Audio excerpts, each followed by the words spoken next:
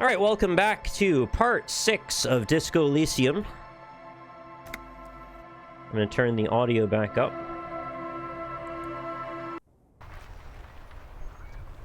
This is Revachol. I'm a man with a plan and a bag and some cool glasses and a partner who, if I remember correctly, yesterday was having a lot of trouble, or last session was having a lot of trouble walking around. I don't know what that was about. I delivered a cannonball to those soldiers over there. They seemed very unpleased with the whole thing because it wasn't a very nice cannonball. And I wish I gave them a better present. We're going to look in the menu, I'd say, and come up with a plan here because I don't know what I'm doing today.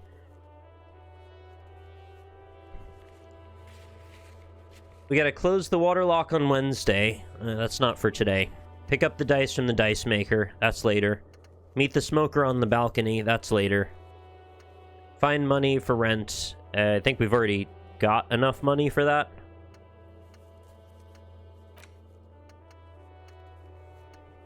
Right. Buy the map from the shop. Oh, I actually do have enough for that. That seems like a noble goal. I'm just stuck in a weird spot where, like, I can't really progress the story in a lot of ways until time passes, and I've already talked to everyone, as far as I'm aware. Maybe there's more people I don't know about. How do I buy the map anyway? Just go up there? You gotta click on it. I do need to figure out how to get into the docks, that's correct. Several maps have been attached to a bulletin board hidden inside. Yeah, welcome back for Disco. Anybody just arriving? Small pins. It's good to see you again. The board has come loose from one corner. Try the shack in the backyard? Okay. The maps look old and faded. Your eye catches a map of Insulinda. No, I'm not going to steal it. A map of Revachol, and a map of It's not even 1 real, so... Always good to be informed of your surroundings. Okay, we've got a map of Martinez. Look at the maps of the other ones. I'm pretty sure she won't let me have them. This large map displays archipelagos. You see a constellation of small dots on the light blue emptiness of the Insulindic Ocean. The largest in the northeast is La Caillou. You are here. Okay, I actually saw all these before. In the northeast, a dust mite stands on the north coast of Caillou in a bookstore. The ocean breaks apart. Wow, I forgot this was like a whole thing. No, it's okay. We already saw all this. It's fine. You don't have to go through the whole thing again. What happened to Inscription? Yeah, it didn't get very good viewership again, unfortunately. Lieutenant Kitsuragi snapped a photo of the hangman's tattoos. It displays intricate web of blue lines stretching across his torso. You have to admit it looks quite cool. I can't really tell from the photo. It's a little blurry. A worn and torn map of Martinez area dating from 48. A title at the top reads, Bienvenue à Revachol. It's a bit out of date, as it was originally created by a design studio in a failed attempt to spruce up Martinez and turn into a fancy tourist location. Excuse me. Sorry if I make any kind of sick sounds. I'm still getting over being sick. I'm not really sick now. It's just the leftovers, you know. I forget how you interact with in the interact menu. Double click. Use interact button in inventory to inspect the item. Is that not this? Oh, sorry. You have to see my cursor again.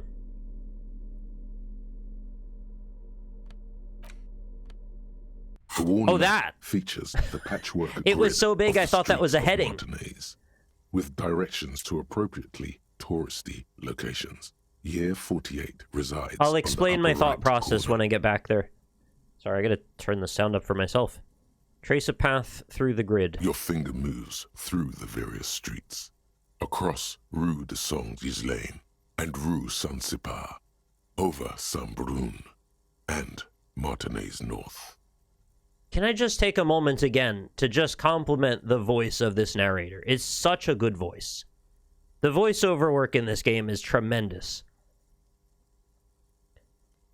I think I still would have had an okay time playing it without what they added in the director's cut, but, like, holy hell, it's so much better, I'd say, with it than without it. finally coming to a halt on the spot where you are currently standing, although the map gives no such indication itself. For a more detailed view of the map, go to your journal and select the Map tab. You're right, Z-Gamer. I actually think I retweeted that event happening. The narrator was indeed playing through the game. Yeah, I didn't actually watch it, but I should have. So yeah, this... What I thought was the button here, the white tab, is just a tab, obviously, because we were doing that before. This is so large at the top that I would have just assumed it's a heading. But it's actually the reverse. I would assume that things that are buttons would go right near the things you're interacting with. It's sort of a hierarchy of needs problem. Things up here, yeah, it may be bigger, but it's bigger in a way that doesn't really attract your attention as an interactable element.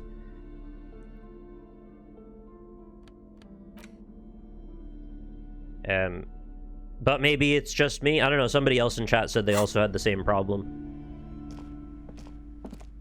I haven't interacted with any of those. Okay. It's just a racist mug. What's there to read here? Not much. Yeah, I didn't even put together that that was a button I was supposed to be using. I just thought that was there to say this is an item that will be interactable in the game in some way, like a category. Oh boy. Oh Here we boy. go. What are you going to say about a broken, tossed-away mug that you dug out of the garbage? I know this is Disco Elysium, so a lot is what I have to say. We're gonna have a lot to say. He had a lot of nothing to say, we'll miss him. Smug is an example of prejudice. I'm going to use it as an example of what not to do. Going to push this into the face of every merchant I find and tell them, this is your inane ideology. This mug will be useful. By denouncing it, I can earn political capital to mask my badass hustling. i.e. fraud and embezzlement. The mug didn't belong in the trash. It was just a funny mug. Can't anyone laugh anymore? Oh, the Seinfeld response. Why are they canceling me? But it was in the trash. Why not just call it out when you see it? Or do some volunteering work. Just finish your case, detective. Is the narrator telling me to touch grass? I think so. Yeah, so I said the mug's an example of prejudice. I'm going to use it as an example of what not to do.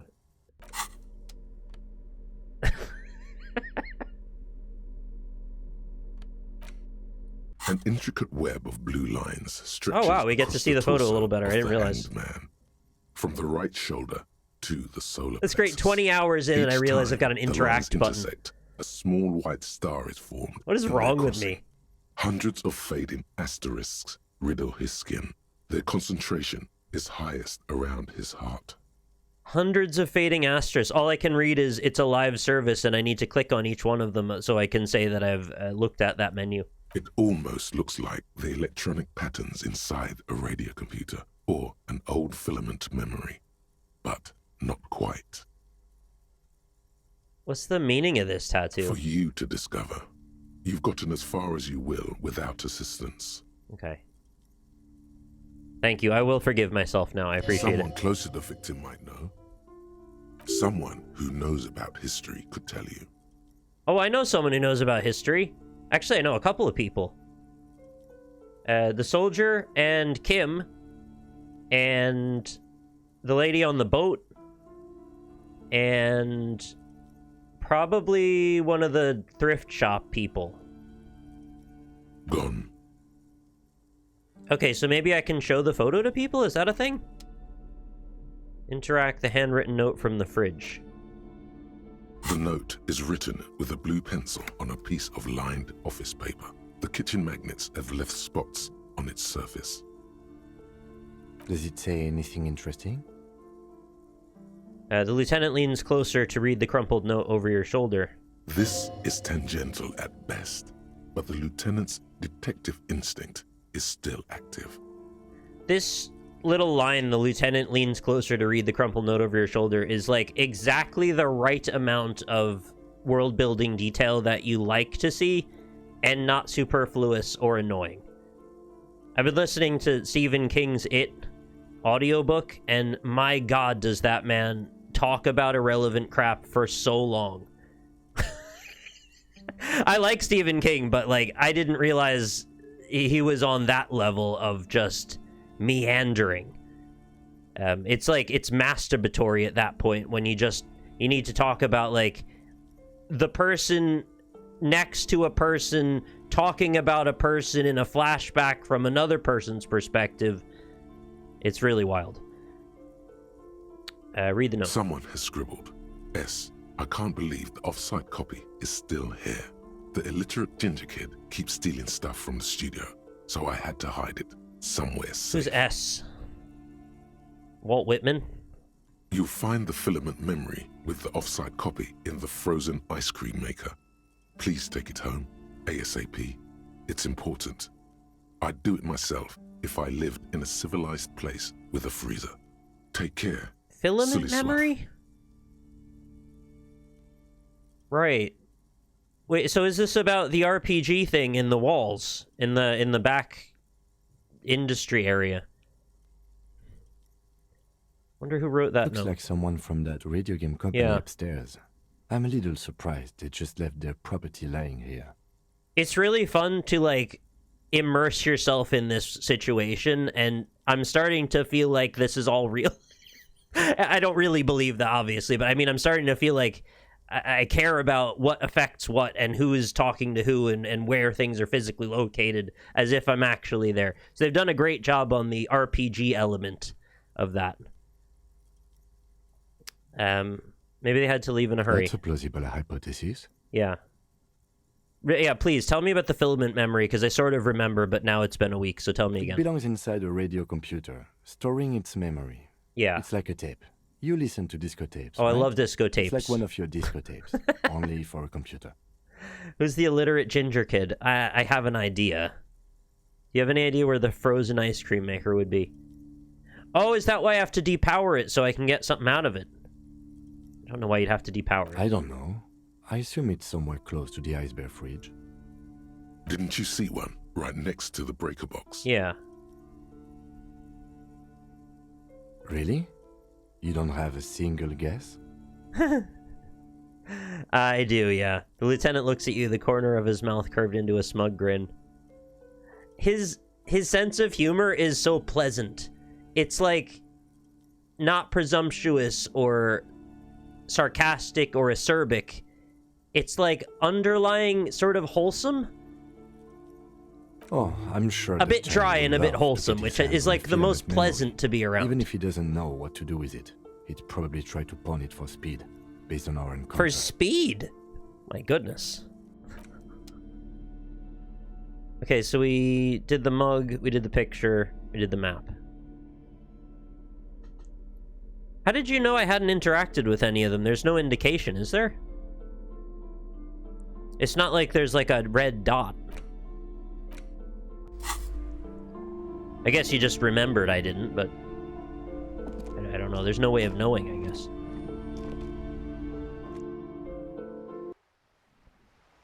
Because you didn't know it was an interact button. Okay, that's fair. Rainy day out. I'm gonna go back in through the front and we'll see about this refrigerator scenario. Alright, I've got to get my flashlight back into my hand. If I'm gonna be in here at all. Tools. Oh, I just wanted to look at the kind green ape pen. Can I interact with that? It's just a racist mug. Okay.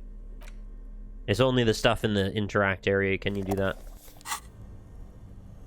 A streamer I watch has a redeemed to remind her to take her meds, and it's a French text-to-speech that sounds almost exactly like Kim. I like to make the joke Kim Kitsuragi reminds you to take your meds. That's cute. Yeah, that sounds like a pleasant voice to listen to.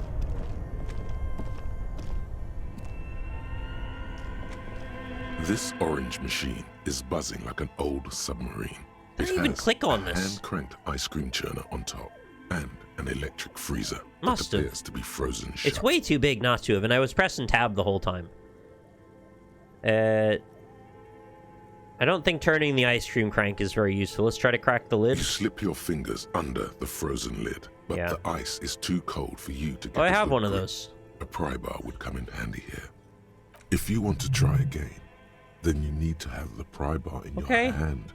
Hey, I didn't even mean to try yet. Equip the pry bar by going to the tools Oh, this tab is a in your tutorial. inventory. From there, you can equip it to a held... Thank you. It's so funny, the sequence I've been playing this in, I'm getting tutorials for stuff 20 hours in. This orange machine is buzzing like an Oh, old submarine. It 3%? has a hand-cranked ice cream churner on top and an electric freezer. that What if I appears to be turn the frozen power off shut. first? So it says it's frozen shut, so I'm assuming that would be the next step. Why was my bag lit up? I don't know. Two cables are plugged into the breaker box. The red one leads to the ice bear fridge, and the black one to the ice cream maker nearby. Alright. I've got to say, I've watched a few DE playthroughs. Nobody has quite gone through the game like you have. Thank you, I think. Something close to you dies with a soft electric purr. Why did you do that? Because it's black, the color of immeasurable cosmos. Oh, he'll love that. It's black. It's not like it's the red one. Wait, none of these are the actual reason. I unplugged it because I want to be able to open the ice cream fridge, and that's the color of the one that does that. The lieutenant raises his brows, but doesn't say anything. The electric distribution board now has one cable missing. Okay. This orange machine is dead still.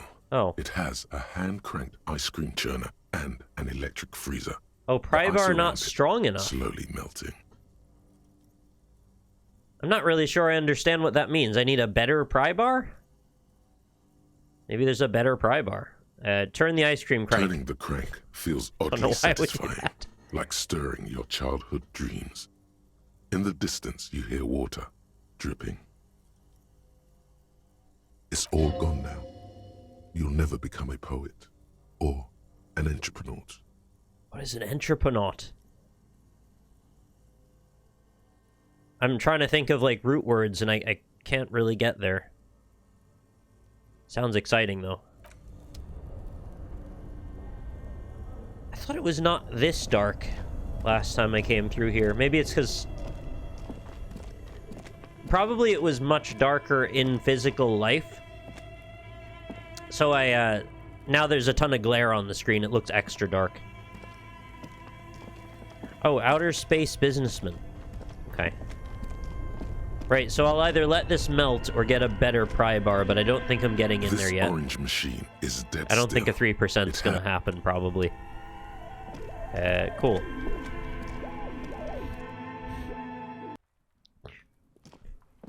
You said check the shack in the backyard again.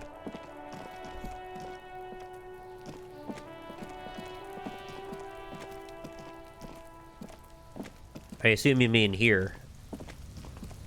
An inconspicuous pile of the roofing material, Eternite. There's nothing to do here. Locked. Yeah, I need skill points, which I don't have.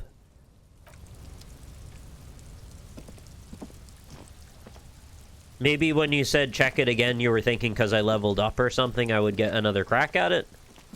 I'm not really sure why I would go back to that.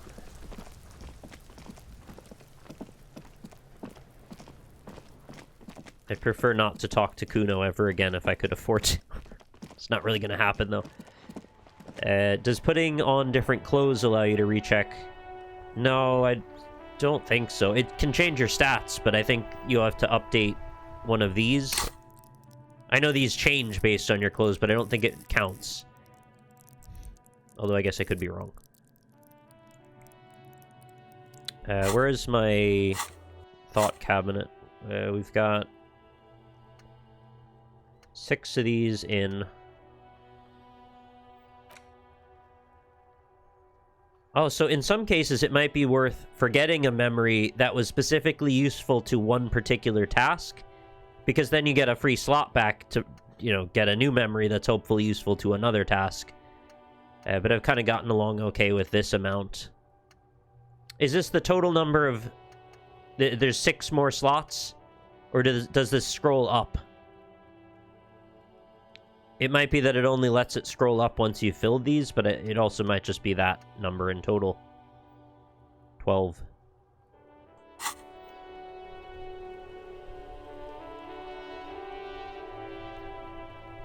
Changing clothes lets you retry checks.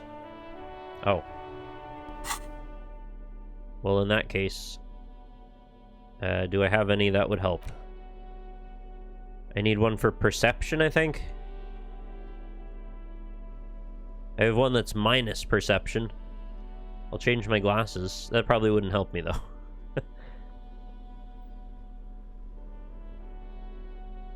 Oh.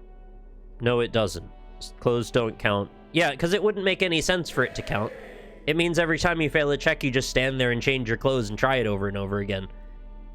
From a mechanic's perspective, I see why you would think it could do that, but it doesn't seem to make sense that it would. JVDL, hey, thanks very much for the 6 months of Twitch Prime. I'm still getting over my cold or whatever, but I'm mostly fine now. Thanks for asking. Hope you're well as well. And thank you for coming by today. Oh, you wanted me to look at the map? What did I do with the map?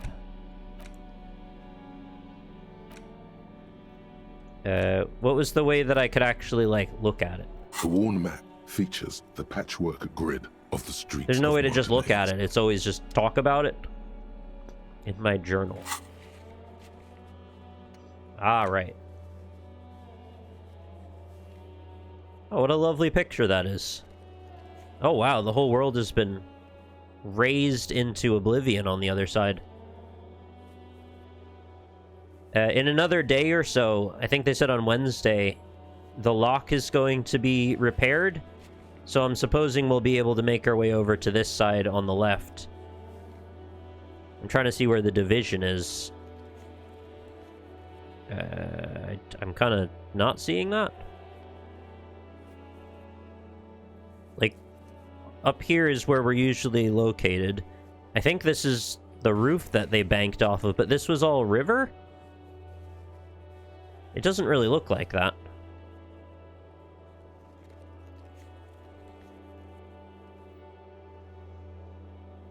Oh, it's not an accurate map. It was designed for tourists. Also, what is this awesome cube over here? I want that. Is it an Apple store? That's what it is. It's an Apple store. You can see the bridge by the 3 trees. Oh, it's this. But none of this exists. AT&T data analysis box. Okay. I thought it was an Apple store. My bad. Now what? I could probably put my flashlight away. The swings are on the other side. Swings and roundabouts. Will I go fight the guy up on the wall? Try the shack.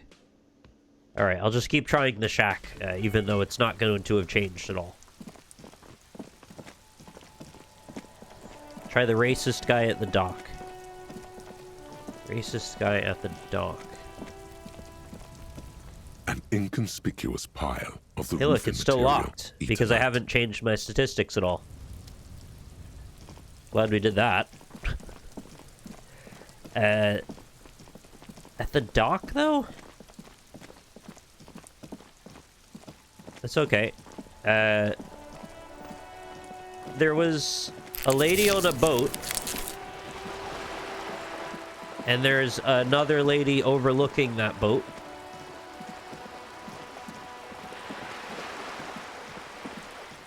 I'm sorry about your turnips.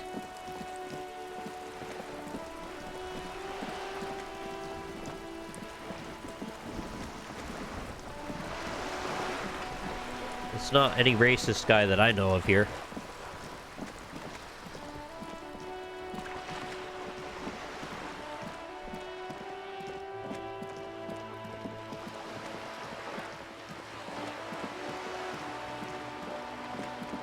That's the dock, right? There's not another dock.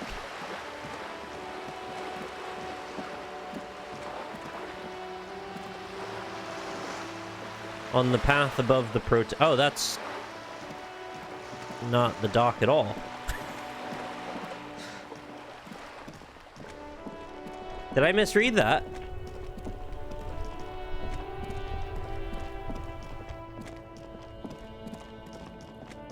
The dock is the one behind the lock gates. The lock gates I've never been beyond, so I wouldn't know there was a dock there.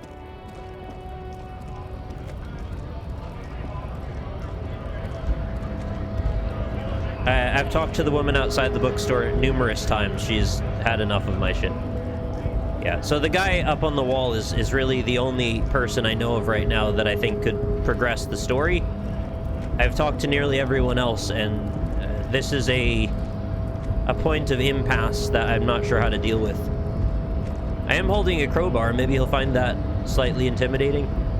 Last time I talked to this guy, he started up with his whole freaking your jawline is inferior kind of shit.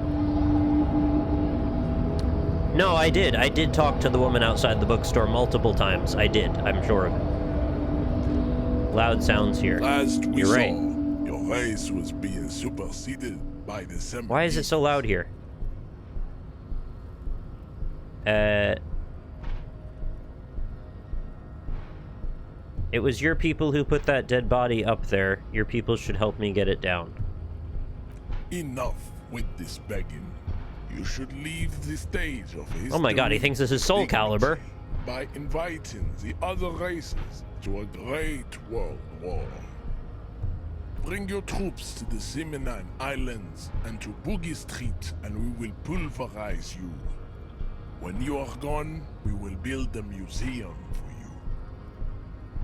The walls will be lined with bottles of Al Ghul, your beloved beverage. Inside, we will store the odes to homosexuality you call art, and your microcephalic Oh my skulls. lord. I'm so bored by this. There may be a peaceful solution to this. You could internalize Measurehead's race theory. He would take you as one of his own. Wouldn't that mean I have to become a Seminese supremacist myself? Well, not as such. What you do with a mastery of advanced race theory is up to you. You could reject the findings, sure, or accept them and become an advanced racist.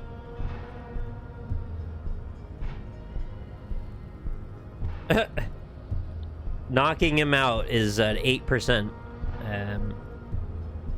What are those tattoos supposed to mean? Tell me about that. I'm sure I'd love to talk about his tattoos. Racists are generally not very good examples of their race.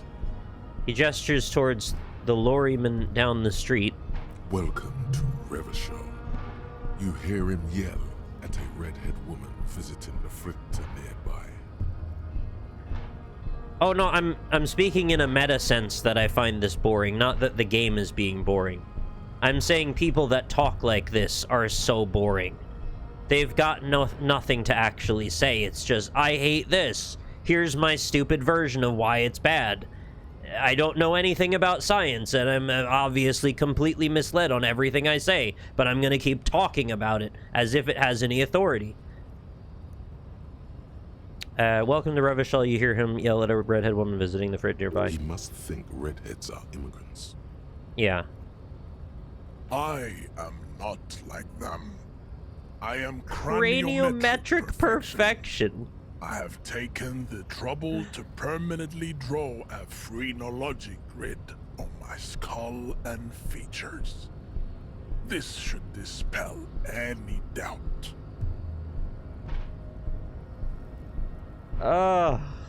You sure I'm not craniometrically superior to you?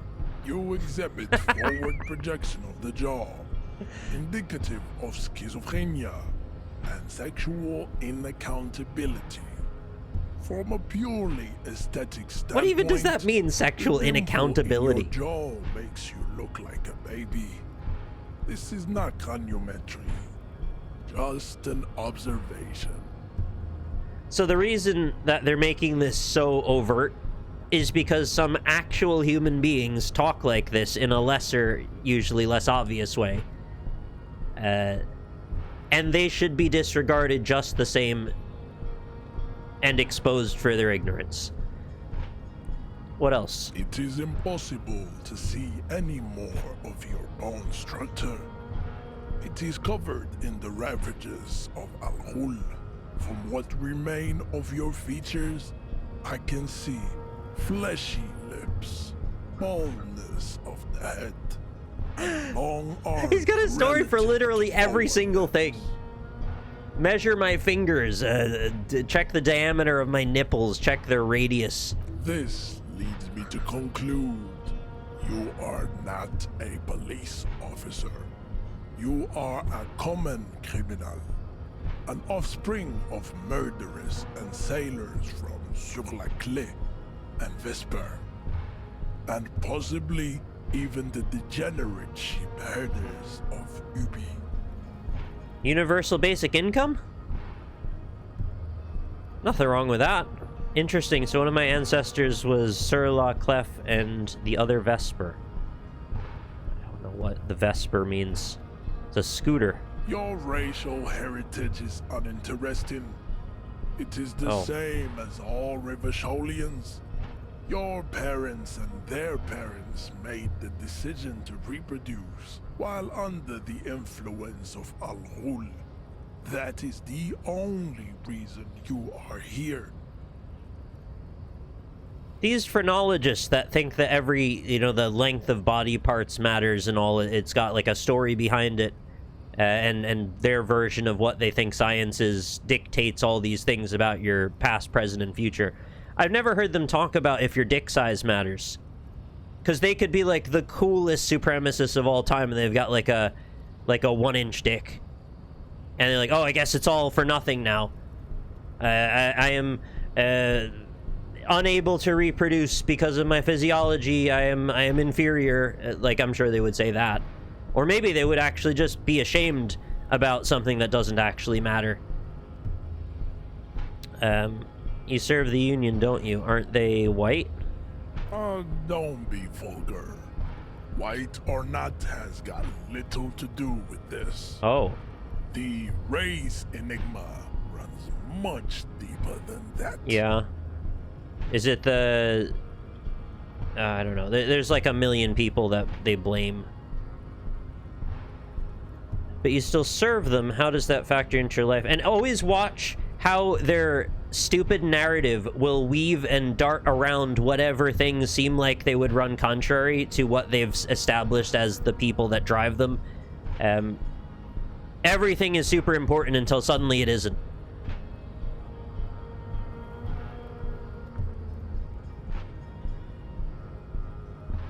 But you still serve them.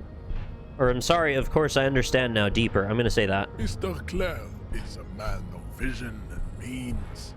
Yeah. He has the will to confront international capital. Something your race, naivistic communists, never did.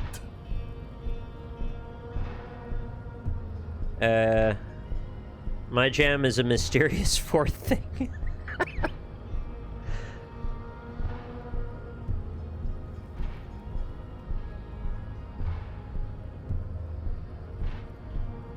Communism is pretty cool.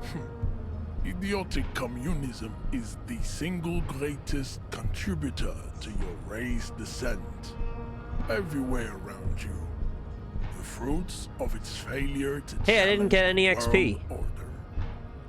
Individualism, rock and roll music, sexually transmitted diseases. Oh no.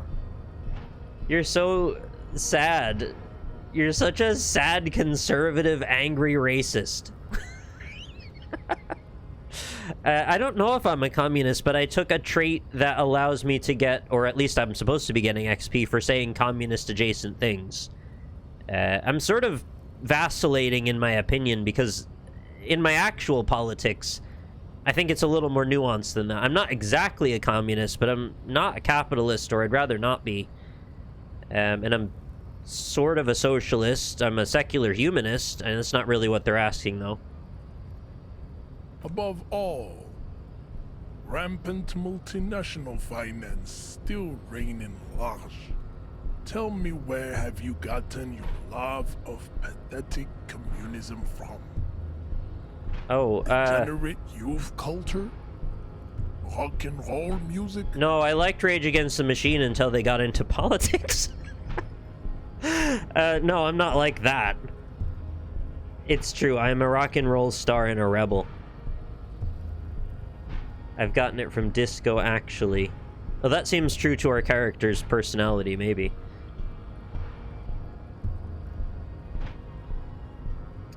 The run's been very good, yeah. I've been having a fantastic time with it. Whenever I think that I've gotten to a dead end, I always find out there's way more interesting stuff waiting just beyond where I'm at. I'm at one of those right now, trying to figure out my way through this encounter. What machine did you think they were raging against? Probably the Apple II. Disco. Offshoots of the Seminoles people invented disco while having sex under the influence of cocaine. It is a shame upon my race. But what Who is cares? done is done. That's so specific. I am not surprised you enjoy it so much. This has happened to many of the side products of the inevitable cultural victory. I do of like the how you say Seminoles inevitable. That's pretty race. cool. Inevitable. Did I bury the LE properly there? Inevitable. You kind of like, you throw it away. I don't really know who the Seminoles are. Oh, this would be an interesting point. Let him explain it. Wonderful. I need to enter the harbor now. Or could you take the body down yourself, maybe?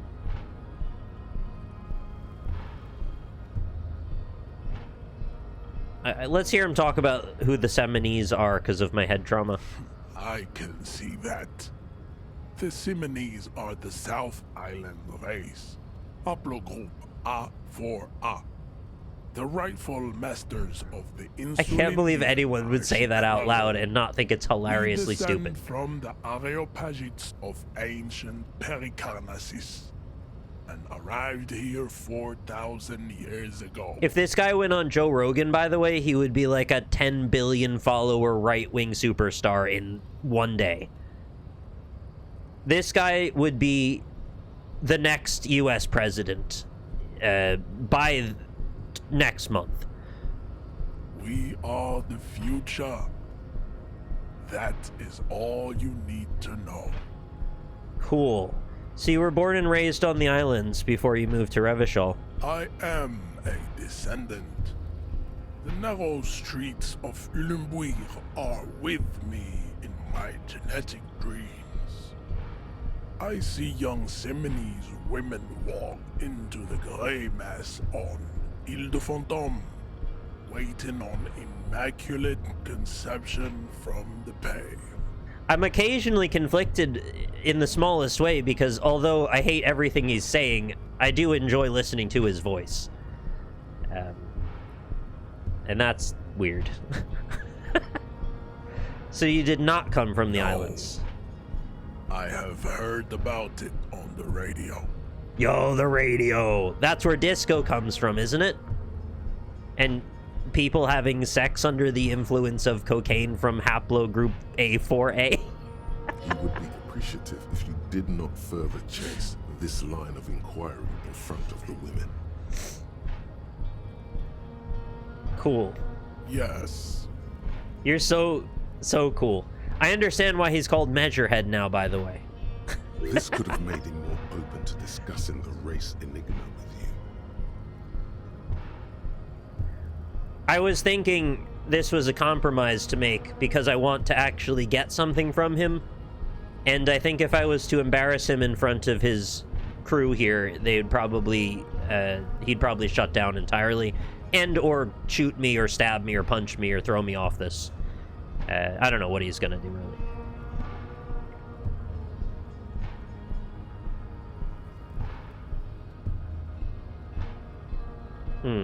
Didn't really help, actually. I think we got like another % or something.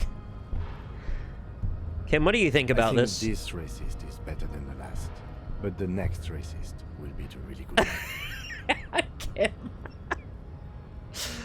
Somebody give this guy a movie. I just want to watch Kim. That will be the...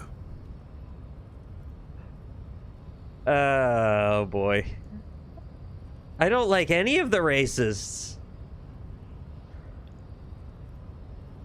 That will be our lucky He will racist. grant us 3 wishes. Your pedomorphic friend has quick wits, He does. a protruding occiput, and an Oh, indented shut up. zygomatic bone. The lieutenant does not flinch. You should keep him close. The congenital defect of farsightedness does not render him a complete invalid. He still has the use of his mind. Silly question, perhaps, but when Kim was able to shoot at the buckle on, you know, holding the corpse up in the tree, I know it said there was a % chance of success or failure there. That's not a scripted sequence where it's a definite failure despite it showing a potential chance for success. You can actually succeed there, right? Because that would have changed so much. If he was able to shoot that corpse down, or I could, we would have gone on a completely different journey now, potentially. Oh, Kim always misses the percentages for you. Oh. Okay, I thought it was we get two shots at it with a low % chance. Like 2 rolls. But I just forgot how it went, I guess. Why you're not with the Hardy Boys? I am not the first line of defense. I am the last. In addition, these so-called Hardy Boys are an effeminate clique of bodybuilders. Their company is spiritually degrading. It's so weird because he's got a very articulate sense of vocabulary. It's just all vacuous. You pick up on something artificial in his tone, like he's putting on an act. This is unlike Hey, him. Girl Glitch. He's usually more Good to see you. There's more to it. What have you got against them? Yeah, you're right. He's a Jordan Peterson type. That's correct. They're really tricky because they will fool a lot of people who don't understand exactly what they're saying. Or think that because there's a lot of language that is like academic sounding, that there is some basis for what they're saying that is truthful or factual. And unfortunately, language is enough for some people to see them as credible. Fine. They have recently fallen under the influence of a possibly sexually perverted female vagrant and a narcotics peddler. It's shameful. Who do you mean? Find out for yourself. Endomorphic blob. Oh, come on. I'm not that bad. Interesting. Blob. It's almost a playful thing to say. Given how serious he sounds, to call someone an endomorphic blob is almost like a little tongue-in-cheek, like, punches you in the shoulder kiddo kind of joke. He could have said something really cutting, but instead he's just like, oh, you're fat. You know anything about this mug? He does not so much as glance at the object. Put this into the trash lately? Stop showing me your pathetic cup. I have no interest in it. He had nothing to do with it. Uh-huh. I don't imagine he would have anyway, because, like, he's the type that would have minions that would do it. I really don't want to subscribe to his advanced race theory at all, please. We still need to get into the harbor. We need help with the tree situation. There must be another way. I really don't think I'm going to succeed if I punch him. And I don't want to become racist. Even as a joke. You can reject the theory after researching it? Oh. So it's like asking you to be open-minded to the possibility of being racist? That's weird. Have you talked to the guy sitting on the railing? Oh, yeah. I've talked to, I believe, every single person that exists in the game world right now. I'll talk to him again. Hola, Wandering Man. Oh, he's got How new can I help text. Last time the only one was here was, I'm short on money. Now we've got a number 2 option. The Measurehead thing didn't go well for me. Could you help me with that?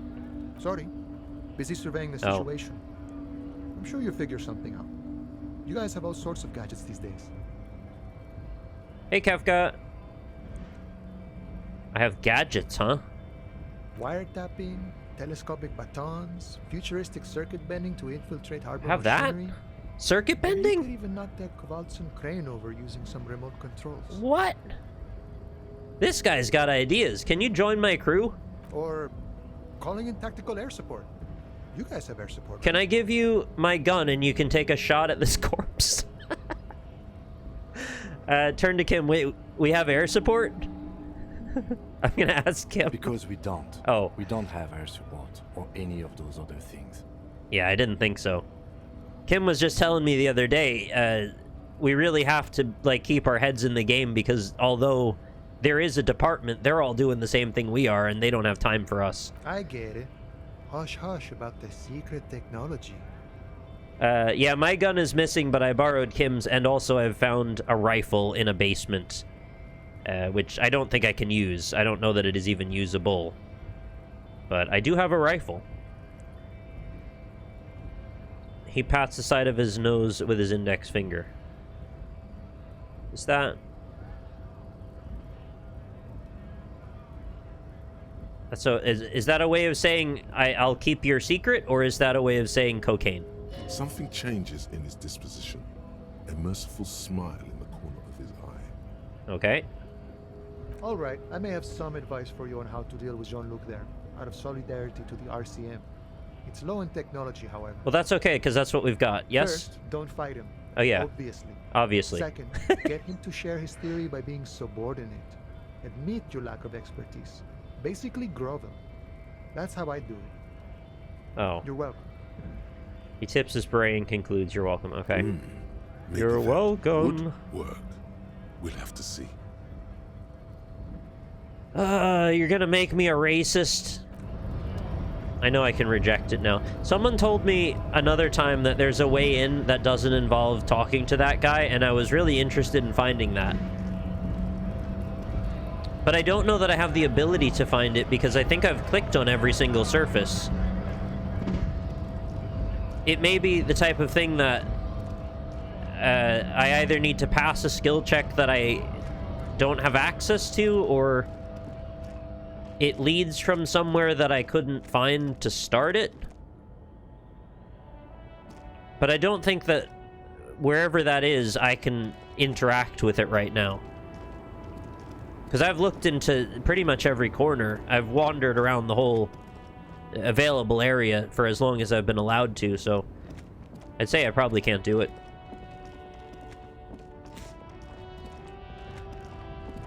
I didn't expect that guy to have more dialogue, though, so I guess that's a positive. What do I do now? I guess I go become racist? Sounds like a great weekend. I really want to get over there, too. I can't get in this stupid door. I think there's like a keypad or something. The way is a perception check away. Oh, it's through the shack? Because that's the only thing I've needed a perception check for that we've specifically called out.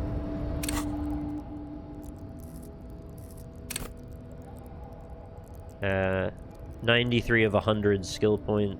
Yeah. If I could just talk to a few more people, I might actually be able to get in there.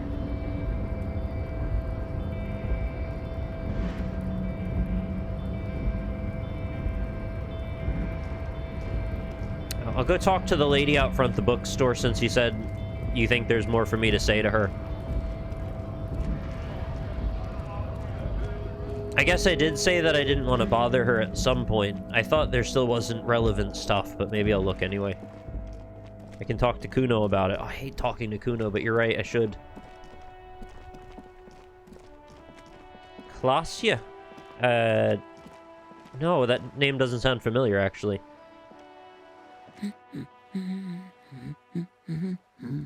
Exhausting the dialogue for everyone explains being on day 2. I'm not sure what to take from that. Is that good or bad? Maybe your husband is missing. My husband? No, Oh, good. he's not. Little girl over there told me you have a bad husband. Oh, God, that seems... No. Where is he? I don't know.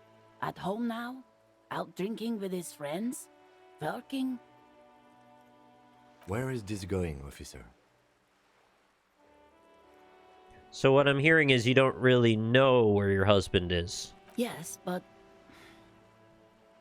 I don't really need to know where my husband is. Not all the time. It's being very presumptuous to tell her that, yeah, I agree. Wouldn't you like to? No. Oh. I can totally help you find your missing husband. So I want to manufacture a case out of this. Maybe you're right. Maybe he isn't missing indeed. Of course he's not. It's not like he's a pocket watch. I wouldn't just lose him. She has, though. The husband is totally lost. You should tell her that it's okay. It's okay. What?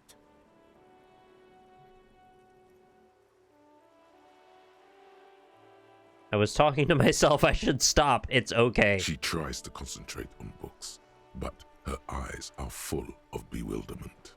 Yeah, I would not be able to read after that. Okay, maybe it's something else then. Oh. Maybe your cockatoo is missing. I don't mean to disrespect, sir, but you are being a bit of a cockatoo here.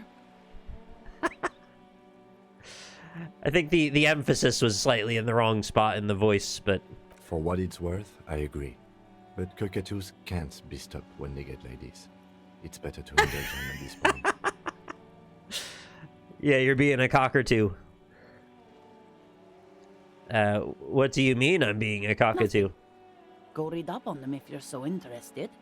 There's a great book in the bookstore. Classy redirection. Maybe you should. What if the cockatoo is your astral captain? Oh, it definitely is. Or your heraldic bird? Actually, that's exactly what I'm going to do. Thanks for the tip. Wonderful. The store is open. I got a heraldic bird option. Maybe your children are missing. No, absolutely not. Okay, so where are Are they? you a policeman or a nanny? Nanny, where are they? They are not missing, sir. You know where they are. They're at home, smoking. Smoking? Giving the ladder of vices a chance. Why are they smoking? What if something horrible has happened? What if they're dead? That's the bad vibe you got before. What is this interaction? It's so weird. Okay, great. Just making sure. No, they're smoking. What? That's just... My daughters are perfectly fine. They're with their friends down in Shamrock. There's nothing to worry about. They're almost grown up now anyway. They're past the age they need me protecting them from everything now.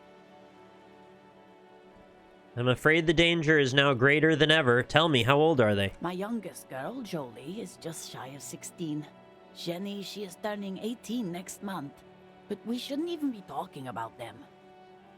And can you describe their appearance? Any features that stand out, something to make identifying a little easier? Why do you need to know this? Haven't I repeatedly told you that they're not missing? That they're in Shamrock, safe and well, at some stupid party? It's for the investigation. I'm trying to be professional. There is no investigation here. I can tell you that. I'm just harassing this poor woman for no reason. Okay, it must be asked then. What are you doing here? Why are you pursuing this? Watch Is her it a browse books. hunch? Her hands move over the book covers. The tips of her I'm fingers genuinely are just trying to rough, get experience. stained I with don't yellow. want to bother It her. seems like she has spent a lot of time at work, smoking. Okay. Another comrade. Years of labor are Give her a pressing hug. down on her shoulders. She deserves a hug. I don't think she wants a All hug the from work you she's after done being for a me. creeper like that. You step in and close your arms around this foreign body, wandering astray in touch. There's a small movement beneath your hands as you shut your eyes. Then a tiny voice breaks out and asks. What is happening? She seems to be confused. Your hands are wrapped around her polyester coat. The fabric feels cold, Let go. moist from the sea nearby. She steps back and returns her attention to books, pretending this hug didn't happen. The woman before you nods and returns to her reading. Okay, that was my least favorite interaction in the game. It was so awkward. Let's find out about my heraldic bird, I guess.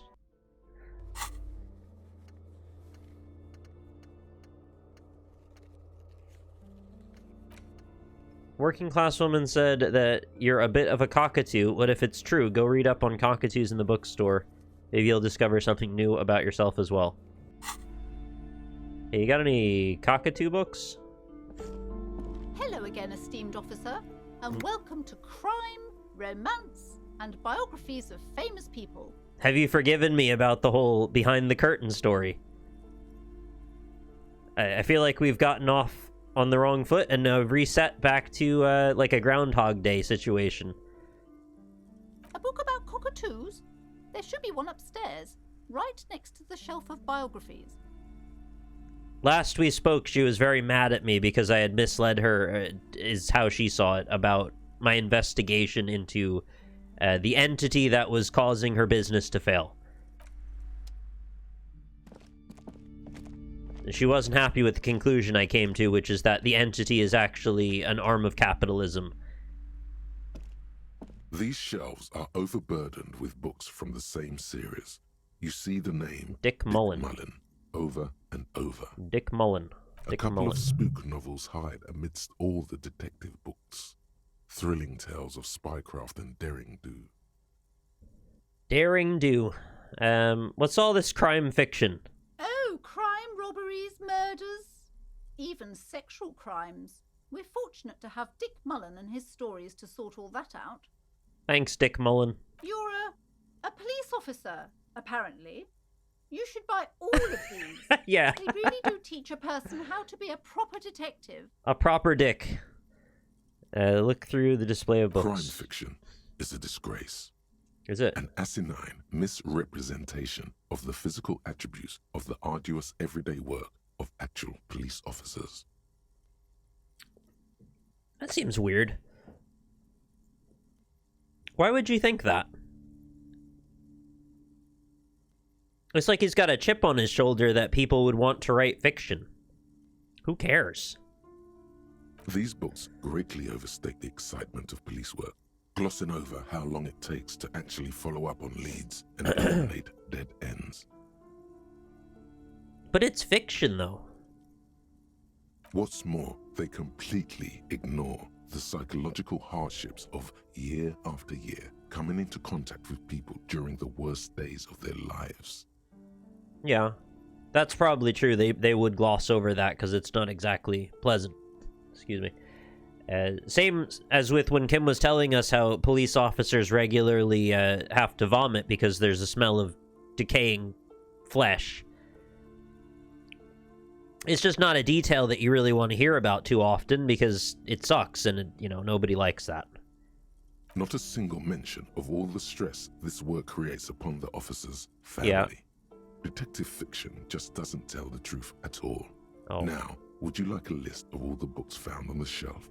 Sure. You see Dick Mullen on the job. Get Me Mullen. The Stalwart Adventures of Richard P. Mullen. Dick Mullen and the Murder in the Orchard. The Sordid Affair of Dick Mullen. I don't really ever have this feeling like, even if it misrepresents things a bit, it's fiction. I'm not losing track of that part. Also, there's a broad variety of types of fiction. Some of them try to stay closer to reality than others. So outlining that Dick Mullen is, apparently very bad in this regard doesn't really matter very much. A killing is declared. Dick Mullen in the murder house. The final case of Dick Mullen. An obvious lie. Dick Mullen in the clock tower.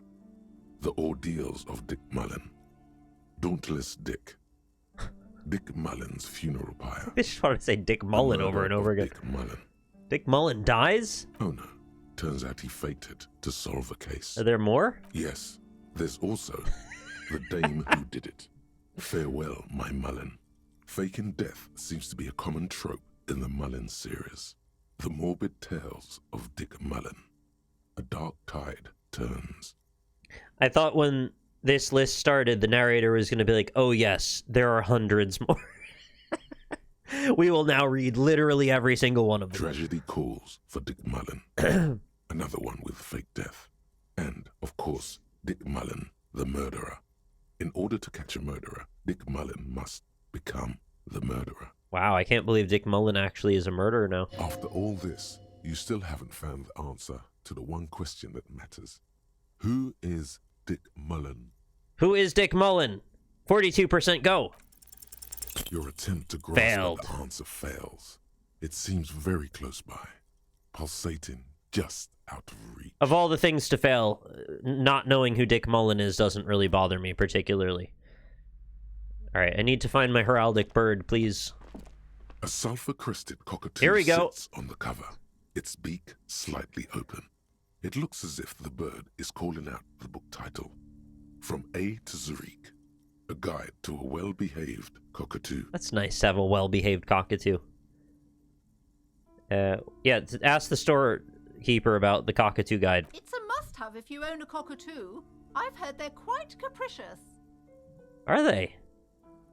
I'm not gonna steal. I'd like to buy the guide to cockatoos for $3.99. Oh, a nature enthusiast. Good choice. I knew it was a good idea. You did to keep it. that around. All right, cockatoo guide, get. Why did I buy this? I don't know. A book about different cockatoo species and their behavioral problems. Perhaps it could offer some insight into your own often problematic actions. The spectacular, major, majestic cockatoo eyes you from the cover. They are pretty cool birds. A cockatoo is a parrot with an erectile crest, found on the Seminine Islands and in southern Fas-a-la-Mer. Known for their intelligence and general precociousness, cockatoos are popular birds in aviculture. However, they often exhibit various behavioral issues. Okay, tell me more. This book talks about the delicate nature of twos, Twos. as well as introducing some of the most popular species among the bird enthusiasts. The funeral cockatoo, the major majestic cockatoo, The bang bang. and the most common bang bang cockatoo. It's colorfully illustrated. What if I want to hang on for a sequel, wait for the Cock 3? What problems do these birds have? Tell me. Where to even begin? Oh no. All cockatoos are known for their needy natures, requiring attention for at least 2 full hours a day. They love to talk and have been described as lovable clowns who just don't know how to wrap up. Who would ever want a chatty companion? I want someone who knows how to listen. Or I could handle that. It would be nice to have someone to talk to when feeling lonely. Pet owners also report moodiness, loudness, and hostility as recurring issues. If left unsatisfied, cockatoos may scream non-stop, pluck their feathers, or become aggressive. Poor cockatoos. Why are they so upset? I realized I hadn't changed the category at any point here. It is not recommended to get a cockatoo if you're not able to cook them food Cook every them? day. They gotta and cook give them food? the full care that they need. These birds will never understand that you have a life of your own. To be fair, if you're keeping them captive, their first concern is for themselves, obviously, so they're gonna not particularly care about your life. You're right. Something great about them. Cockatoos are magnificent creatures. They love to perform, cuddle, and show off, and will even scream for fun. Wow. Often as loud as up to 135 decibels. Isn't 135 decibels extremely loud? Like, much louder than I thought it possible for a bird to be. Ouch. That must hurt. Not great for the neighbors. Is that possible? What is... I'm gonna look this up. How loud is 135 decibels? An air raid siren. Example, painful, 32 times as loud as 70 decibels. It's 5 decibels lower than a jet engine at takeoff. At 145 decibels, eardrum rupture is possible. So 10 higher than the sound of this cockatoo, apparently. 130 decibels is not safe for your hearing. In fact, exposing yourself to 130 decibels sound for even a few seconds can affect your hearing instantly, causing hearing damage or hearing loss.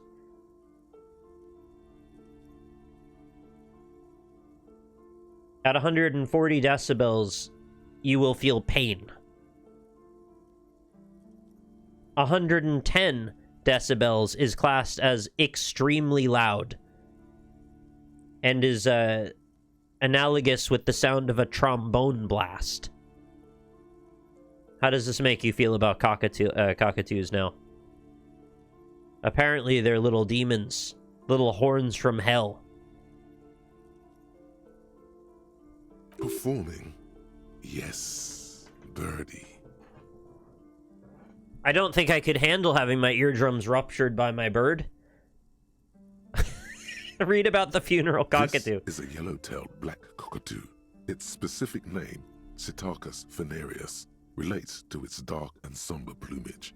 This bird looks as if dressed for a funeral, 24/7. Sounds cool to me. There is something indisputably ominous about it. I like ravens, because they look like that. It is cool. Read about the major majestic. Perhaps the most impressive of all the species, the endangered major majestic cockatoo, is often described as the most flamboyant bird in the jungle. Its pink-colored wings and flowing crest embellishing its proud and bumptious nature. Right. It's logarithmic. Every 10 points is 10 times louder. I did forget that. Thank you. In the words of poet-explorer Sir James Fournier, few birds more enliven the monotonous hues of the verdant forest than this big, bold, and beautiful species. The triple B species. Let's read about the common bang bang. This one has the voice of a gun. Despite its banging name, the bang bang cockatoo is actually the shyest of the species, common in almost all Seminoles forests, as well as zoos and homes all over the world. Sundara bang bang is mainly grey and white. The Seminoles name bang bang is thought to be of onomatopoeic origins. Honestly, this bird sounds a bit like me. Yes, but all those cockatoo species are so different. Which one are you? The grey and common bang bang, that's me. Only the funeral cockatoo in its darkness can truly grasp the depths of my doom-laden soul. Or isn't it obvious, the major majestic, here I come. What if I am just a fuck-up-a-two? A fuck-up and a cockatoo. Oh, I got it. I want to be a funeral cockatoo. You're right. You're Psittacus venereus embodied. This ominous bird belongs on your heraldry. That's pretty cool to have a funeral cockatoo as my herald bird. Okay, we did it. Exactly enough. I found my heraldic bird and earned myself a point in potentially perception. I think it's probably time we give ourselves a save point, too.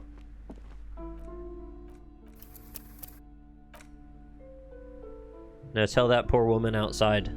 Oh, she'll love to talk to me again. Maybe I'll go in for another hug, because that's a normal thing people do. You were right that I'm a cockatoo. Excuse me? I went and read up on them, just like what you said. Or just like you said, and I even decided on what kind of cockatoo I am. Want to know? I don't know. The most talkative one? She's ready to put the question aside. No, I'm a funeral cockatoo. The what now? The funeral cockatoo, the most depressing one. You truly are one strange cop, aren't you? She says, slowly shaking her head. Okay, Goodbye. I assume I'll never talk to you The again. woman before you nods and returns to her reading. I'm very sorry about all of this. But I appreciate you giving me skill points. Indirectly.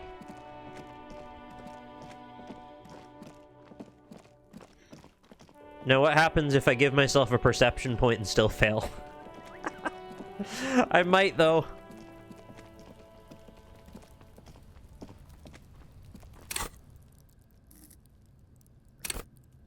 No, I said I wouldn't save scum, and I intend to stick to that. If I fail, I fail. That could be another playthrough, maybe another day, but not this time.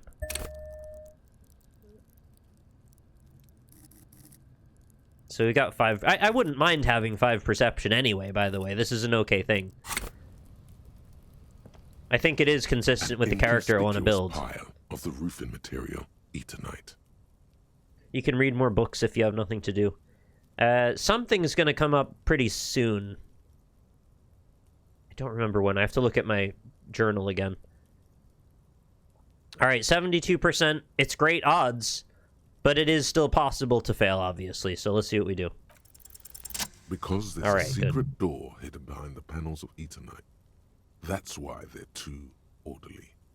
What is Eternite? Is that a real material? I feel like we covered this already. I forgot. Pull the panels aside. There it is. You see a shabby little door.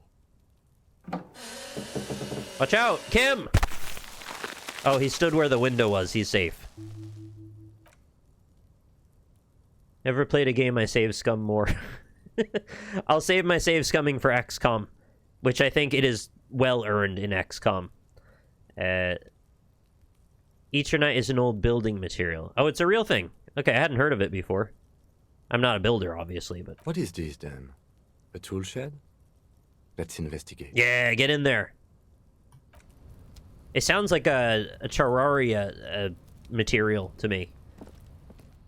Oh, it's a registered trademark for a brand of fiber cement currently owned by the Belgian company Etex. Cool. Today I learned. Oh, and yesterday I learned something very important. A division of my favorite cheese is now being manufactured in Ireland, and I didn't even know that was a thing, but apparently there is a Jarlsberg division of Cork. So, I actually will have access to Jarlsberg cheese again after not having it for most of my life. It's good news, isn't it? Very random news, but I happened to be looking up information on Jarlsberg cheese, and I saw there was an Irish division. I was like, holy shit, what are the odds? Well, pretty good, because it's actually been here for like, I don't know, 7 or 8 years now. But I didn't know that. An empty tube of magnesolum? Magnesium supplement. Oh, okay. Weird. Magnesium supplement. Somebody trying to have more sound sleep? That's usually what magnesium's about, unless you're just lacking it in your diet. Oh! This is a ladder going up. This is how we get onto the top. Great. Let's finish looking here first. A cured pig's head. It looks mummified. Gross. We're doing a saw or something in here. I don't like that very much. A silver plate with traces of bone yellow powder. Be still, my beating heart. It's amphetamine. Oh, no. Sweet amphetamine. You're not getting any of that. The lieutenant isn't studying the powder in the mirror. Amphetamine is yellow? You. There's a good vague way to ask where he stands. I assumed it was white like most of those powders. I mean. Someone has taken narcotics here. Perhaps the police should interfere. I wasn't thinking about taking it, I swear. I was thinking about justice. I've heard amphetamines make you a really good detective. Are you a really good detective? Perhaps we should interfere. Perhaps not. This is below our pay grade, detective. However... he points to the ladder in the corner, yeah. No, I have been up the ladder. We'll check that in a minute. See that ladder there? It's probably another way into the industrial harbor, no? The secret path the local kids use. Right, like Kuno. The poster says, get out of the way or get fucked up. Oh, I see. So that's where you go for getting fucked up, and that's how you get out of the way. And the poster's just outlining all of those details for us. That's great. Tab says there's one more thing to look at in here. It's free money again. 40 real, or 0.4 real, rather. I'm gonna save again because we passed that skill check and that makes me quite happy. I'm also making superfluous saves rather than overriding them for the most part because it just feels like the thing to do for an RPG. Just in case you want to go back to some particular moment. I've got the hard drive space, right? I think so. I don't know where you're going. I clicked over there and I'm trying to climb. This doorway's gonna collapse soon. What about that bucket? Restoration pillars keep the runes together. Oh, what's this? Postcard Grand Couronne 37. I keep finding such incredibly small amounts of money. I guess it's just like somebody's pocket change. Alright, I'm not sure where this path leads. To a box? With a Measurehead.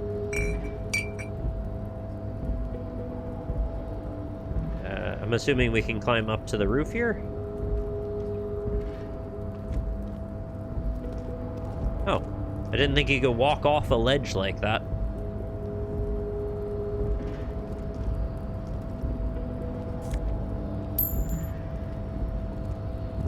Surprising amount of money on the ground here.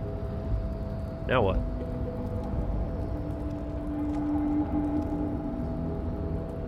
There's no way to get to that door. Can I get to wherever this is? Oh no, he just kind of walks up to that ledge and then that's the end of it? Looks like someone left his tarpaulin cloak hanging on the railing here. Tarpaulin. When the wind ruffles the cloak, you can most definitely see a white rectangle on its back. You son of a gun, it's a cop's cloak. Yes, it's probably yours. It bears the RCM insignia, and you have a habit of being careless with your equipment. Oh yeah, I do, don't I? You could probably make the jump. You look like you've done some track and field in your day. My body's highly underdeveloped is how I've built myself here. Do you really think this cloak is mine? Should I go for it? The cloak? I do think it's yours, yes. As to whether you should go for it... He looks over the ledge at the cold pavement below. I'm a little conflicted about what the issue is here.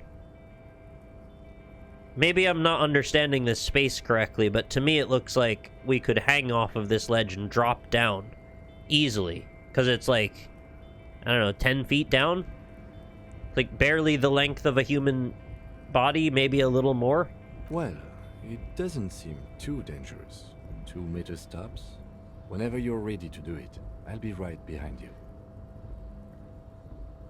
Yeah, why do we have to be so dramatic? Just hang off the ledge and fall down. The cloak looks like a bag of goodies floating in the wind. Who knows what its pockets may hide? Hundreds of guns. I can't pass a 3%. They don't even make milk like that. Look around. The wind is aggressive up here. The lieutenant looks at the enormous crane towering in the distance over the container yard. The look in his eyes is a mix of the engineer-like interest and the wonder of a 6-year-old seeing a horse for the first time. It's a very visually complex scene they've built. It's very stacked up with detail, isn't it? And it's both painterly and still accurate and sort of concrete in its physicality. It sort of straddles the line between being vaguely ethereal and also sort of based in truth as well, and that's kind of a difficult line. Now that's a huge crane! Yes, that's one way of putting it. It's certainly an impressive achievement of engineering. He turns to you with a faint smile, then looks back at the crane. Yeah, he's very happy about the crane. But I digress. We were focusing on your cloak here. It's okay, you could be excited about a crane. I don't want to take away your joy. I'll ask you, what are you doing up? What are we doing up I here? was under the assumption we could ask the leader of this union to help us get this body down. This is why we're here, right? He doesn't wait for you to answer. Or it could be that we are just exploring. He looks around, wind rustling his hair. He's thinking you've forgotten where you are again. It's not that I've forgotten, it's that I don't want to jump. Yeah, I didn't really get any pluses from that.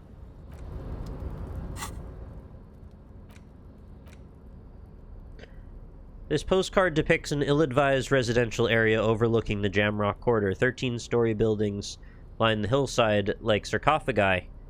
An ominous fog already rising from behind. These are the last boom years. In 39, the project fails catastrophically, leaving behind an opiate and hepatitis B-infested slum.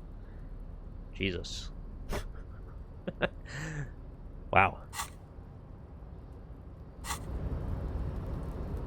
Clothes for physique.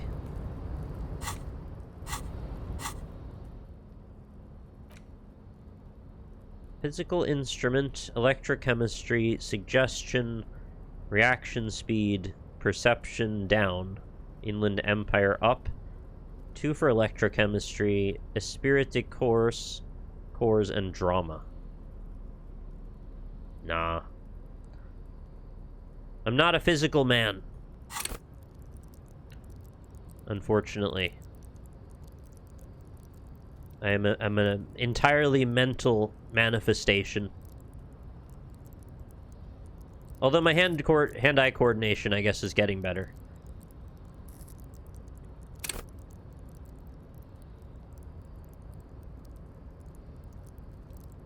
You have debuffs to the skill? Oh, do I?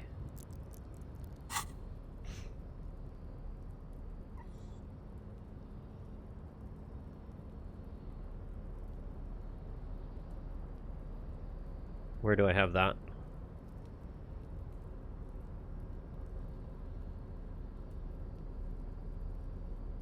Savoir-faire, is that affecting it? I don't have any other shoes, though.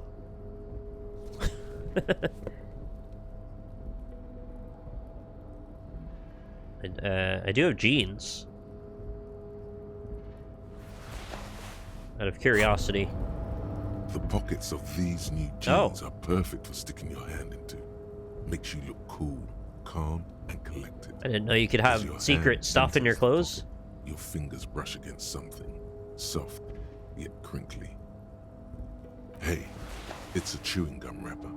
It reminds you of the fruity juice of apricots. You should inspect it closer if you have time. Something about the wrapper's texture is familiar. Familiar. Maybe I could have a chewing gum wrapper familiar that follows me around. By the way, the raw materials were most likely exported from Seaguy, the apricot suzerainty, and processed in Sur-le-Clay into the apricot-flavored chewing gum loved by kids of today. I think I could get into an apricot-flavored chewing gum, actually. Something about it is familiar, and not only to your fingers. I'm not really a massive apricot fan, but I think I could become one in the right circumstances. I call it the mango renaissance part of my life, where I used to think mangoes had a weird texture, and the truth was I just had some bad mangoes that were just too woody. I finally was exposed to good mangoes, and everything changed that day. From that point on, I became a mango man. Love mangoes now. Can't get enough of them. If you gave me a box of mangoes, I could probably eat all of them. Well, then I'd be very ill, but I'd at least have a nice time at the moment. A gleaming chewing gum wrapper found in the pocket of labor jeans, the labor jeans, gives off ever so faint scent of apricots. Your mouth starts watering. There it is again. The scent of apricots with a touch of cinnamon. Smells like the end of some distant summer. The surface of another planet, or some ancient temple. Take a deep, deep breath. Bitter, citrus, sweet. It seems to grow stronger, like a glow, with every breath you take. Are my senses coming back after my incredible binge drinking? I feel like he never would have taken such pleasure in a smell, unless it was a negative smell. He would have definitely mentioned that. Whatever petrochemical byproducts they used to create this artificial flavor have bonded tightly to the wrapper, or is that just your memory filling the gaps? Well, your sense memory for smells is actually the strongest of your senses. So probably there's a little there, and the rest is your brain. Until a blossom of skin Oh? and flower petals erupts behind your closed eyes. Gross. Made of toffee, cream, and distance. You just had to take a dive. What are you talking about? Feels so familiar. End of summer. The sun sets into the sea, but the water does not boil. Instead, it turns to liquid gold. For a moment, the world's store of precious metals seems to increase dramatically, and you are rich. Reminds me of a dream I had as a kid where I dove into a swimming pool full of Velveeta cheese. And it was the happiest I've ever felt. Just ensconced by perfectly warm but not too hot creamy cheese. There is a movement next to you. The shuffle of a small coat, warm like the evening. But when you turn toward it, there's nothing there.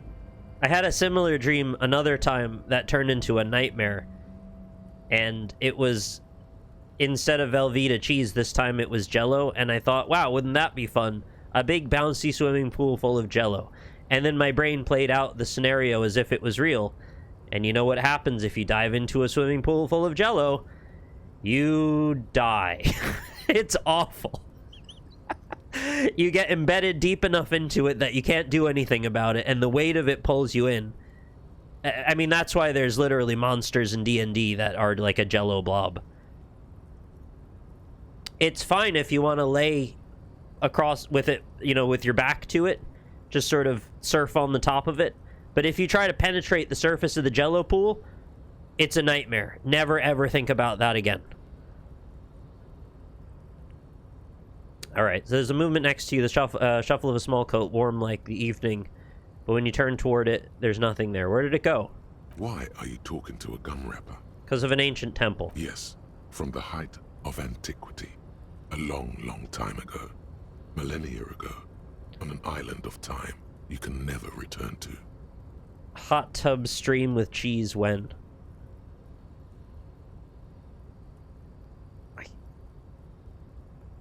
I think if I was rich enough, that would be a fun experiment. If I was one of those YouTubers that's just like, I bought a house so I could fill it up with Nerf balls. I have too much money. I bought a Lamborghini so I could see what it looked like if I ran it into a concrete wall. I think filling up a hot tub with melted cheese is like orders of magnitude less ridiculous in terms of spending than those things. Still very ridiculous. That would be a fun thing to try, yeah. Very messy, though. And really definitely not worth the effort.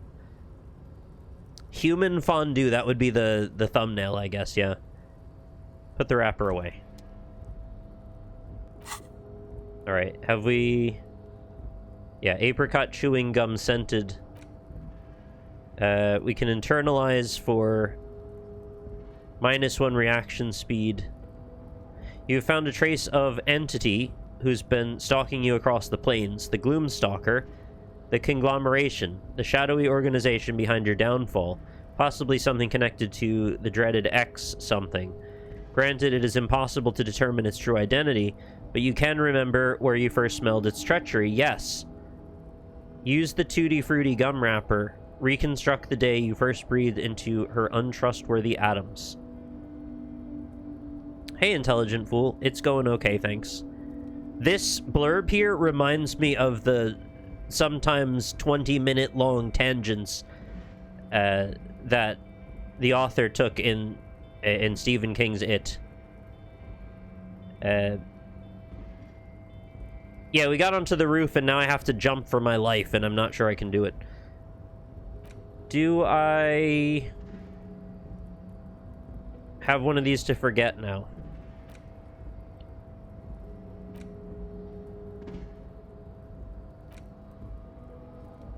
Oh yeah, this one, the left-wing dialogue options.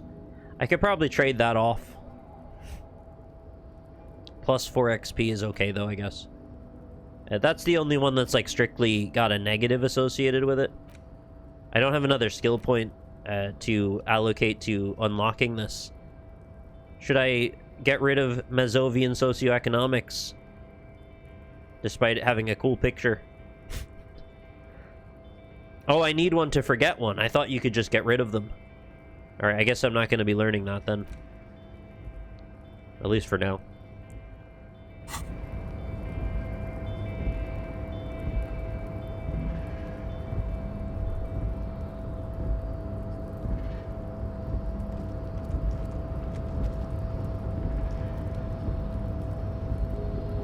Wow, this sucks. I thought I finally found a way through.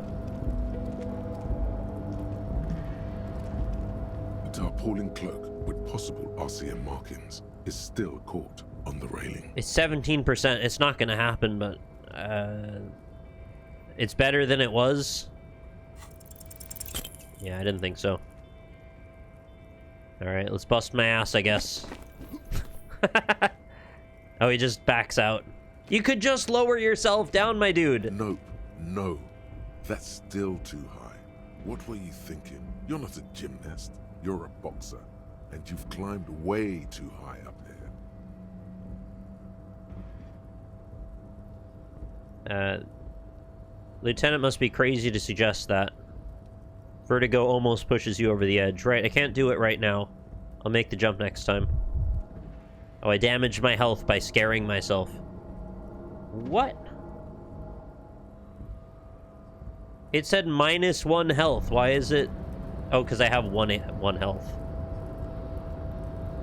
What? You feel something in your chest. An unnatural pressure. It's spreading to your left arm.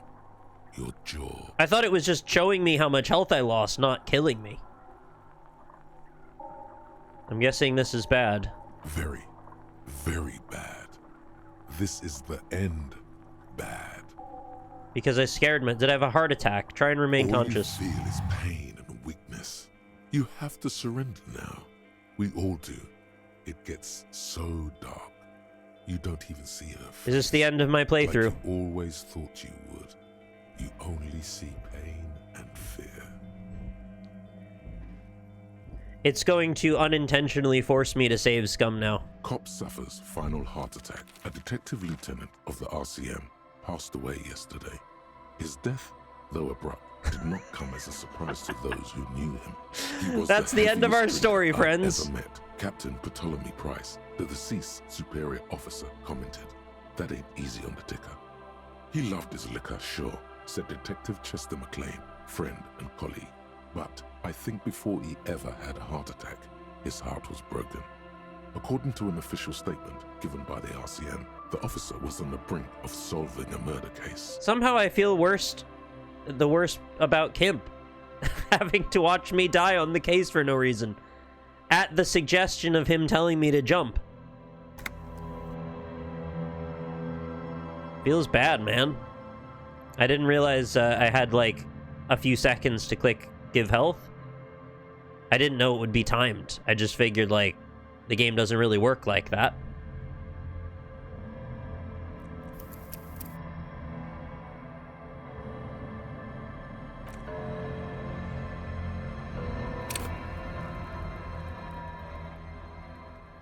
You can die like this on the first day at the fan. There's like 10-second speed run for it.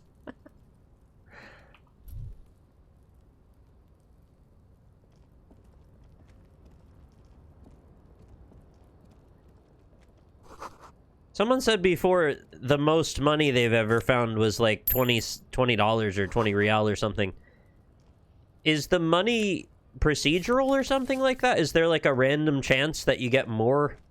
Or do you just mean like if you look really carefully, you found one bit that you might not? Oh, you meant IRL. Okay, I see. A little hard to follow where they want you to walk there. So as I said, I was being forced to unintentionally save Scum. Because I said I wouldn't retry prompts, but now I'm here. It would be silly not to retry it, right? But I also didn't mean to die, is the other thing.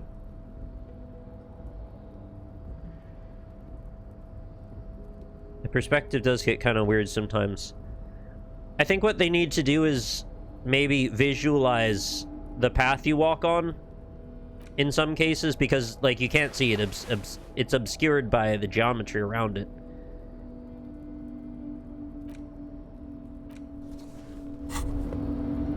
The pockets of these... All right, we get to do the whole apricot chewing gum thing again. It's a chewing gum wrapper. By the way, the raw material... That little guitar jangle that keeps going do do do do do do do do. It's like a little arpeggio. It keeps reminding me of the Isaac intro. Oh, it's gone now. There it is again. The scent of ape. Oh, I didn't mean to do that. Sorry. There it is I'm gonna rush through these because we just looked at it. The sun's... There is a... Why are you talking to a gum wrapper? Yes, from the height of antiquity. Who wouldn't talk to a gum wrapper with such memories like that? If you die, it is allowed. Okay, well, I wouldn't die intentionally.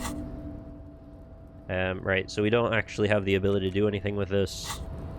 I will save, yeah, I was planning on it. There's the guitar again. Looks like someone left his It's like a sped-up version of the Isaac intro. When the wind ruffles the cloak, you can most... Yes, it's probably... Do you hear yours. it? It bears the RC. You could probably make the jump. You look like you've done some The wind is aggressive up here. The lieutenant looks at... Kim and his partner live together in a city along the river. Over the container yard. The look in his eyes is a mix of the engineer... Yes, that's one. But I digress. We were focusing on your cloak. I don't know if it matters if I say the same stuff here or what, but... I was under the assumption... Or it could be. He's thinking you forgot... The cloak? Well... The cloak looks like a bag of goodies floating in the wind.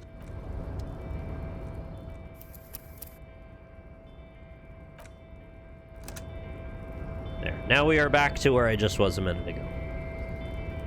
A tarpaulin cloak with possible RCM markings is still caught on the railing. It, still said 7%, didn't it? Even though I changed clothes? Nope. No. That's still too high. Sure. Just be careful, okay?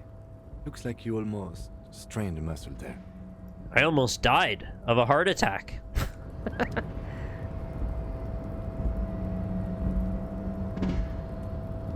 It's pretty surreal if you think about it on a deeper level, isn't it? That we just sort of experienced... hear me out, because this is a little silly, but... In one timeline, I tried to jump off this thing, had a heart attack, and died in front of Kim. And that was the end of his story. And now in this instance, I tried to jump off the thing, nearly died, hit a button and got my health back, and we carry on with our day like nothing's ever happened. The inflection point where the entire course of events completely changes at that one instance in time. The amount of, like, butterfly effect that comes off of that moment is kind of wild to think about. In all the situations when somebody's death could be prevented, you are actually doing something pretty similar to that, because someone goes on to produce thousands and thousands of additional actions when they are a thinking agent as opposed to a corpse. It's pretty wild.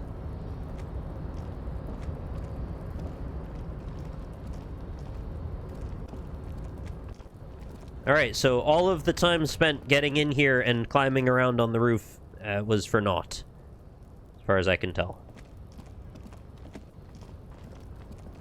Can I look at the door? I don't know. I'll have to go back up.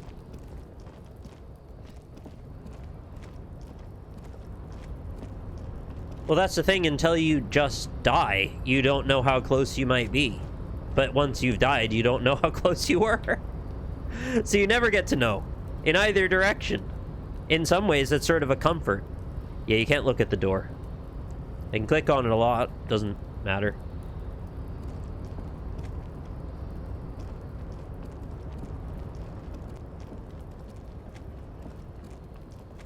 Why are there so many skill checks? I just wanted to go the other way. Stupid door. Alright, time to go be racist or get punched. I hate those two options. You're supposed to punch Nazis, not be punched. You ever just go back and watch that Richard Spencer gets punched video? Just be like, ah, that's nice. Remember when we used to punch Nazis?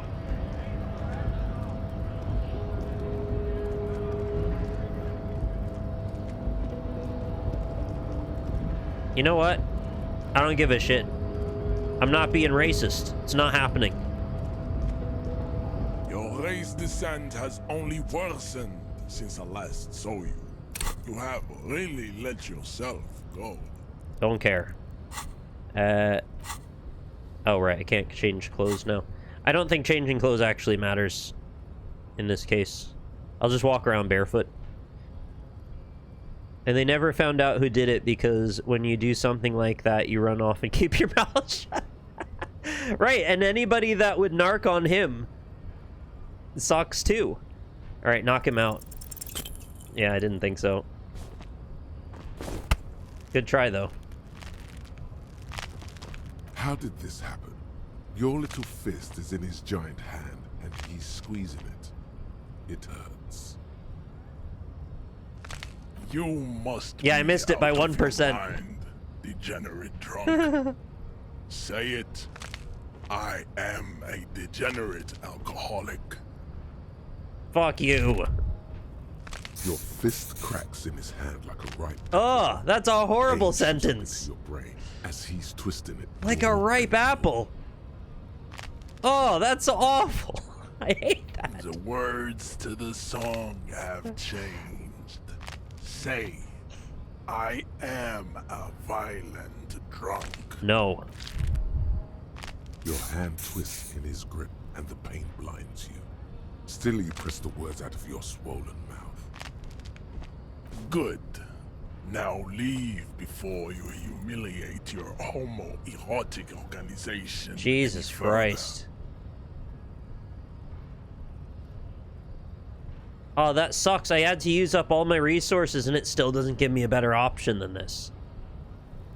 What happens if you fail this? Could you not soft lock yourself then? I've exhausted every other option that I know of. And if I've talked to everyone else, that could give me a level to be able to retry these white checks. It seems to me like I have a 3% chance of never being able to progress in the story again. Well, I regret nothing. I had to try every option I could. Ask what kind of races there are first. Classification is core to this stuff. I think the world in which you fail this check, you probably have stats that can pass other places. I don't know. I don't understand how that works from a game design perspective, that there's still a chance on your last possible thing.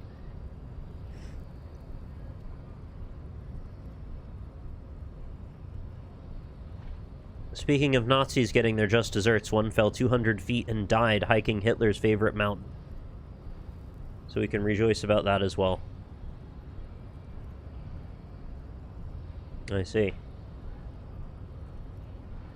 I don't want to do that. Opt out. Yes, better not to expand your mind in this direction. Oh. You may find out too much about the mystery. Fly too Well, there we go. close to the race sun. I thought that meant opt out as in get the credit for the thing, but not actually not entertain it. So now I lose. Alright, Kim, what do you say to that?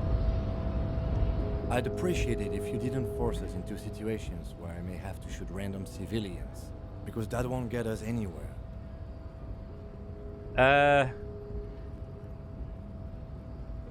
Yeah, could you shoot this guy, though, just as a treat? Because, like, he's really, really, really, really not good. I'm not even sure the one bullet my chamber holds would even prick that hook.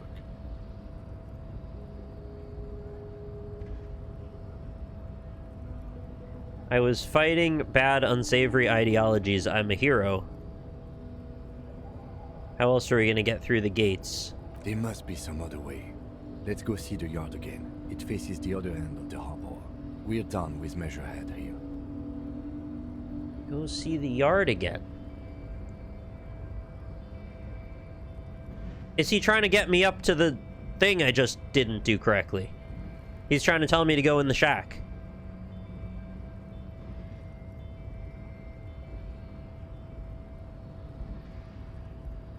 Does he not remember how we just tried to jump and I nearly died?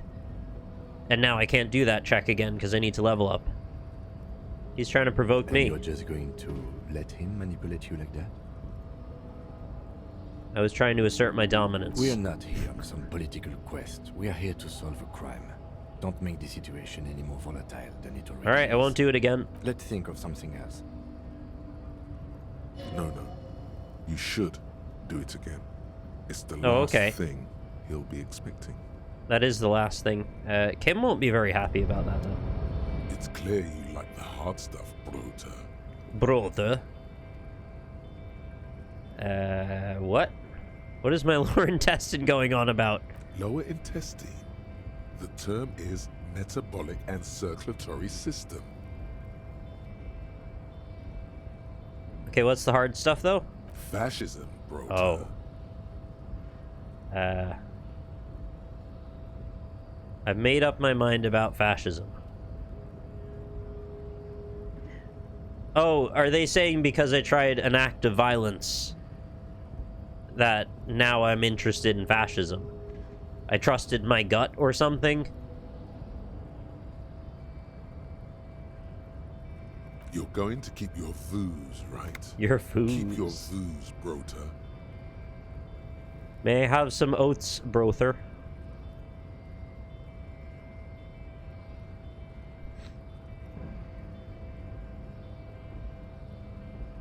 You said enough fascist things. There's a slow, painful growl somewhere in your intestines, knocking on your alcohol-engorged liver. It is one of betrayal and disappointment. My intestines are disappointed in my lack of fascism. Weird. Your race descent has only worsened since I last saw you. Oh, I got +1 to volition. Knock him out, brother. Yo! We did it! Get wrecked! I punched him in the throat. Just like that, instinct took over. A solid strike straight into his throat, into the cartilage. You could swear you felt the Oh, I fucked him up. He's done. The man is reeling, gasping for air. Time stands still around you. In the distance, the sounds of the harbor are falling silent. I stuck to my guns and it finally paid off. All you hear is a small gurgling sound as a trickle of blood appears on the man's lip. Rip into him with a right hook.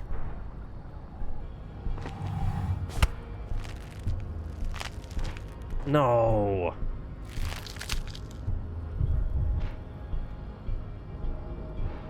Oh God, wrong move. Your head is in his hands. I thought he was like a done. pair of forceps crushing you, and you can feel every jewel.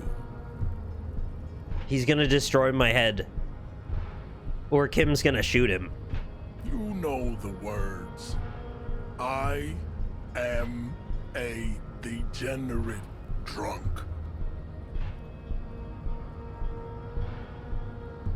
Try to wriggle loose. The compression is unbearable. This is causing some serious damage to whatever precious, gelatinous thing is inside there. your sight turns red. Kim's gun is out of ammo. I thought he said he had 1 bullet left. It must be neurodegenerative. You never learn. Hit another 17%. What else am I gonna do at this point? No. Guess I'll die. It has happened again. The Titan has your fist locked in his hand, and he's twisting it. Another fit of criminal rage. Who are you, in your own words? I'm a cop. You feel something in your chest, an unnatural pressure. I'm familiar. It's spreading to your left arm, your jaw. Yeah, screaming isn't happening on account of extreme shortness of breath. You're just making it worse. Oh God, it's painful. Let it go. There's no shame in surrendering now. We all do. It gets so dark. You don't even see her face, like you always thought you would. You only see pain and fear. Cop suffers final heart attack. A detective lieutenant of the RCM passed away yesterday.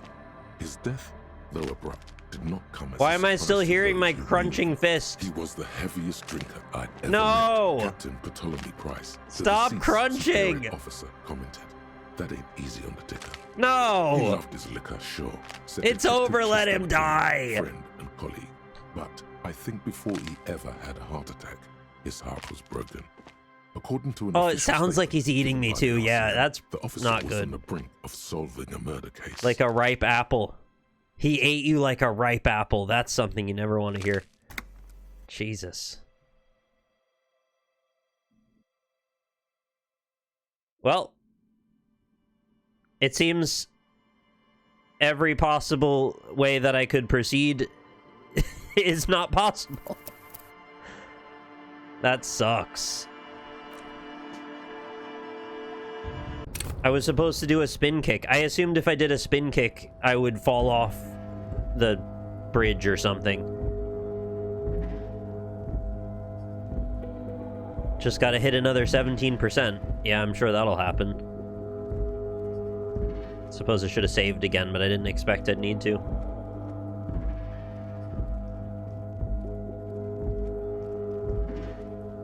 On the upside, I have all my heals back, so there is that. Try the ledge jump again. You know, I would prefer to do that, actually.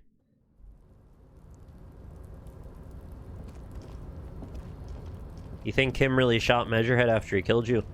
Well, somebody said he was out of ammo, so no, if that's the case. I thought he said he had 1 bullet left, but I could be wrong.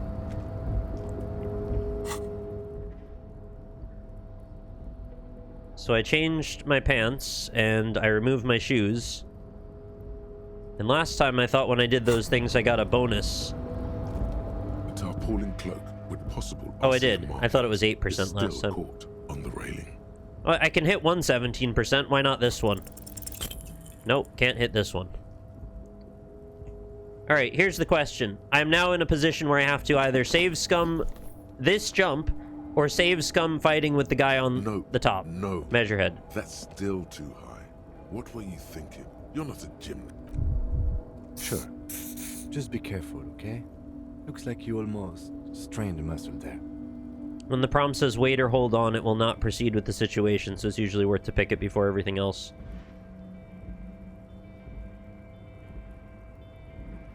You can do the race theory. You don't have to fight him. I don't want to internalize race theory. It's out of the question. So the game is putting me in that position where I have to choose that or fighting him and dying or jumping and dying. That's the only surefire way, is to internalize his racism.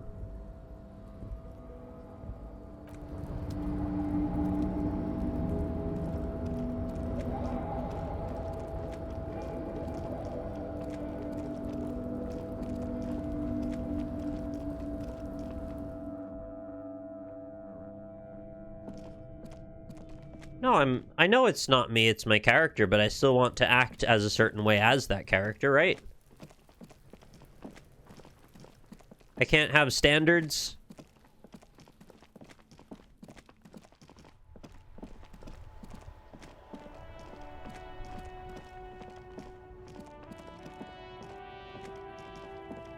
Can I just hit him with the crowbar?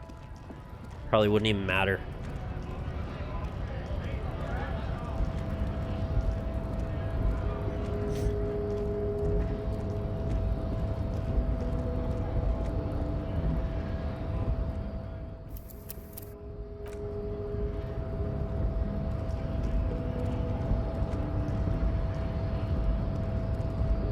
Your race descent has only worsened since I last saw you.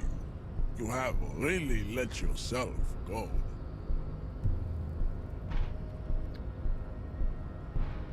If I do this, I burn another 2 health packs.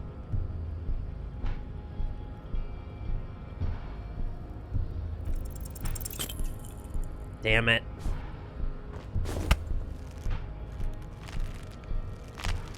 How did this happen? You must be out of your mind, degenerate drop. Your fist cracked. The words to the song have changed. Your hand twisted. Good. Now leave before you humiliate your homoerotic organization any further. I have an interesting question, actually. I'd appreciate it if you didn't. Yeah, I'm I not know. even sure the one bullet my chamber holds would even prick that hug. Maybe when he says the one bullet my chamber holds, he means in a hypothetical sense. He's saying I can't unload on him. I only have 1 bullet to fire at a time. It's not a question of how many bullets do I have, it's what is the capacity if I had them. I won't Let's do it think of again. something. No. Volition tells me to do it again. What I want to know is the RNG in this seeded? Or is it random per attempt? Because if it's seeded... Your race descent has only worsened since I last saw you. You have really let yourself If it's go. seeded, then I'll be able to pass this on the second go. Unless it's a coincidence, which it could also be because it's 17%, which is nearly 20%, which is 1/5. So that's not the worst odds ever, hitting a 20% chance. Okay, it is not seeded. And I have died. Again. It has happened again. Another fit of criminal rage. Who are you? I don't remember. Your fist cracks in his hand like a... The Stop words cracking to the my fist like a song ripe have apple. Changed. Your hand twisted. Good. Now go before you enter cardiac arrest. What does Kim say about all that? Stop doing this. You are making us look bad.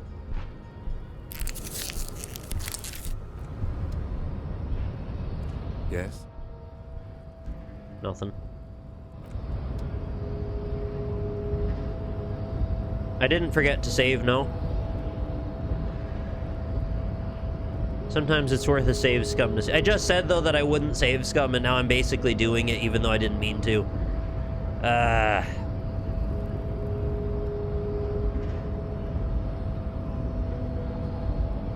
don't know what to do.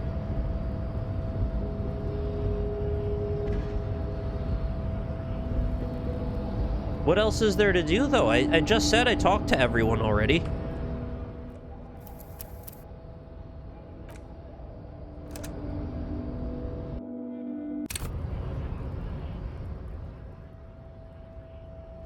All the things that I'm waiting to do are based on timers that I have not seen go off yet.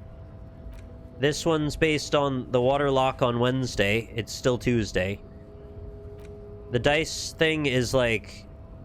I don't know, in a while. Soon.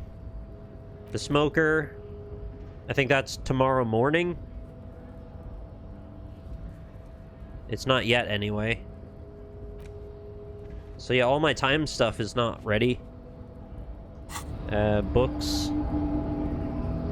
I bought a book about cockatoos. Can I read that?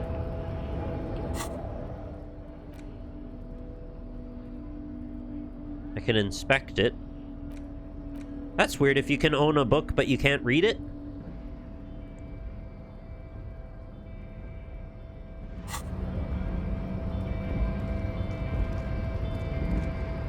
I meant, why can't I read it to pass time? No, I have read it. I mean, it doesn't count as the type of book that you can pass time with. Interact at top. I did that, though.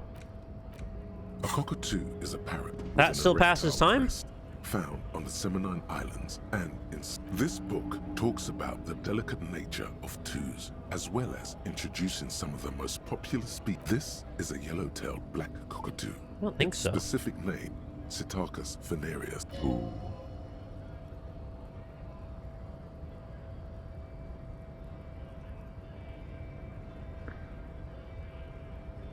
Can get another book. Might give you a skill point.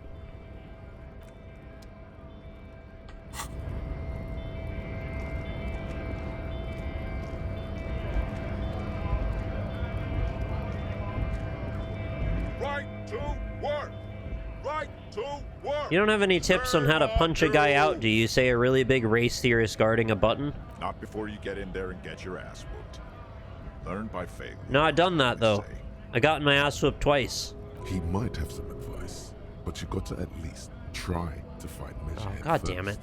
Return if you fail. Can't you see into my past lives, you dick? Normal people can do that.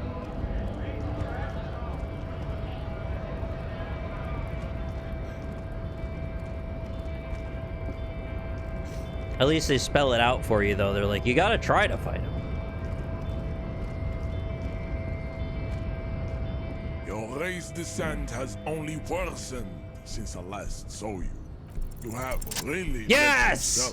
let yourself go. 8%, baby! Just like that.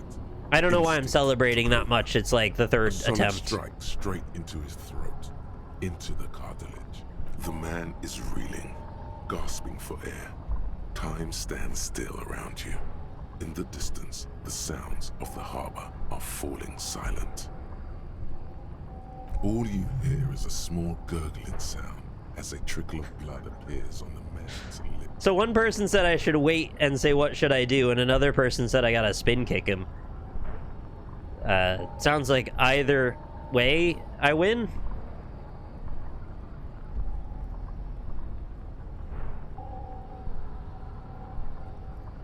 I feel like if I wait, though, he's just gonna grab me.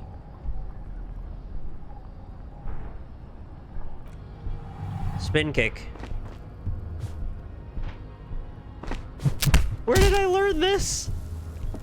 Holy shit. The man lands with a dull thump, like a broken down puppet of muscles and sinew.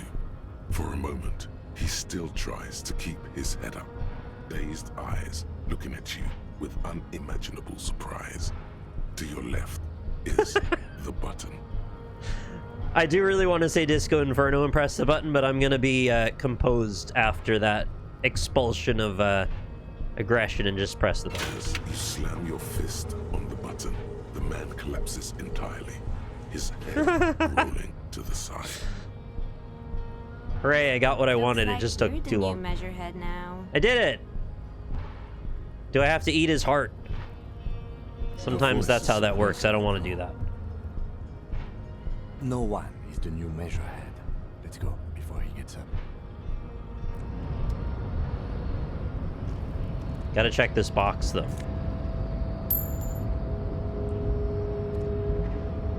Should I see if he's, like, dead? The man is still knocked out. He breathes slowly and steadily. I'm pretty sure breaking his soft palate is not good for him. I mean, he definitely earned it, but also, wow.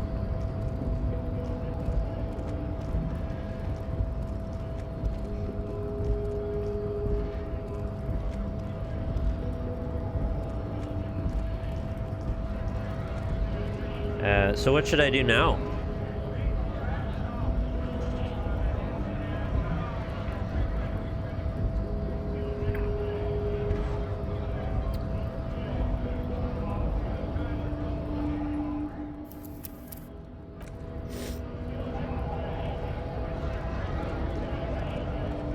I thought it was going to open this. I guess it opened a different door up here.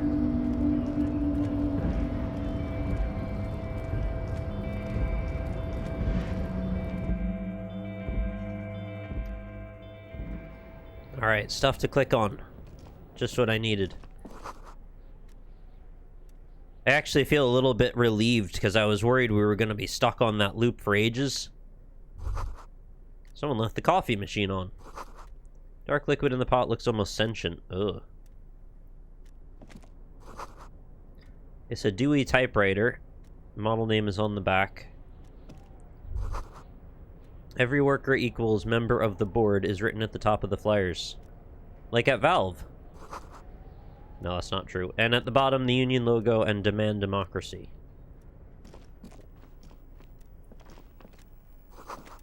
The radio is emitting strange buzzing sounds. A giant ass print on the pillow and a pattern of coffee rings on the armrest.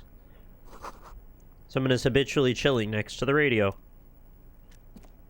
Is it me?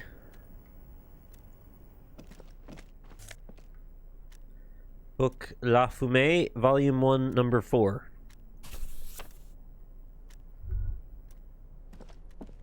On second glance, someone has forgotten to properly close one of the drawers.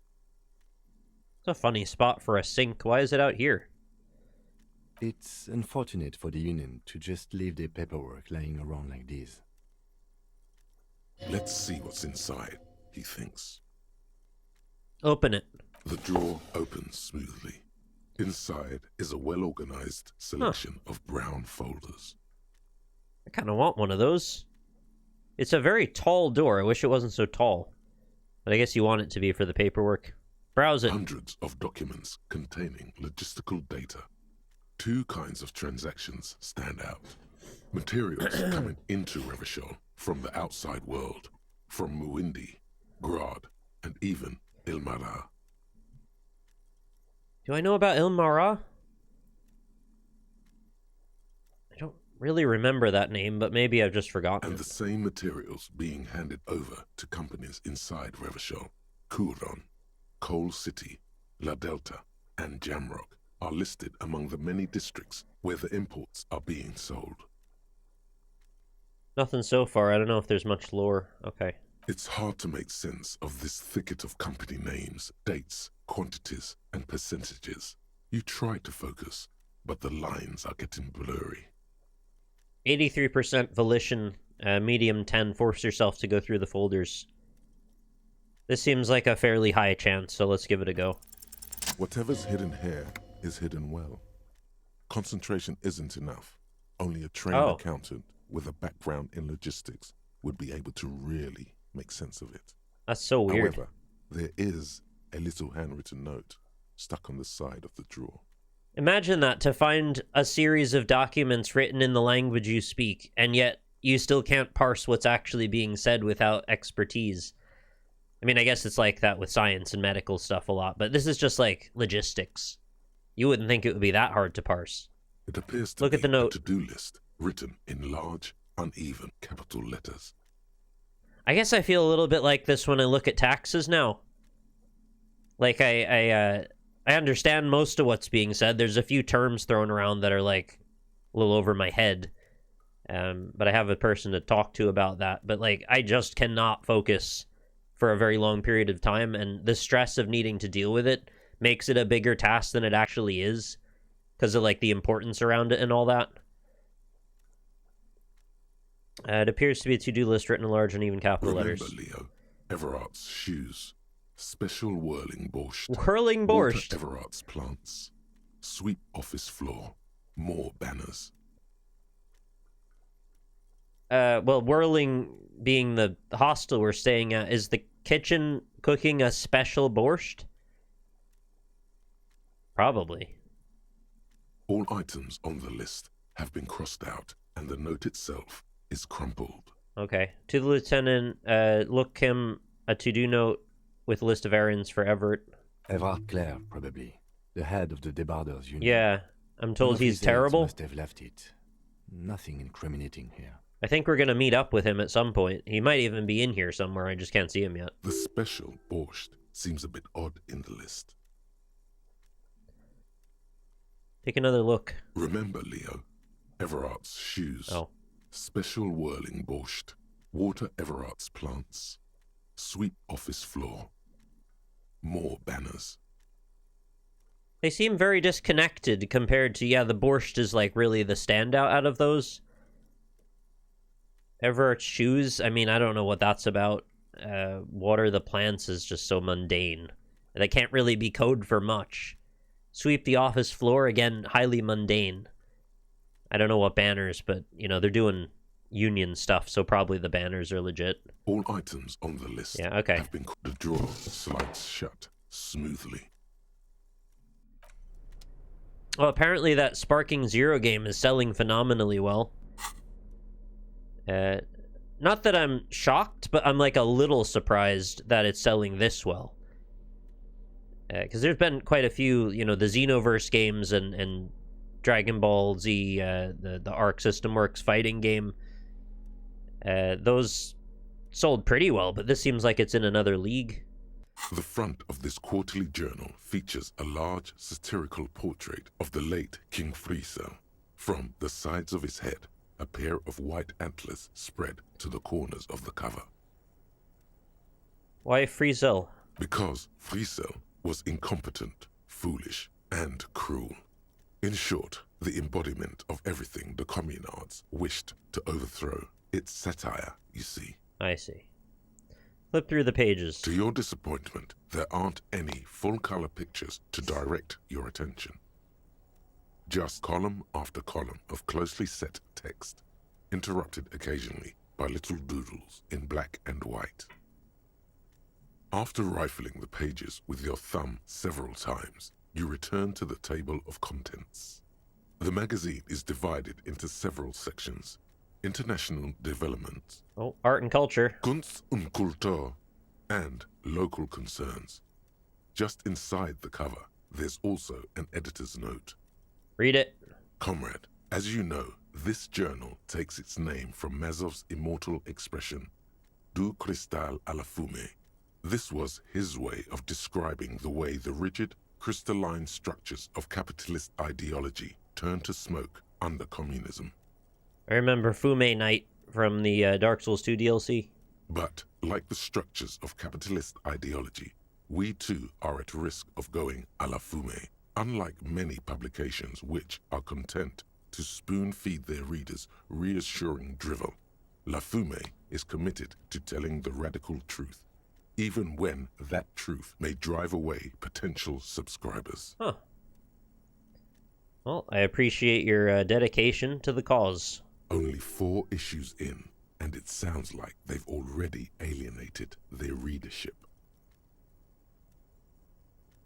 So please, if you value our radical Mazovian perspective on contemporary politics, culture, and international affairs, Please consider subscribing today. Yours in struggle, the editors. Kim, I think this is a communist magazine. What do you expect? It was laying around the office of the Debarders Union. They're probably bankrolling the thing. You flip back to the front of the magazine. The table of contents unfolds before you. I want to catch up on international developments. This section includes a long, tedious critique of the latest round of free trade negotiations between the EPIS nations and the Free State of Semenine. If you're, like, not a working class person in this particular area, this whole thing seems like it's really not something you would be interested in. You also skip over an article about heavy fuel oil smuggling along the It's a very Messina specific border. demographic they're going Something for, is my about point. bear wrestling in Samara. Oh, that's Book more riots interesting, in yeah. Yugograd. Don't wrestle bears, just give them berries. Face it, you really aren't interested in foreign affairs. You're not even sure where most of these countries are. To the east. You flip back to the front of the magazine. The table of contents unfolds before you. So for art and culture, let's go stand around the exploded horse statue.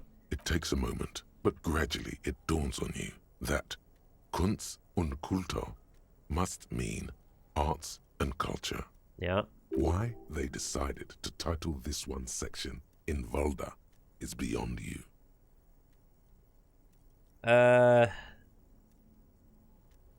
There's like a... I'm gonna get it wrong so fast that it's not even worth trying to speculate on, but I feel like underneath it all there is a sort of a thread that I could almost touch. It evokes a sense of recognition and fellowship among those privileged enough to understand. Oh, it's just an in-group thing then. Okay. As you leaf through this section, you come across several reviews of recent radio plays, as well as a brief artist spotlight featuring a local artist identified only as CS. The main feature, though, is a long essay titled Tip Top Tournée, a critical Mazovian perspective. What is this Tip Top Tournée? I want to know more. The actual article is surprisingly light on details, but after skimming a page or two, you gather that it has something to do with motor carriage racing. Okay. If you don't follow it, you only ever hear about the ludicrous sponsorships and obscene death toll. People love a death sport. Let's see what these communists have to say about Tip Top.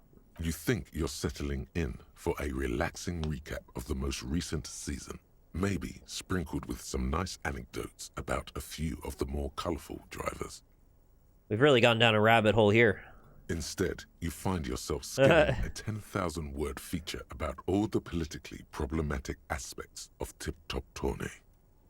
Yeah, this is like YouTube viewing when I'm trying to go to sleep at 3 a.m. What's wrong with Tip Top? Where to even start? For one, there's the crass commercialism of its sponsorships.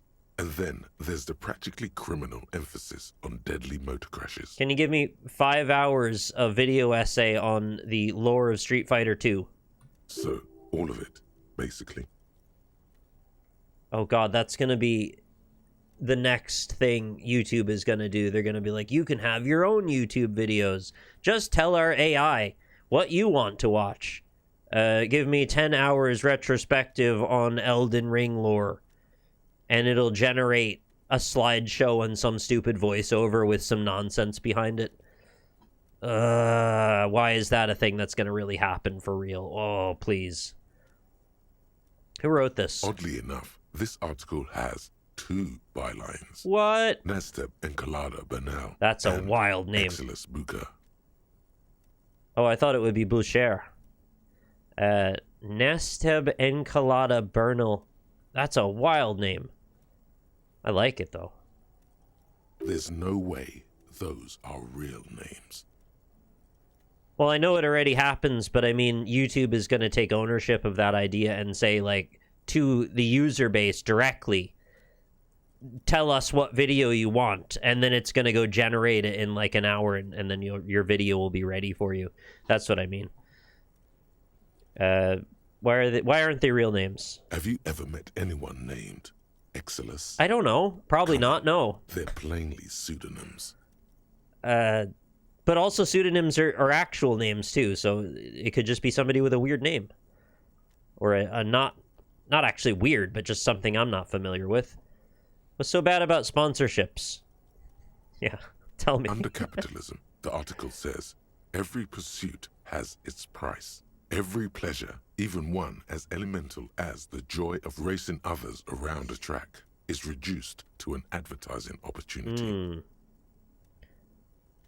I have noticed when I watch like a baseball game, they put stuff for like an insurance company on the wall, and I'm thinking like, man, really just here to watch the baseball. What's up with this insurance stuff? And the more I think about it, I'm like, wait a minute, this doesn't really have a place here at all, and yet it's all over. If you just keep looking, there's more and more of it. I thought they just were really big fans, but I'm starting to think maybe there's like an ulterior motive that they put their name on stuff. Have you ever noticed the names of the stadiums even? They're named after banks. What the heck's that about? Thus, the so-called tourney becomes a competition between increasingly meaningless brand signifiers. Your discount laundry detergent. By the way, I'm racing 9, against and this a is my pack first of day with Astra capitalism. cigarettes, or I'm even glad to a share it with you. flitter. Right, but then you get to see them crash. That is pretty exciting. Yeah, we love when they crash, right? And that precisely is what's problematic about it.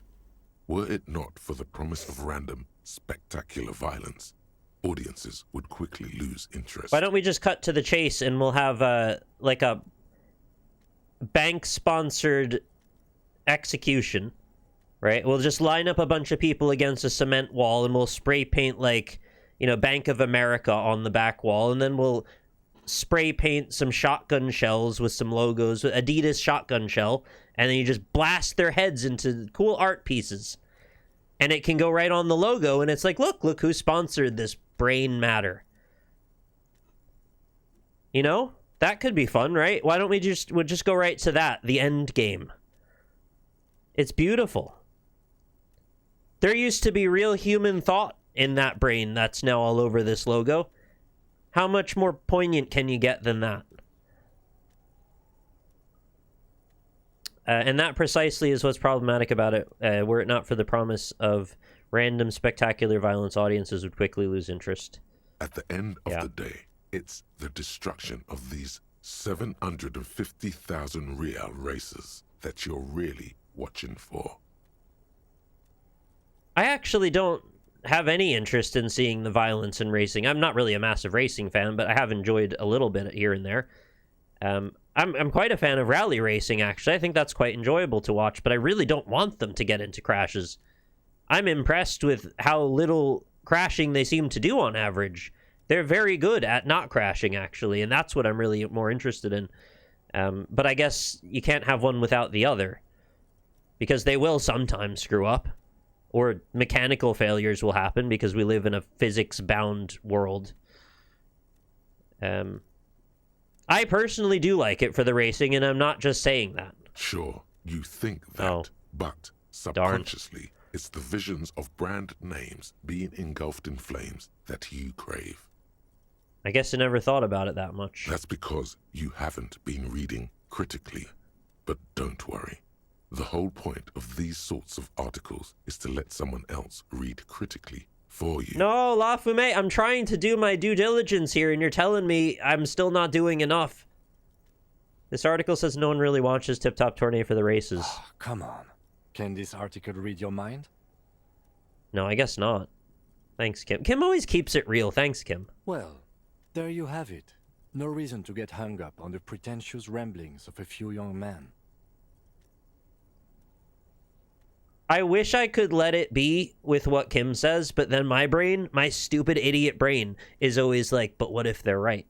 What if I do secretly like it because of the violence, and I just haven't allowed myself to let the depravity seep into the rest of my personality? I haven't openly acknowledged it because secretly I've been compartmentalizing that part of me, just so I can't allow it to infect the rest of me. But no, probably Kim's just right. Probably there's nothing more to it, and I should just not let them get into my head.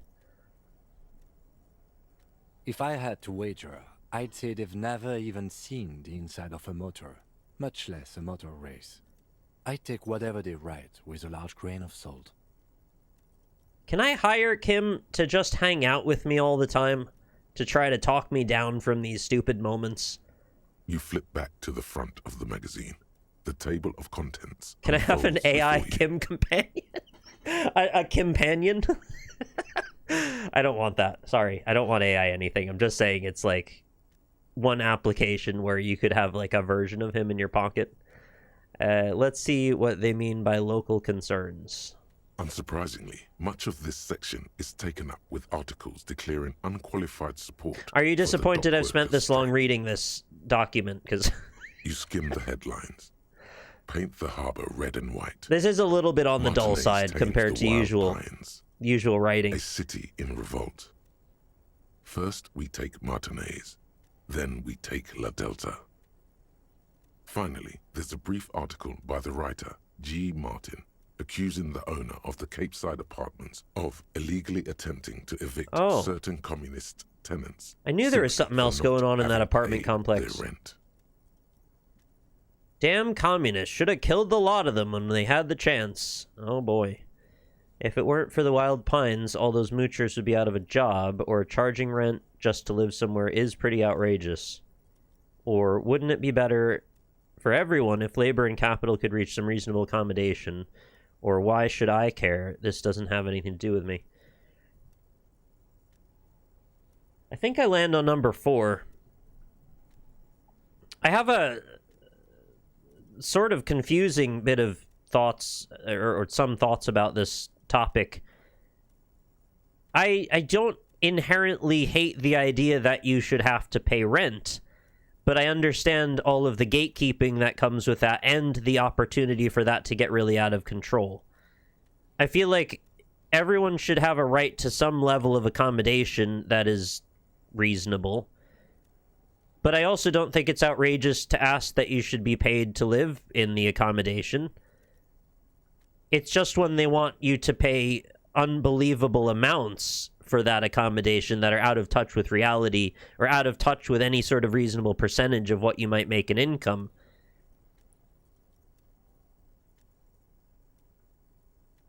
And so many people in the position to be landlords, they don't really particularly care about the people that live in their buildings, and they don't seem to particularly care about the quality of life that they're allowing these people to pay them to live in those buildings.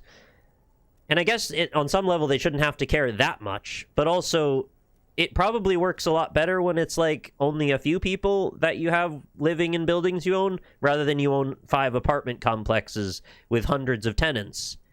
That seems like you're going to get really out of touch there. And also you get really potentially very corrupted very easily. What is reasonable if you're forced to live somewhere?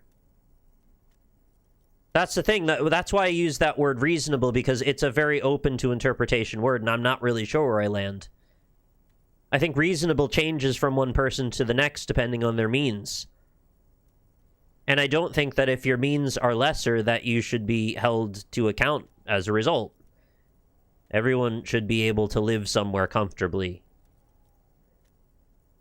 It's a messy thing. It's a very uncomfortably messy situation where there are going to be winners and losers when there shouldn't be. There shouldn't be winners and losers.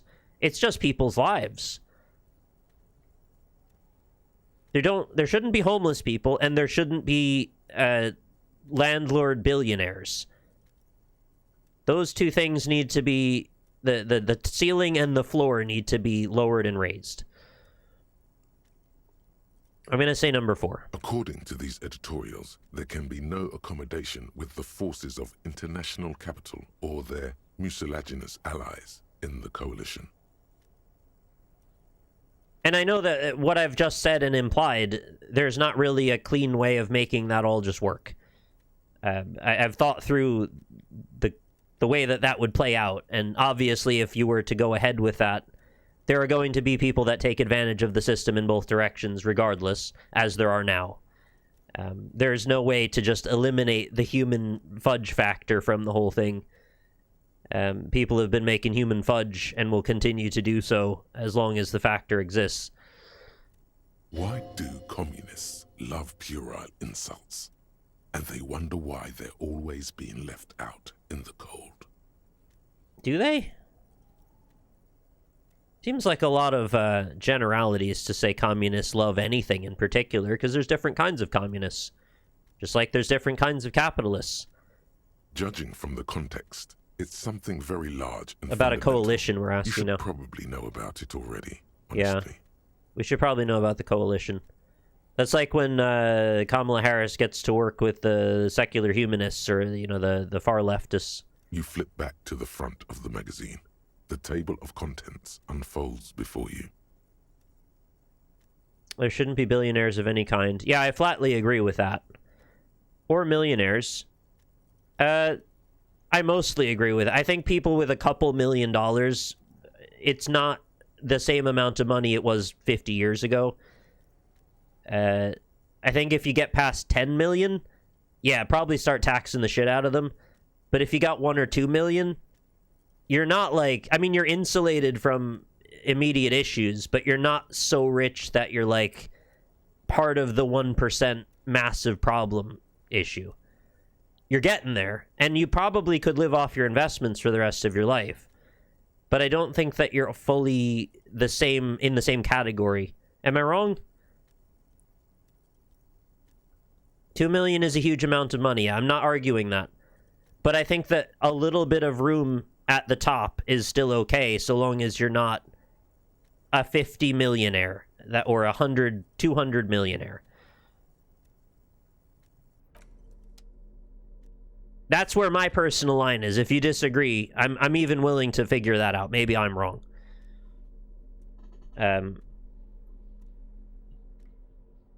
As often said, the difference between $1 million and $1 billion is about $1 billion. Right? I've seen enough people with a little bit of money that I kind of know the difference between somebody that's like got some savings and somebody who is affluent. Someone who is not even in the same reality anymore. And I believe genuinely you can have $1 million and it's not like your whole personality. And when I say you can have $1 million, I don't necessarily mean you have a bank account with a 2 and 6 zeros after it. I mean, you might have a house that's worth $500,000, a bit of savings, an investment, a car, something like that. Your overall liquid assets could add up to over $1 million. I don't think that makes you a millionaire in the same way that someone who's making, you know, hedge fund investments is. You know what I mean? Am I making sense here? I hope this doesn't come across as me making apologetics for the very rich. That is absolutely not what I'm all about at all. I just think our lines for what money is worth have changed a bit over the course of our lives, or my life anyway. Yeah, and again, billionaires, I have nothing to say to them. They don't need to exist. You're correct. Tax them to nothing. Especially the top end of the billionaires, but also all the billionaires. Of the millionaires, the people with 500 plus million, yeah, they're a problem. Probably got to deal with them too. As you get out of that range, though, I think we're in a different ballpark.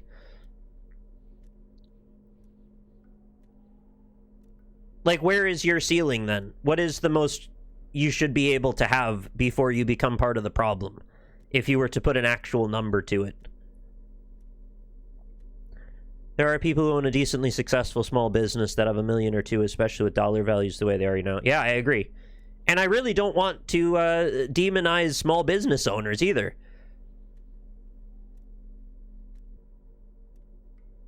I also think there's a difference between having a business that has a bunch of money in it and you personally, what your personal wealth is. Sometimes they're the same, but they're not always.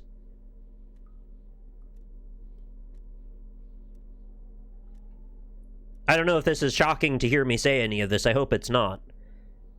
I hope that what I'm saying is not even that controversial. It's just my viewpoint on wealth. Are you a businessman or a businessman? I am an individual. Thanks very much for the follow, Santa. Hope you're well. Thanks for being here. Sorry, I'm on this menu for ages now. I just felt like talking about that. So we're done with that shelf. I'll put an elf on it. What's this? A postcard. Les Jardins 21.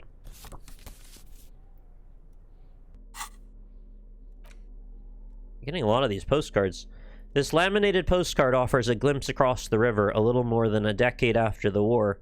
The eastern bank is already fully renovated. The hillsides are lush with gardens and residences. Someone parked a small beige airstrip by the fountain. This postcard will sell for a pretty penny. Right. I think it kind of works the same way as when folks get really worked up about, like, oh, we're all using paper straws now. You know, we're going to help the environment. But the truth is, every paper straw used by every person in the world isn't putting a single dent into what the largest businesses are doing on a daily basis. You know, we are fooling ourselves to think that we're even impacting 0.0001% of what they're doing. It's just literally placation for the sake of it to try to make us feel better that we're making a change, to look like we're making a change. It's the same situation with millionaires, right? If you've got $1 million, you're not making policy decisions, you're not affecting the outcomes of law, bribing politicians and lobbying for things. It's the people at a systemic level that are doing all of that. The Federalist Society folks, the people that are like on board with levels like Elon Musk, those are the people that are actually the biggest issue there. So I hope that comes across as pragmatic and not preachy or obnoxious to say, but I really don't think the millionaires are the problem necessarily, the small millionaires anyway. Oh, fancy glasses. I look like a German art dealer with that. Visual calculus, but -1 to drama. Yeah, no drama here. Zizek has a great talk about that. When the ecological awareness gets priced into the product, we pay a price to feel better without even helping the issue. Right, the green tax. Why there are so many products with competing SKUs with their own products that have different packaging that try to appear more green conscious and are basically just marking up the price for the sake of it. There's literally no benefit. They're just, this is a product we've decided to make with a slightly different manufacturing process to appear conscious, and we're actually collecting off of it. An imposing combination of a punch clock and a payphone is looking down at you from the wall. A note on the side says, tokens unavailable due to strike. Use change. All right, I'm game. The machine swallows your coin and seems to be waiting for your next move. Oh. I'm going to dial in a random number from my muscle memory for a 42% chance of victory. Let's do it. Your fingers yeah! pad. 005. That's the dialing code for Revachol. 4952. And a moment of hesitation before entering the final. Jesus, I need to play the lotto. 993. Just kidding, I don't play the lotto. Calling. Calling. Still calling. Then. Video Revachol, 24-hour video rental. You rent 8 What? and 10mm film for home use. This is Lamy. How may I help you? That's a hell of a pickup line on the other end of the call there. I did thank you for calling GameStop, where we buy and sell used games. This is Nick speaking. How may I help you? Must have said that 100,000 times. The voice of a youngster on the other end sounds as enthusiastic as that of a man walking towards the gallows. No, genuinely, I must have said that 100,000 times. Like, every single day I said that 100 times. For years. For 10 years. I mean, it used to be EB Games, and it used to be Electronics Boutique, but it's basically the same phrasing with a different name. Video Revachol is a 24-hour video rental. We rent 8 and 10mm film for home use. This is Lamy. Do you know me? No. What is this place to me? Sir, I don't know. It's a video rental. Maybe you rent videos here. Why did I call you? Yeah, no, this is actually playing out like a GameStop call a little bit. Maybe you called to extend your rental period? Do you need to extend your rental period? Maybe, but I don't even know my name. If you need any further assistance, you can visit us on the corner of Voyager and Main. Cool. I can't help you over the phone. Are we done? He thinks you're pulling a prank on him. I would have been more polite than that person. The call is terminated by the other party. You're left with the discomforting sound of the disconnect tone. I also never was told this. I just sort of assumed it, but you're never really meant to hang up on the person calling you, right? You let them terminate the call first because it's just sort of the right thing to do. But I don't think anyone ever would have, like, held me to account if I did hang up on somebody.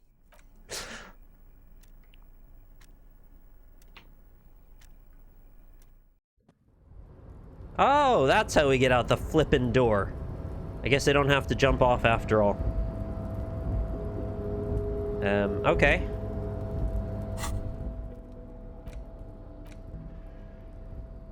These were stuffed away in the dockworkers' union office. They're perfect for scribbling down paperwork when the sun tries to get in your eye. Good for staring down suspects, too. I kind of like my current glasses, but let's just see what these look like. Oh, they're... No, they're too much.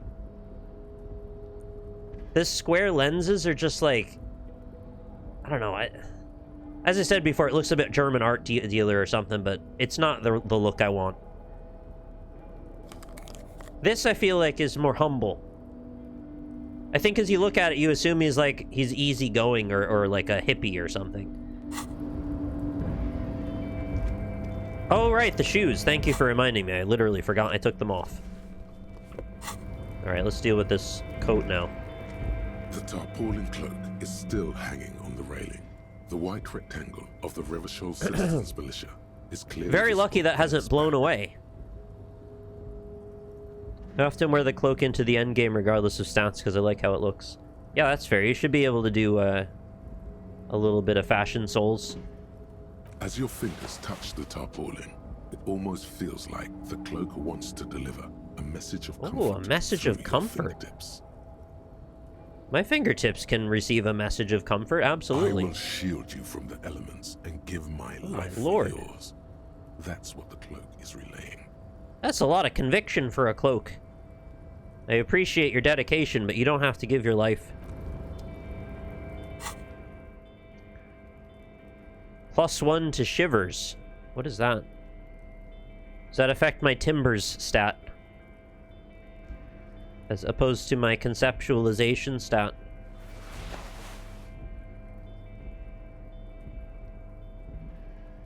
I feel weird leaving those gloves on all the time, but it just seems like, why would I turn down a free stat? Oh, shivers is city awareness.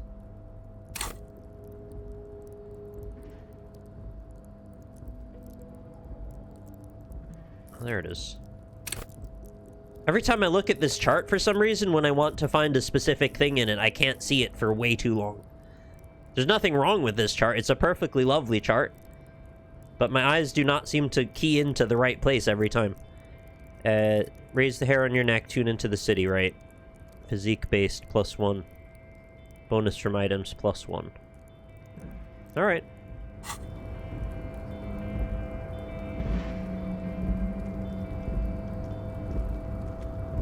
Is this... Oh, I thought that was a walkway off the side here because the railing ended? No, it's not. I'll save again.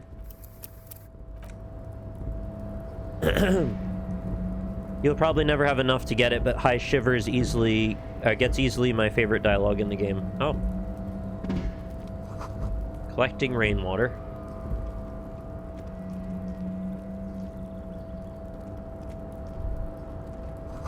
All around you, great machines in quiescence.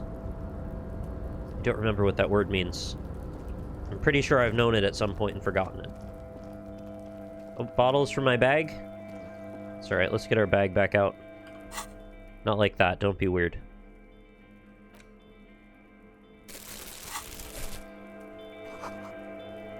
At least 3 packs worth of cigarette butts.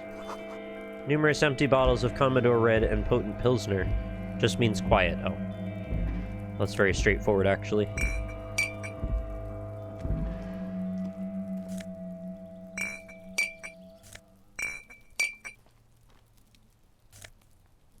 This is them giving me a wage bonus for reaching this part of the map, apparently.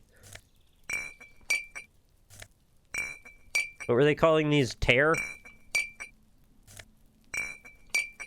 Is that tear like tariffs? Oh my god, there's so many.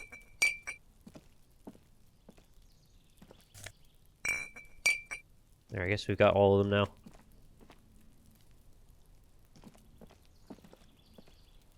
This is the night watchman's booth. The name on the door reads, René Arnaud. Where did I hear that name before? Was that one of the soldiers? You need to rest. Your Oh. body is aching. Getting in here has taken something out of you. Have a seat. Right, the petanque player. So this is where Renee works. I'm gonna look around, search the booth. Easy failure. I guess I'll have a seat. The chair is not as austere as the rest of the booth. A thin grey pillow is attached to the seat, secured to the stiles by black ribbons. Breathe deep. Stale air floods through your nostrils. Not a single mote of dust floats inside your lungs, though. The inside of the booth is immaculate. How do you know that? There's always dust in the air. Get out of there. I don't want a little something something. You stand and exit the booth. Search the booth. If you must. But please hurry. We are pretty easy to spot up here. Nothing incriminating catches your eye. The cabinets are clean and their sparse contents meticulously organized. There's a framed photograph on the table. I feel like that's not very cool to take, but also I'm kind of curious what relevance it might have. I don't think I'm going to take his photo. That just seems mean. Let's get going. The entire neighborhood can see us up here. Well, I want to see what's in this box. Can I search the box? Oh no, it's inside. Okay.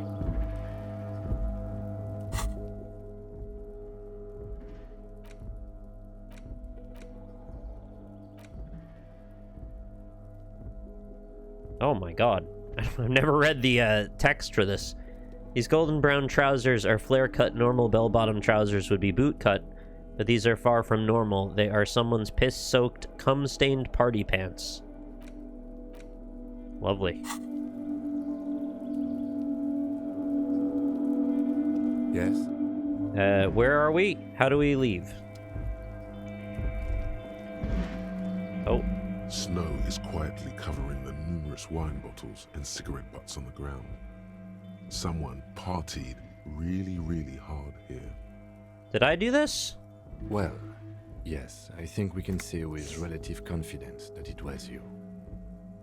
Okay. That is really sad. I must have been miserable. Looks like I had a lot of fun. I'm not completely convinced it was me. Must have been on an advanced scouting mission in the harbor. I'll just say it's sad. Yes. This scene isn't exactly ripping with joy. Let's just move on. He turns to leave. This is the night watchman's booth. If you must. Nothing incriminate. It's a black and white photo of a young couple out in a street fair. The man, Rene, is dressed in a Royal Carabinier uniform. The girl is young and very pretty. She is smiling playfully at the camera. Rene looks like he's about to smile. This photo must be tied to some good memories. Why did you take that picture of Rene? I'm gonna ask him about it. You're really interested in that old soldier. Not sure I understand your fascination, but sure. As long as it doesn't take up a whole lot of time. Okay. The photo you found in the Night Watchman's booth, the one with the happy couple, asked Rene about it. He looked uncharacteristically happy in the picture. Yeah, it might have something to do with why he looks uncharacteristically not happy now. A black and white photo of the couple posing in front of a Ferris wheel. The girl is young and pretty, the man clad in fancy uniform and smiling. On the back of a very steady hand has written the words Revachol Fair Summer of 91. Right. I don't like the camera angle here. I can't really see anything. But I guess we're not meant to stay there very long. Alright, we can go down this way now. I for some reason forgot there was a staircase here, and I thought we were at another dead end. White pine trees are printed onto the screen covering. Looks like a forest under snow. Oh, well. I just thought it was like frost that had climbed up the side. But yeah, I guess it's pines, because wild pines. That makes a lot of sense. Odd that photo of Rene sells for more than any other postcard. Maybe because it has a pretty girl in it, or because it's supposed to be a moral quandary that you could sell out his nicest memory or something. I wouldn't want to sell that. Seems very mean. Is that gonna fall on me? Oh, alright. Guess not. Oh god, I feel like we could get crushed by machinery here. Faded industrial lettering on the platform Kvalsund. Is that like Norwegian or something?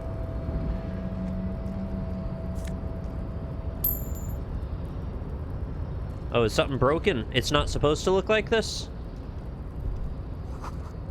Kvalsund means Whale Fjord in Arden. Okay. I know Arden Heart.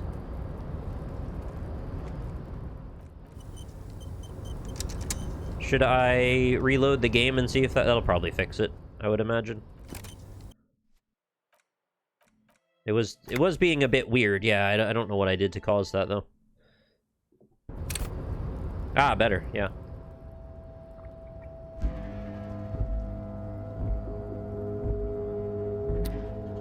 It seemed like not only was it uncentered, but it was also sort of, like, zoomed out.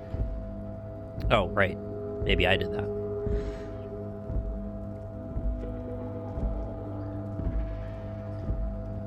Oh, Jesus. What is that? Is that like a mining vehicle? What is that thing? It's very odd. Well, I know they've got some sort of retro-futurist design sense here, so I guess I might not recognize what it is. Oh, thought. The shipyard ahead is oddly quiet. The great machines are sleeping. Because of the strike? Right? Wait, is this the cab of the crane?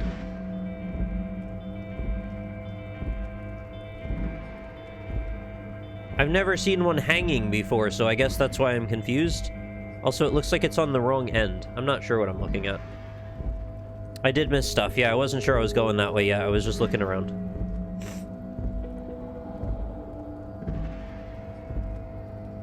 I don't want to kill us by accident. A rusting control panel with several knobs. 2 buttons marked Marsh and Arrête are faded with use. Sounds like left and right. It seems to control the large crane above. A container is attached to its hook block. I feel like I've read that. Is it French for left and right? Marsh. On. Arrête. Oh, on and off. Go and stop. Oh, like march. I see. Like go, yeah.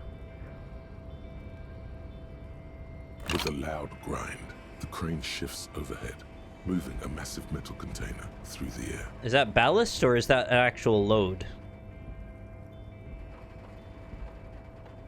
Cranes need a counterbalance to be able to function, but I guess it's just a load. Okay. I got it right. Glad I didn't hit stop.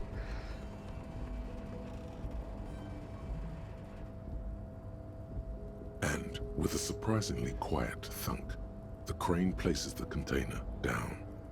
Not really how cranes usually work, but okay. This crane was built with a purpose, which has now been fulfilled. To move this container. Yeah, what's in there? Who can say? All you know is, it's special. What if we go in it and then it lifts us back up and now we're trapped inside of a container up in the air? I can't see how that was worth the wreckers, except for seeing the crane in action, which I admit was satisfying. Oh, the root idea behind is to hold. I see.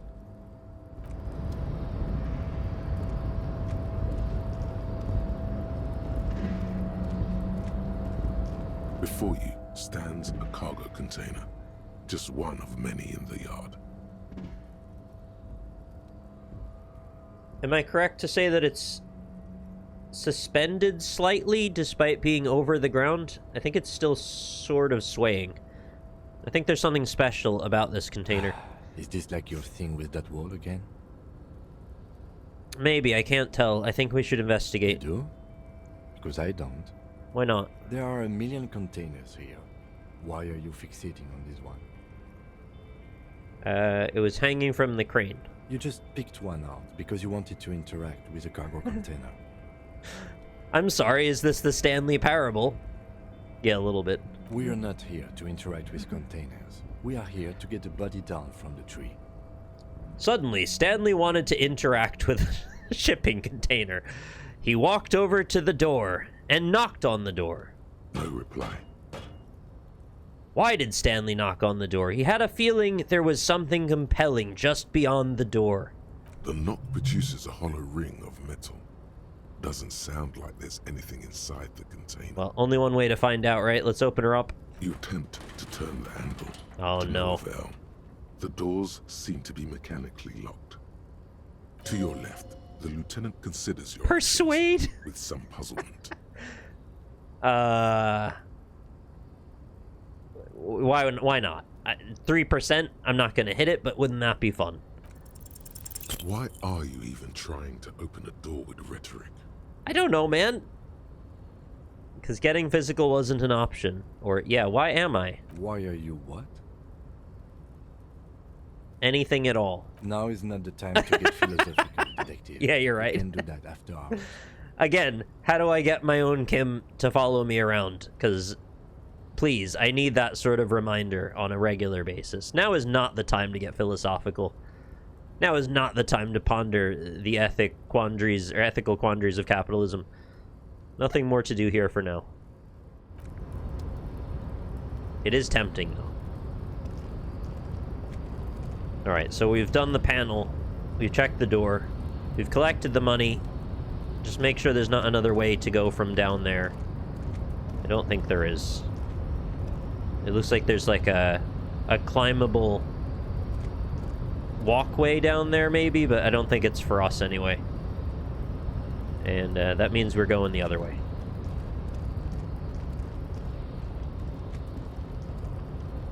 Now is not the time to get existential. The line is moving. You gotta get 200 grams of turkey from the deli counter. What if you wanted to get 200 grams of turkey and 200 grams of ham? What if the person in front of you was getting 200 grams of turkey, ham, and roast beef all in the same day?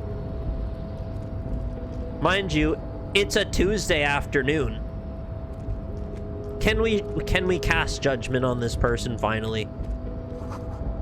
The speaker tower is silent. There is no work to organize in the yard below. That's a hell of an array of speakers there, isn't it?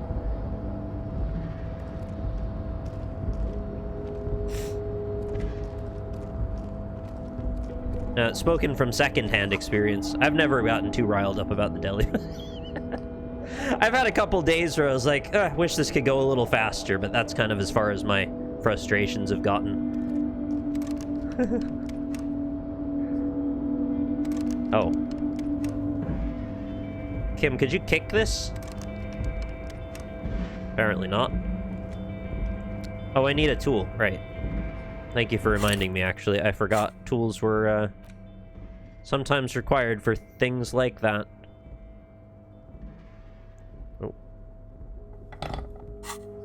Is this the right kind of tool? It might be. Oh. I got some Jimmy Fallon Series Ultra Series gloves. Take them.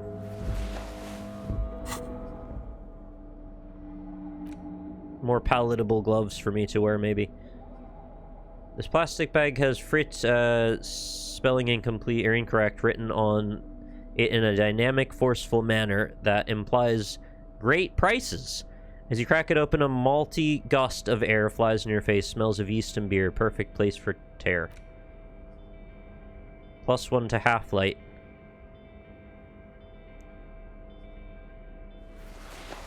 Ooh.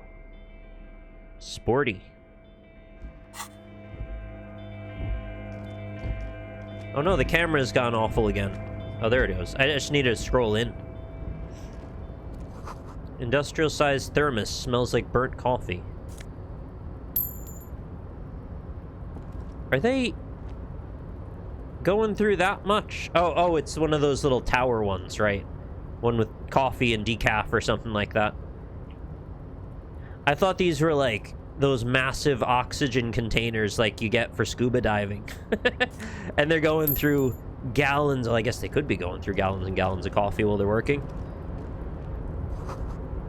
The banner sags under the weight of rain and snow. White waves on red. Who's this? A new friend? Container, container, I'll turn you nice and red. Container, container, put the logos on. That's a great song, Easy Leo. We're gonna be friends, I think. The lyrics to this container song are being made up as Really? it goes along. Why would you assume that? This could be passed down through oral tradition since the year 0. The container song. It's written about in the Bible. The accent is so thick, it's impossible not to notice he's Ubi. Oh shit, he's from the vanishing Ubisoft. Peninsula of Ubisunt on Muindi. Was he fired recently, or is he still part of the Yves Guillemot family being negotiated upon by Tencent? Container, container, used to be Wild Pines. Container, container, now belongs to Everard. It's a great song. The tiny man is so engaged with his work he doesn't notice you.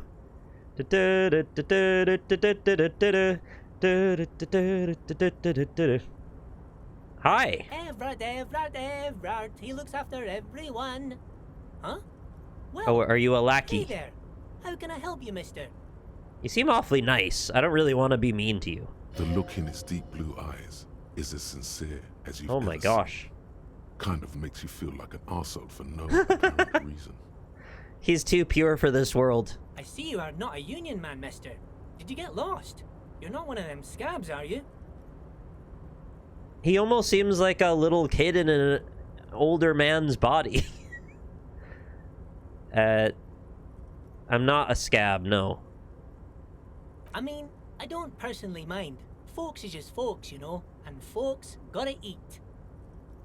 Wow, you're very understanding. I'm not so thrilled about scabs personally. I don't know why I don't have an option to not be thrilled about scabs in my discussion here. Just some of the other guys don't look too kindly on the scabbing kind, if you know what I mean, mister. Yeah, I guess. You're Ubisoft, right? Or what are you doing with the containers? Or where is everyone? The harbor's empty. Do you work here? Are you the Leo who wrote the note to make more banners? Oh, I want to know about that. What's in that container over there? Points to the container suspended from crane arm. I'm looking for the leader of the dock workers union. I'm going for the container. Oh, that one. That should be empty as far as I know. Lots of containers here have nothing in them. They're just waiting to be loaded up. I'd be quite amazed if a random person I happen to find knows the contents of all these containers, because I would imagine there's hundreds of them and they probably move around a lot. Told you. Yeah, you did. Yeah, Kim's first reactions to things, I'd say they're often maybe 80% correct. Not 100%, but pretty close. Are you the Leo who wrote the note? Oh, yes, yes. I leave all kinds of notes for myself. That old head of mine ain't so good at keeping things in no more. I almost forgot about the borscht. It's kind of weird to say this, but yeah, I also have to write notes to myself sometimes now because my memory's so bad. And it's like, if I have to absolutely get something done, if I don't write it down now, it's like, it might as well just go. And I think I have to make a conscious decision. Is something important enough to be committed to memory, or is it like a fleeting thought and then I don't have to worry about it? And sometimes I get it wrong too. But yeah, it's not probably great at 39 to be making that decision already. What was that about the borscht then? Oh, yes. I've been taking special whirling borscht to the men every day since the strike started. Okay, why are you chuckling about the special borscht? Why is it special? What's going on? It's very, very good. Makes a man feel so warm and happy.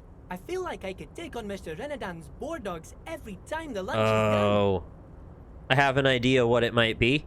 Do you remember in the shed on the way up to the rooftops, we found some yellow dust? Do you think the yellow dust, which was methamphetamines, is what's making the borscht so special and warm and happy, and to make them feel like they could take on Renaudin's boar dogs? What do you mean by taking the soup to the men? Is it for striking? Yes, yes. I'm taking it to them. The borscht keeps them happy and in fighting spirits. Makes you all warm inside. They brew it in the whirling in rags. When somebody says something special, unless it's like special from mom, I feel like special is always a code word for there's drugs in it. Maybe not every time, but like more times than you should ignore the term, right? It's It's not a good idea to ignore that something is special. Who makes it at the whirling? I'd imagine the chef. Oh, the whirling's cook. He makes it.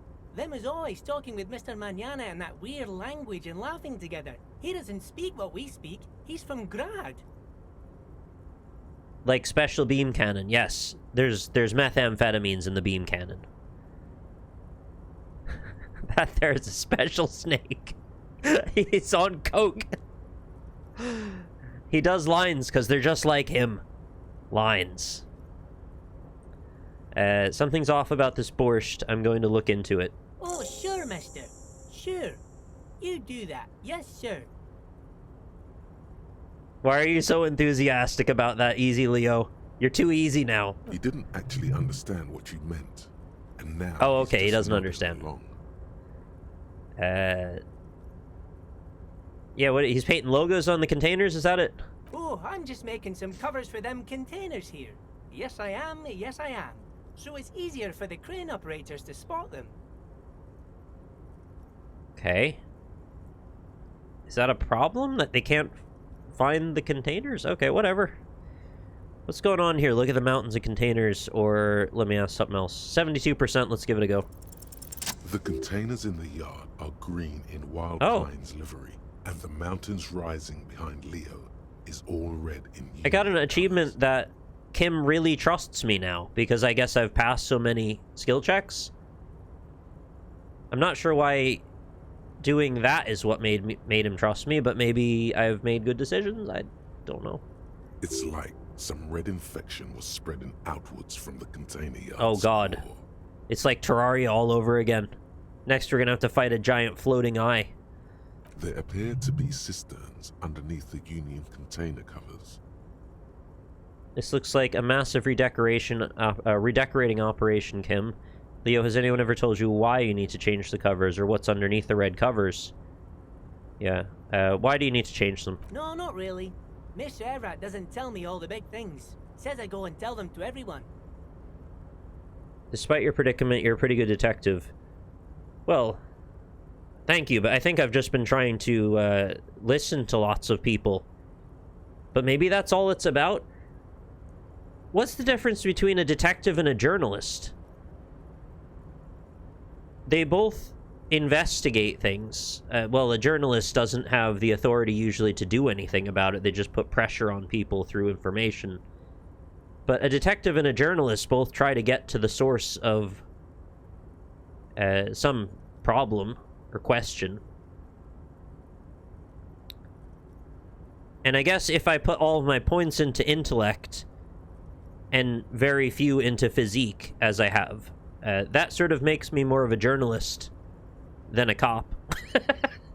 So I guess I've just embraced that side of things because I'm genuinely quite curious to hear what people say. I just like to listen.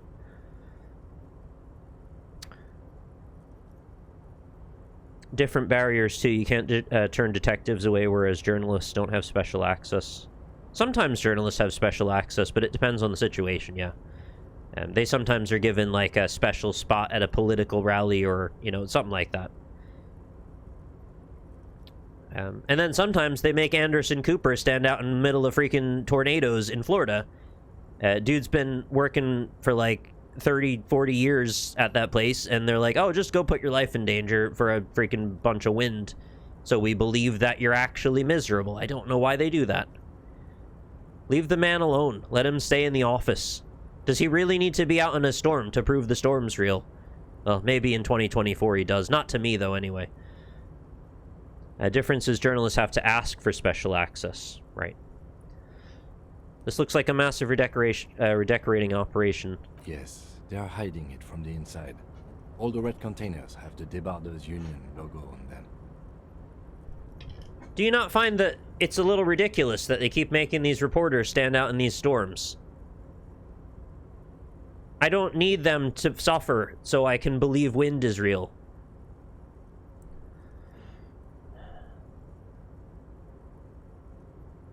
What is underneath the red covers? Oh, I don't know, mister. They say it's some chemicals. Most of them have labels on them, I think. Yeah, once the danger has passed, let them report on the scenario, of course. Ideally, not even necessarily then, because sometimes emergency workers need there to be, like, a clear path, and then you've got a bunch of reporters milling around and clogging up potential access. I don't know, I've been in some really scary winds before, and they weren't even half as bad as what was going on there. And I thought the top of our house was going to blow off in some of that wind. I think it was like 60, 70 mile an hour winds when it peaked, maybe 75. And the sound of what it was doing, like the pressure on the windows, I was sure they were going to blow out. They didn't, by some miracle, but yeah, that's really scary shit. I don't wish that on other people. I don't want people to be in that position, especially not for silly reasons like to show us. You could just put a camera out there. I don't need to see a person being blown around. Sorry, this has been a weird tangent. What's under the red covers then? Oh, I don't know, mister. Oh, you just said that, sorry. Chemicals. You've been very helpful. Oh, no trouble at all, mister. No trouble at all. It's good for people to see disaster when it happens. It gives them perspective. Some folks need visuals. I don't think other humans should have to suffer. Right. Is that like... Is it one of those situations where because I've had experiences, I have more empathy as a result? And people that haven't been in those experiences just... They can't easily relate. So it's just that simple and I'm reading too far into it. You're Yubi, right? Oh, yes. Born and raised in Arish, mister. Mum had to leave my dad after he got Arish. violent.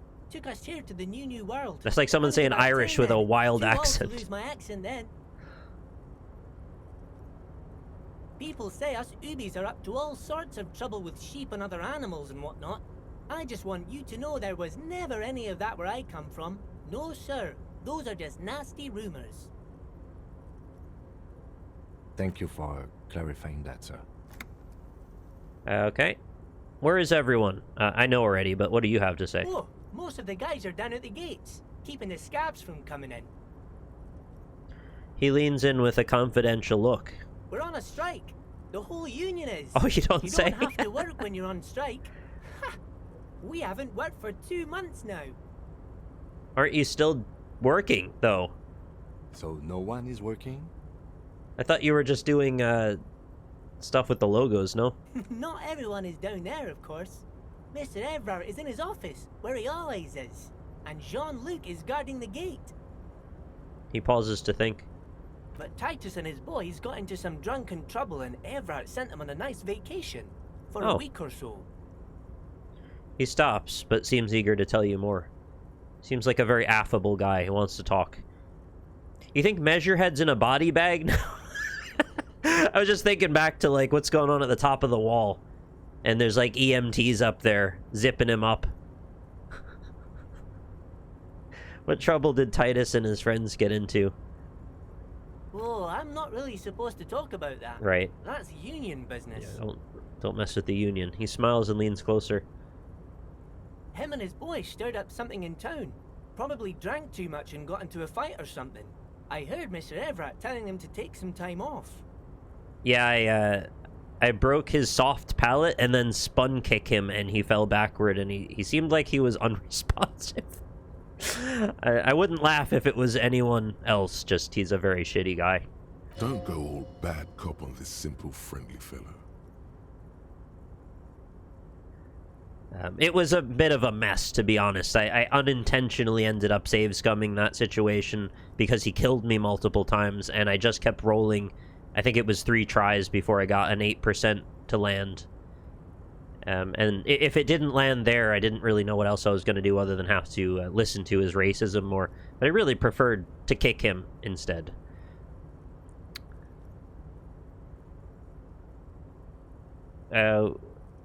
What did they actually do? I guess the boys got a bit too rowdy and had to let out some steam. I don't really know the details. Well, that's just how boys are, you know. I haven't been in a fight since I was in middle school. Good for you, man. Easy, Leo. Let's keep this on the hearties. Look at him. It's not going to be anything useful anyway. Don't fight it. Better to go with the flow. I feel like rhetoric is telling me two conflicting things there. Look at him, it's not going to be anything useful anyway. Okay, maybe it's not conflicting. Maybe they're saying actually let him tell us about the fight he got into, because it's not going to be useful what he says about the Union. But wait, what does look at him, though? Look at him says it's not going to be a good fight that he was in. I don't know how to read that statement. It feels like it goes in both directions. The flow is go along with what he just said. And Kim kind of redirected it to be about the Hardys. I don't know. I'm going to say... Well, they also said don't push him too much because he's a simple, friendly fellow, are the words that suggestion said. Don't go all bad cop on him. All right, let's hear about the fight you got into then. I remember I was the runt of the class. I don't want to piss him off because he seems too nice. He might actually be helpful. You see, I had a bit of a temper back in the day. Flew off the handle like nobody's business. Yeah? But Mr. Everett and his brother always came to help. Once they beat old Noel Becker so bad he needed stitches on his head. Oh my god, Noel. Noel never started another fight with anyone after this. Yeah, it's really strange. I've had a lot of bullying issues when I was a kid. And the general presumption always seemed to be, if a bully gets put in their place at the right time, they're very likely to take a completely different turn in life as a result. So I was always conflicted because I didn't really want to be involved in any fights or violence. But I also felt like, in some cases, that might just solve all of our problems immediately for a very, like, low cost, in a way. Not that I wanted to be the one to instigate any of it, but I did get picked on a lot, and it freaking was enough. And I didn't really know what ethically the right thing to do in those cases was, because if punching someone once could completely change the path of all of it, maybe that's not so bad? I don't know. But I didn't really want to be violent, ever. Right. Mr. Everett and Mr. Edgar are real nice guys, mister. You should go talk to Mr. Everett. They sound very nice, yeah. Good friends. He's friends with everyone around here. You okay there? You're never getting anything useful out of him. It's good enough you found out Everard has a brother called Edgar, and he helped Leo. Yeah, didn't they say before that they're two brothers and they swap for each other? They'll take off and then one will replace the other. I forget specifics, but there was like a twin thing going on. All the bullies I had pretty much quit their bullshit when I fought back. They want easy targets. People always say violence is never the answer, but I'd rather take a punch than suffer even non-physical bullying. But then, on the other hand, I think about that story of the guy I heard say he punched somebody once, not intending to cause them any lasting harm, obviously. It was a stupid fight that he got into, and he punched them wrong. Not that there's a right... Well, I guess there's better places to punch people than others, but... Anyway, it went bad. He punched somebody and they died. And he's now devoted himself to speaking from jail about how you shouldn't commit violence because this can happen. And he's like, obviously I regret this tremendously. I didn't ever want someone to die as a result of me punching them.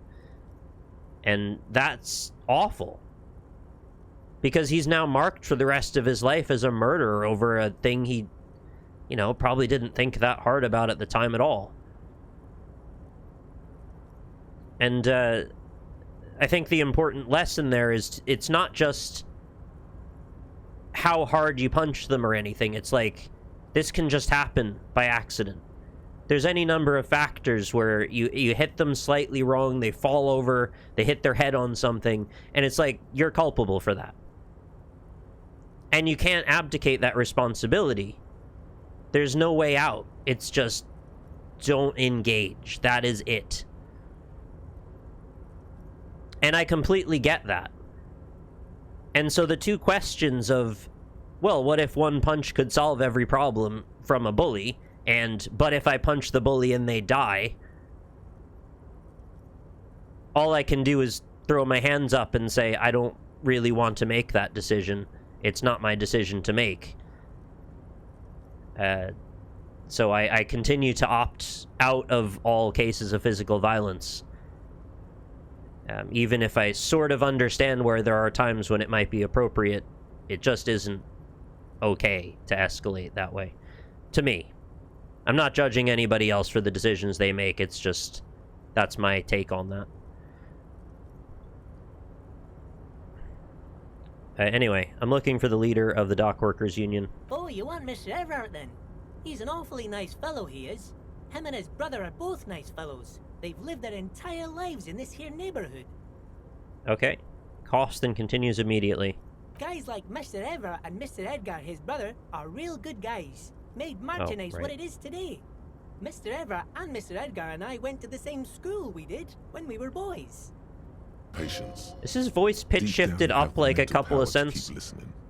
Not many would, but you do.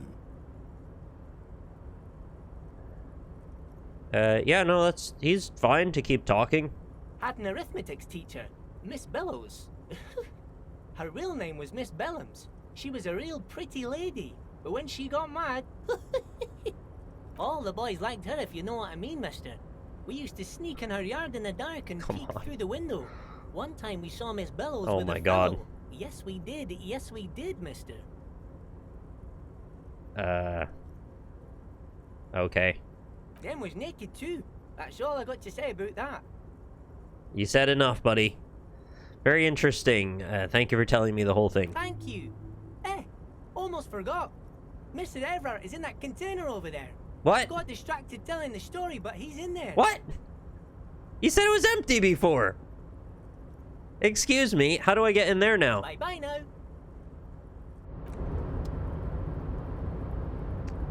Yeah, I did actually end up taking martial arts as a part of me dealing with being bullied quite a lot, and it did give me more confidence. It gave me a little bit more discipline. I did appreciate learning those things. It also gave me just an outlet to not be frustrated all the time too, so that was also good. I think I did like a year or so of wushu. What's so special about the borscht the strikers are eating? The cook in the whirling in rags is making it. You can find him in the kitchen. Look into it. Yeah.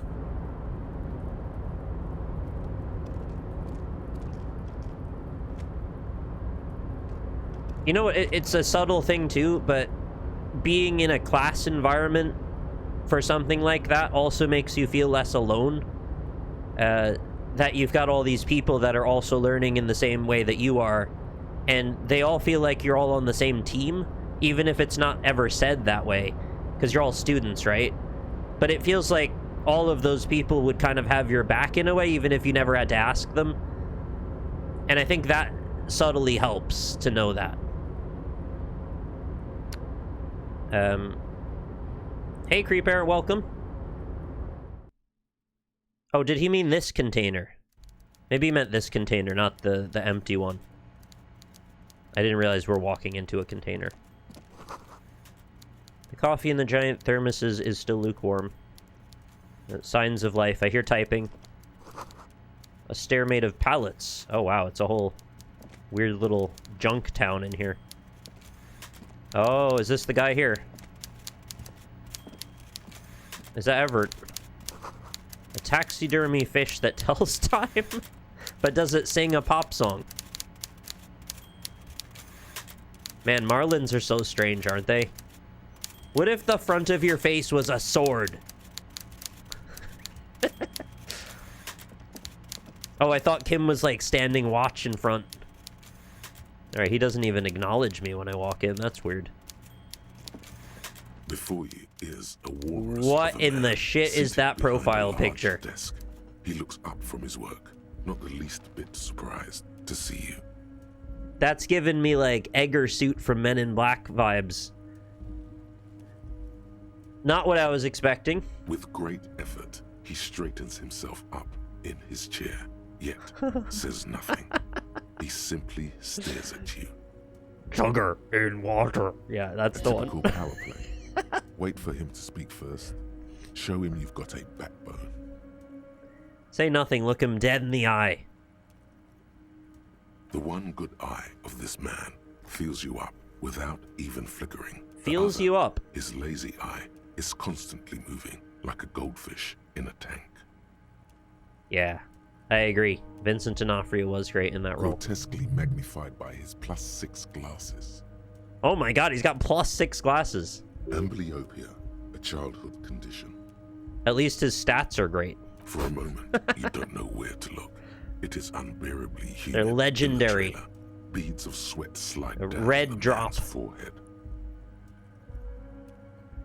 Keep staring. At first, nothing happens. His face wears a wide and self-satisfied smile. Every now and then, he smacks his big Are you telling me he could do this all day? Are you the Captain America of dudes in chair? So... Oh. He begins to speak, albeit very slowly, purposefully leaving a pause after his opener.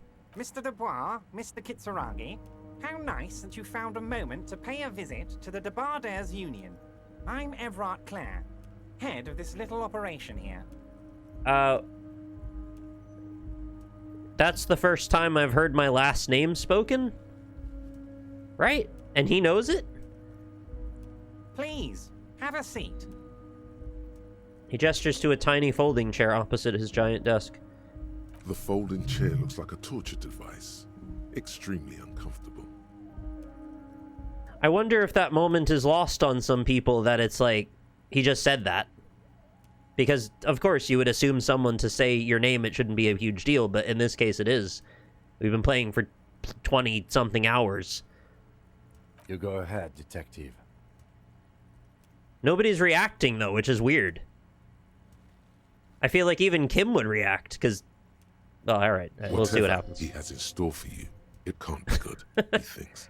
I'll do my best. Forget about that. What's with this Dubois stuff?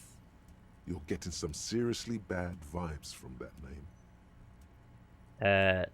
Why are you calling me Mr. Dubois? Please, Mr. Dubois, let us converse in a civilized manner, as equals. Take a seat. I insist. I insist we stand and talk about your pointy fish. It's nothing. Yes, that's probably right. It's nothing. Forget about it. Filter it out. So what we're standing and staring at him to make a point. So sitting is putting ourselves on his level, which is weirdly comfortable, and I'd rather be assertive. So I'm gonna not sit and see what he says about that. Very well, Mr. Dubois. I respect a man with strong convictions. I've earned his trust, or respect, rather. As he nods, his multiple chins move like ocean waves. Are you an ocean man? I, too, have convictions. One of which is that I will Yeah? not engage When's with the court any case man for who won't that? face me at eye level. Oh, you won't engage. Should you find yourself more amenable in the future, I'd gladly resume our conversation. But until then, I'm afraid I must ask you to leave. Are you afraid of that? You don't seem that afraid. He turns back to his typewriter. That's a nasty play. He's got you, a titan of volition, in a fork. Guess you just have to sit or leave. I call your bluff. Leave quietly.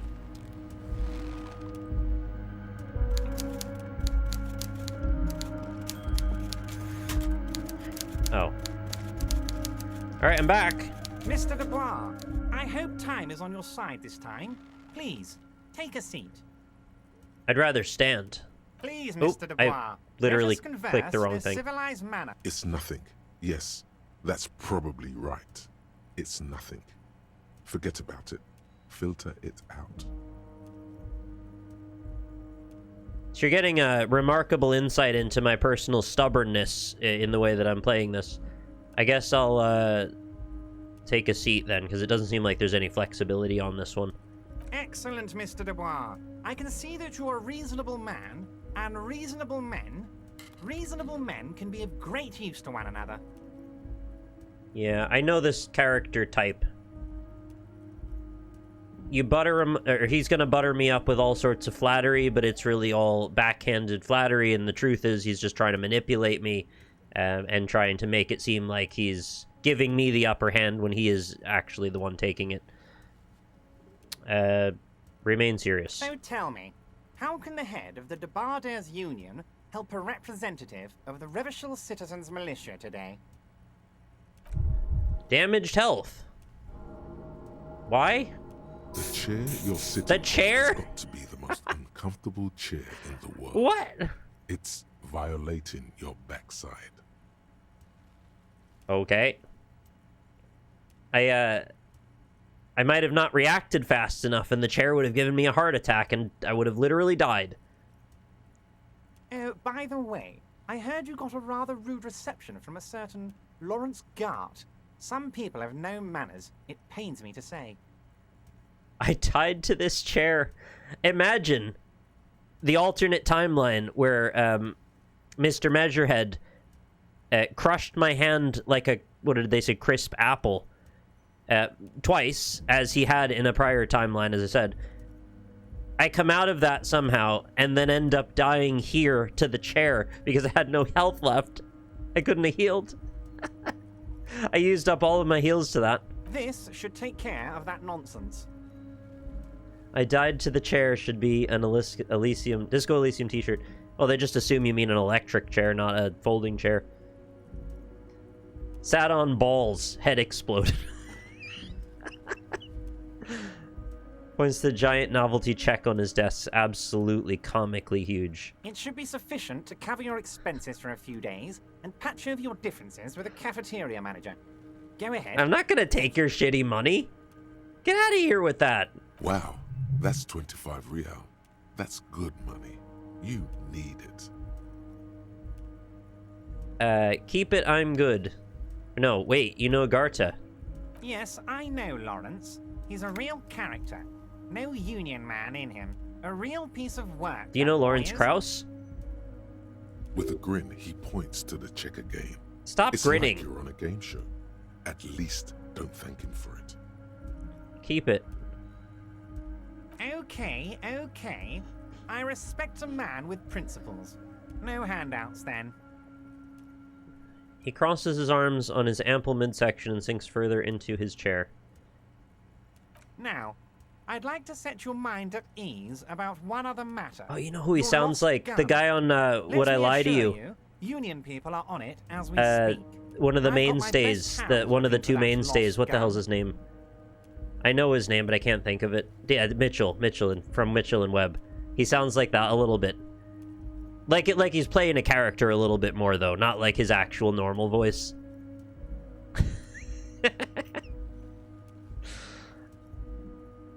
I'd like to set your mind at ease about one other matter, your lost gun. Let me assure you, Union people are on it as we speak. I've got my best hounds looking for that lost gun. Yeah, so this is another branch of his attempted flattery. He's going to be doing all these favors, trying to make it seem like he's really amenable and... Well, anyway, I'll let it keep going. His slug-like lips move, but all you hear is an echo. Lost gun, lost gun, lost gun. It's Walt at the cancer diagnosis. The world is swallowed by a black hole of fear. Only two words escape its gravitational pull. Lost and gun. When he said, "Don't worry," he actually meant, be very worried. I'm not worried I got this. I don't want to give him too much, because he'll use it against me. Are you all right, Harry? You say you got this, but you seem a little anxious to me. Don't be. Everything's going to be all right. It's not like you left it loaded. You didn't lose a loaded gun. Local children aren't out there playing with it right now, pointing it into their own mouths. Wow, that's a visual. It's in a safe place. I just know it. I have a feeling everything's going to be Why do you alright. have a feeling? What does that mean? It was loaded. There were 2 bullets in Oh it. no. You always keep at least 2 barrels loaded. 2 barrels. Oh, is it like a flintlock situation where each barrel has a bullet?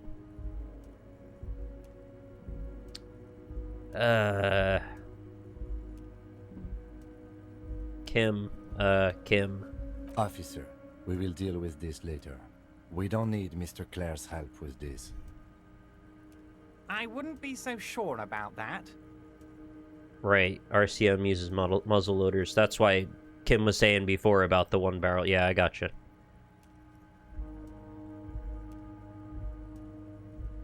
Oh, this chair.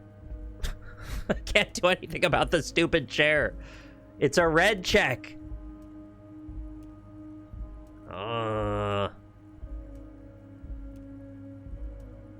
There's no way. I'm not gonna hit it. But wouldn't it be amazing if I did?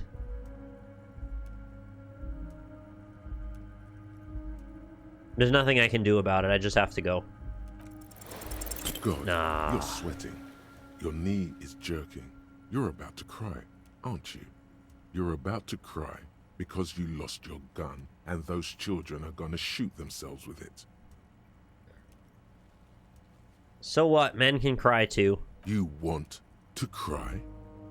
God, you're weak. Whatever you do, don't cry. You'll think you're disgusting. Right, I guess that kind of man doesn't appreciate crying. Mr. Dubois, you don't look so good. What is this, Mr. Dubois? He keeps repeating. What is he trying to pull here? Can you not figure out You the need to calm context, the man? fuck down. Chill. I know you had a rough night a few days ago, but like, come on, keep up. Mr. Dubois! Mr. Dubois! Harry! Large man snaps his fingers, but to no effect. You're in some stupor. Alright, I guess he's just in sort of like a, comatose state at the moment. There are no Harrys. Let your mind go to a safe place. You keep sliding down the chair like a jello shot. I don't really want to compartmentalize even more. But I also don't really want to turn into a jello shot.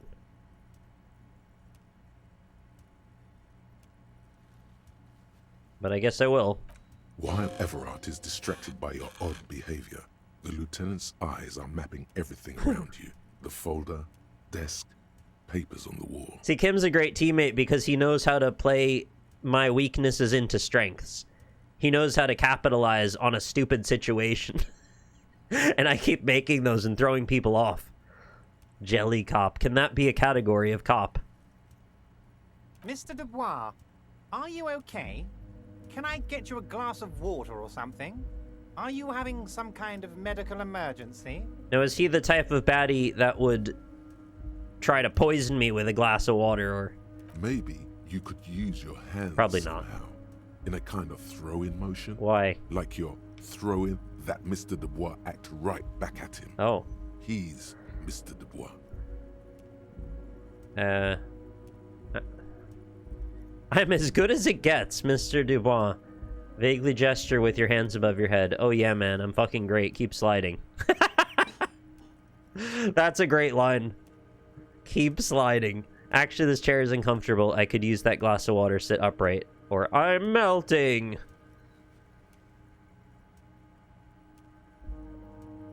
I kind of want to keep playing into the melting thing because it's silly. I'm melting. What an odd demonstration of... you got me, Harry. I don't even know what. As entertaining as it was, I'm afraid we're wasting our time. Jelly cop! I'm an extremely busy man, as I'm sure you are too. Okay, enough. We are here to ask you some questions pertaining to a murder investigation. Okay, I'm a little worried about how assertive Kim just got. It is about time to stop embarrassing yourself. Questions will help you regain some of your lost dignity. No, it won't. I'm told the union is involved in the local drug trade. Aren't you going to ask me how I got in? You called me Mr. Dubois. Why? Could you help me get a dead body down from the tree? Let's talk about my lost gun. Wow, this guy is the center of everything. I want to talk about the hanging. I'm looking into your shady brew. I met Joyce, the company representative. What's in the container outside your office? I'm going to start there. My dear Harry, there are literally millions of containers in this harbor. The least important. I couldn't possibly remember what's in all of them. That's what I thought. The other guy outside knew. There's something special about it. It was attached to the cavalcent crane.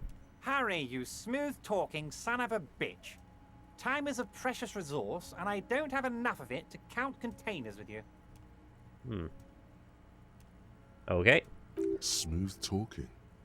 Maybe that's the way to go about opening the container. Convince it. You should at least try convincing it. Am I smooth talking? I don't know. That seemed... Maybe he just means the way that I'm circling around anything of actual importance qualifies as smooth talking to him. Why'd you call me Mr. Dubois? Of course. Let us dispatch with the formalities. You call me Everard, I call you Harry. That's what the hanged corpse called you. Harry. So that's really my name. My God, so it's true. I didn't want to believe it, but you are a fantastic science fiction amnesiac cop, aren't you? What are the odds of that? He shrugs with an amazed expression. I think the odds of that are very low. Can I get a number percentage? It might be a good idea to hide your confusion.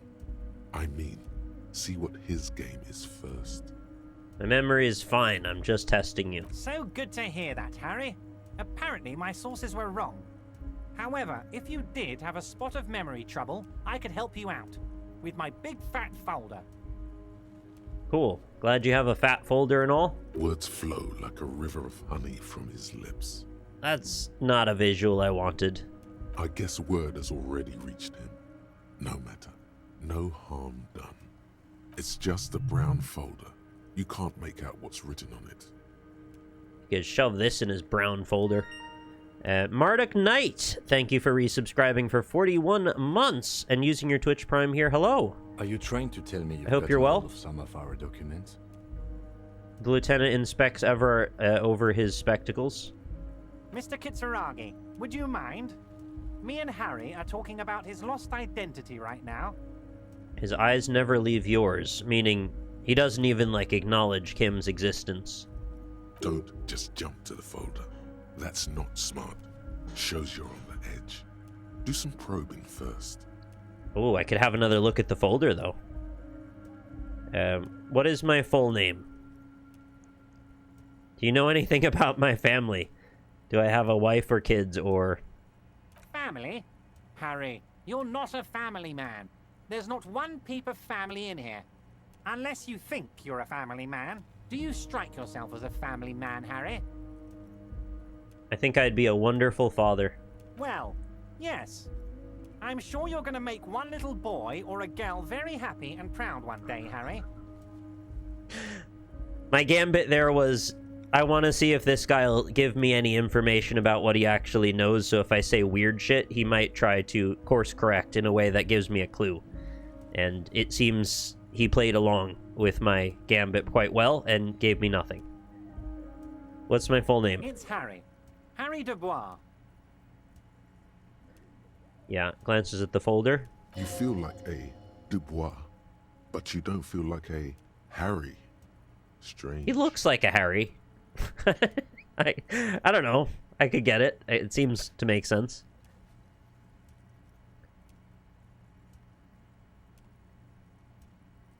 Wait, I thought you are Harry Dubois. I feel like a Dubois, but not quite like a Harry, something longer. I like it. I can work with that. And I can work with you, Harry. Now, what else can I do for you? So diplomatic. He raises his index finger. What kind of cop does it say I am? Well, Harry, if I were to sum you up in one word, it would be apologetic. Yeah, because I already copped to being sorry cop. I'm sorry? Yes. You seem to be. A lot of the time. But right now, there's no reason to be. Let loose a little. Be you. If I could be me, I'd like to get up from this hell chair. But I don't think that's an option. Where'd you get that folder, then? Ah, this? My friends in your organization gave it to me, Harry. Oh, I see. So you're, either working with a corrupted cop or the whole organization is.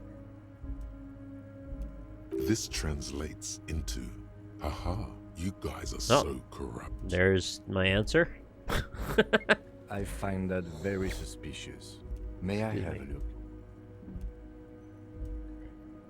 I feel like the game doesn't emphasize it quite enough, but the Union does look out for its own, and Ever is an important part of that, despite being pretty scummy. He's a real mixed bag. That's why I was trying to figure him out, because there is always the chance that someone is, how do you say this, unreliable as you are opposition to him, but actually, to their own, they're actually quite reliable and trustworthy. And I'm not sure which category to put him in as of this point, but it seems like you're giving the impression he's the second thing I said. I'm afraid this is meant for Union eyes only, Mr. Kitsuragi. I'm sure you understand. Please continue, Harry. Alright, let's... 83%. Roll it up. As you look at the folder, Everard covers it with his hand and pets it. Pets it? He's hiding it from you because it's not a real RCM folder.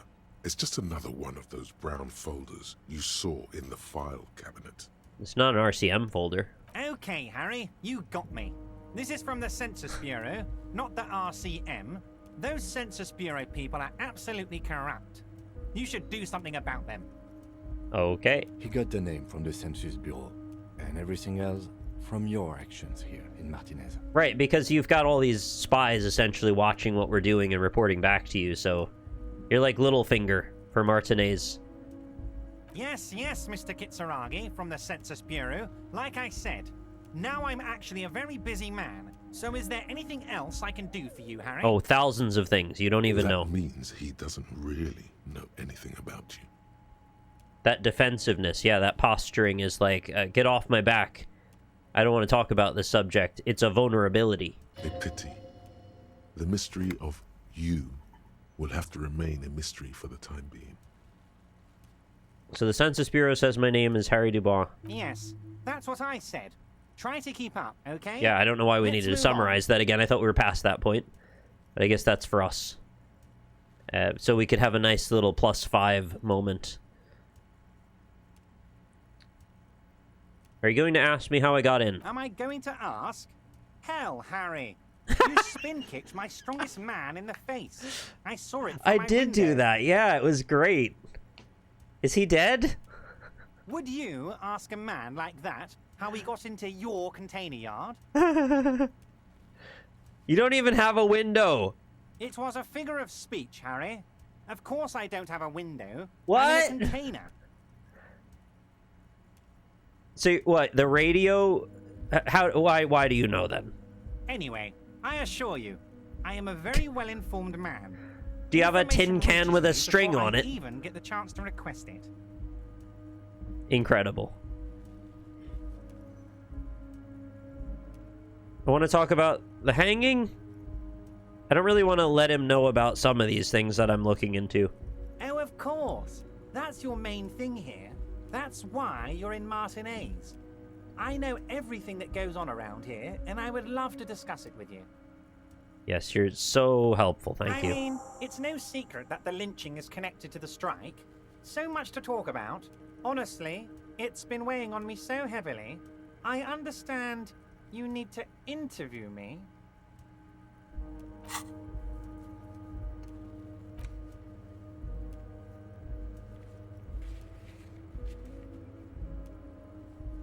Oh. Of course it would be the one at the top. Enter the harbor and seek an audience with the local Debrador's union leader, Everclaire. You need to ask him about the murder in his district. Does it matter which of the brothers this is? Because I don't know. Say nothing. But there's a thing that's been keeping me up at night. I want to talk about the hanging. I mean, If we could just calmly talk, exchange information, we could blow this thing wide open. All right, let's blow it. Yes, that sounds good. Let's do that. Let's blow it. But I can't think straight with this thing weighing on me. You're police officers, aren't you? I have a crazy idea. You guys are basically door-opening machines. Incredibly talented at opening doors. I've opened a few doors in my life, or you've heard wrong ever, or not.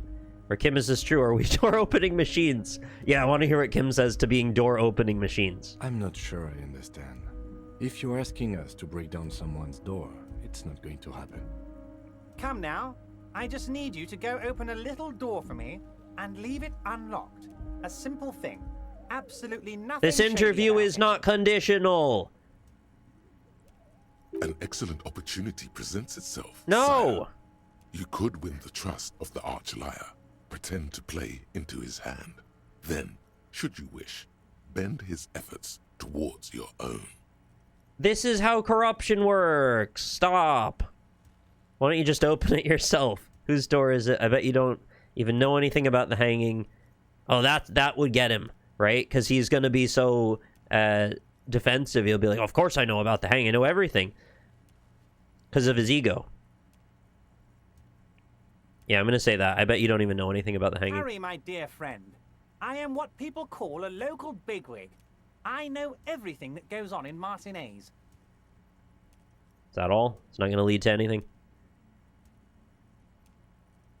Why don't you just open it yourself? Harry, I'm a very busy man, and more importantly, I don't have that extraordinary physique you do. You look like you could run around all day. None of what you said makes any sense. You're a very busy man, sitting by yourself at a typewriter. You don't have an extraordinary physique, but you have lots of handyman people that do. You look like you could run around all day. No, I look like I'm one hand squeeze away from a heart attack. None of those things you said are true. You want to send someone a message that the police are working for you. I repeat, I'm a very, very busy man, Mr. Kitsuragi. So busy. Oh my god, you're so busy! So what will it be, Harry? So busy! Sorry, got a little carried away there. Whose door is it then? No one's. It's just a weasel. A weasel lives there. Nothing for you to worry about. You want me to go find a weasel for you? What do you want me to do? Give him an apple? What do you mean by a weasel? A loud blabbering weasel. When weasels feel no one is watching, they start acting foolishly. What do you know about weasels? He removes his glasses and rubs his nose. You just watching foolish weasels all day. Is that what you do with all your time? You busy, busy, busy man. Just go there, unlock the door, and leave it open. It's been such a burden on me, Harry. I just want this to be over so I can discuss business with you. Sorry, no. Not accepting it. Of course, it. Harry, I understand. But if that's the case, I don't think we'll ever find your gun. Don't care, I'll find it myself. We won't be able to speak like equals about the murder. Well, that's your problem, not mine. Perhaps this was just bad timing for you. Know that you can always come back to me. I really hope you do. For your sake, my sake, and for your gun's sake too. You really don't sound very busy with these you can always come back. And then conditional statements nonstop. Yes, we both understand what you meant. Yeah. This may be the only way, he thinks. I won't hold it against you. In fact, we probably should reconsider later. Oh, wonderful. So it's a false choice.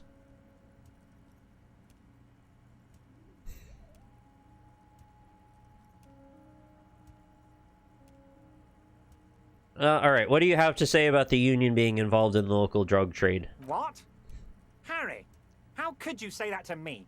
You know I appreciate a joke as much as any Johnny Fat Guy, but I can't take slander. Are you actually investigating this? I didn't say you were doing it. The fact that you're being this defensive makes you look more guilty. Bad play. The reaction appears to be sincere, but it's impossible to tell with this guy, honestly. You also don't have to proceed this way. Remember, there'll be more stuff to do tomorrow, so gathering the info about him Okay, right, so I don't have to probe too far. Am I actually doing this? Am I actually investigating it?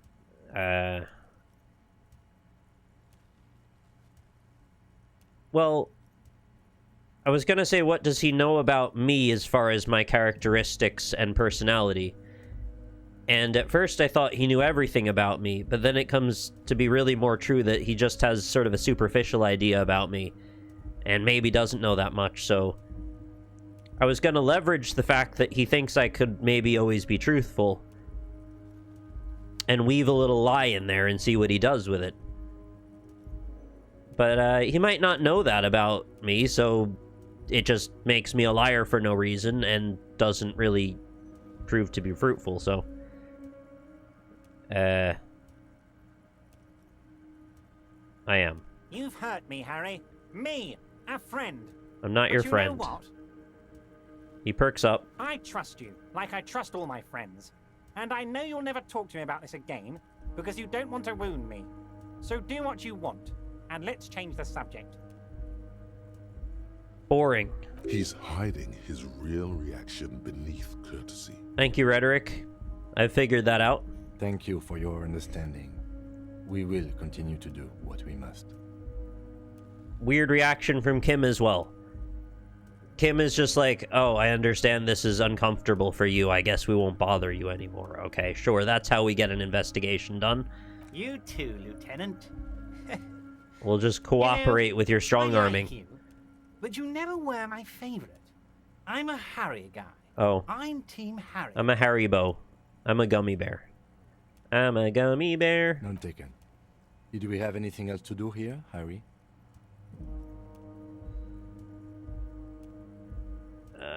What time is it? 1932.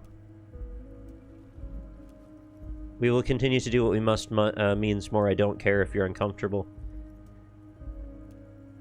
Right, but he did it in a super passive way that's like, I won't call your aggression with more aggression. I will fold in the face of your push kind of thing. And I'd prefer that Kim make it more clear that, well, I mean, he did say that, but I wish he would be like, I don't care. No, he did say that. He did say I don't care. He just said it in a softer way. Alright, can you help me get the dead body you might down? Have noticed there's one hanging on a tree behind the hostel cafeteria. He's just got a very calm way about him that I don't relate to, I guess. And really, I should be more like him. But the truth is, I'm more quick to anger than he is. And that's really a vulnerability on my part. Oh my. Don't take this question personally, but why would I get involved in this matter? Mr. Clare, the man was hanged with a cargo belt. A steel-reinforced cargo belt. Yeah. It's safe to assume the Union had something to do with it. We shot at it and everything. It was great. Besides, getting the body down would benefit all of us. It's a stain on the neighborhood. Also, I studied the footprints at the crime scene. Worker boots. He's not going to like that. Yeah, the belt thing. Say nothing. You're a community leader. Help your community out. Right. Force his hand. Put him in a position where he has to live up to the projection of himself that he wants to live up to. I can certainly see how having him up there might start affecting some real estate values. He licks his fat lips and smiles. But of course, all joking aside, I am going to help you. He picks up the handset of the radiophone to his right, then clicks a button. Jean-Luc, the cop who bested you in physical combat is here, and he has a little dead body in a tree problem. Namely, he needs it to be taken down. Please extend him this courtesy. You can find Luke down at the gates, but you already knew that. Anyway, he's going to help you, now that he's back on his feet. This is going to be an interesting meetup. I didn't expect that I'd interact with him again anytime soon. Oh boy.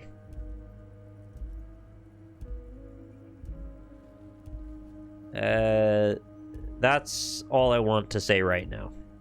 Apparently I have an open invitation to come back here, as you said, so I'm going to leave and keep investigating all these other points on my own. Wait. You need this to get in and out through the gate. Oh. Yeah, I was wondering how I was supposed to get out. Here, you're one of us now. A real red and white Union man. Wow. Take care, Harry. Huge. I'm a real Union man. Getting the body down. Somehow make it so the bloated corpse isn't up there anymore. Shoot it down or ask for help. Do something, you're a cop. Go to Measurehead at the gates and ask him to get the body down. Well, you know we've got to throw a save in.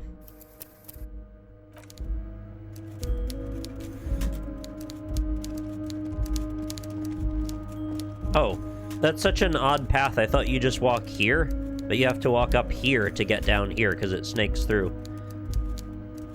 Wonder why they added an extra curve as opposed to just directly. Well, it looks like you could keep going past him later, but maybe not yet. I didn't really realize the structure of this area at all. It was very labyrinthine. Well, not very, but more than I expected it to be. And then tomorrow we're going to have a whole other side of the town to look at. And we're actually pretty quickly approaching tomorrow. I think my dice might be ready as well, but I don't really want to buy them yet. Unless I already paid. I forget if I did. A composite eye of halogen lights. Right.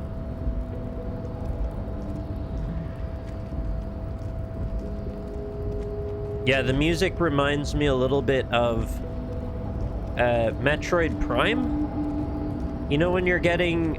In Phendrana Rifts, there's like a tower full of Metroids and the lights cut out halfway through. I forget what you get there, like X-ray scope or something. It's like an abandoned science lab and it gets very horrifying suddenly.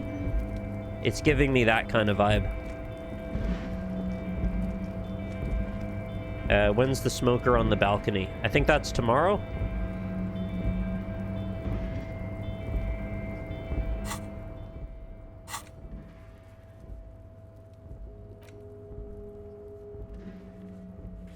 Sometime after 21. Right. I thought it had to be on a certain day, too.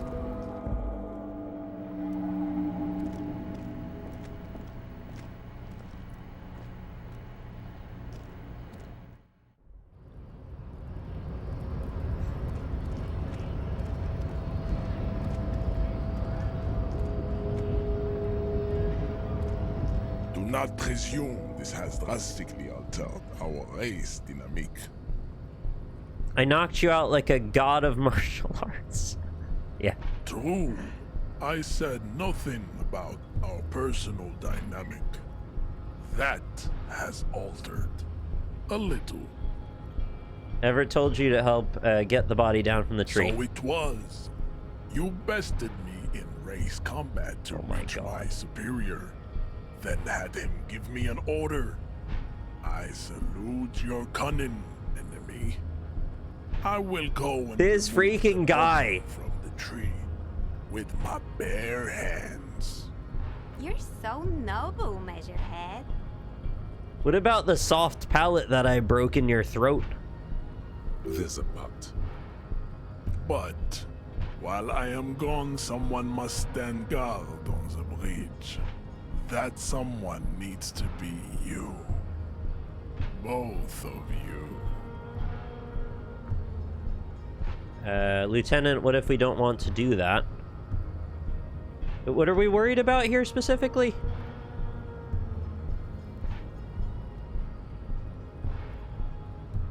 This is the uncomfortable result of not taking it on ourselves. I can live with a compromise. Right. Listen to your little friend. He is wise in his childlike way. Oh, people will see you're siding with the Union. Yet prove fierce competition to my heroic haplogroup. Okay, so...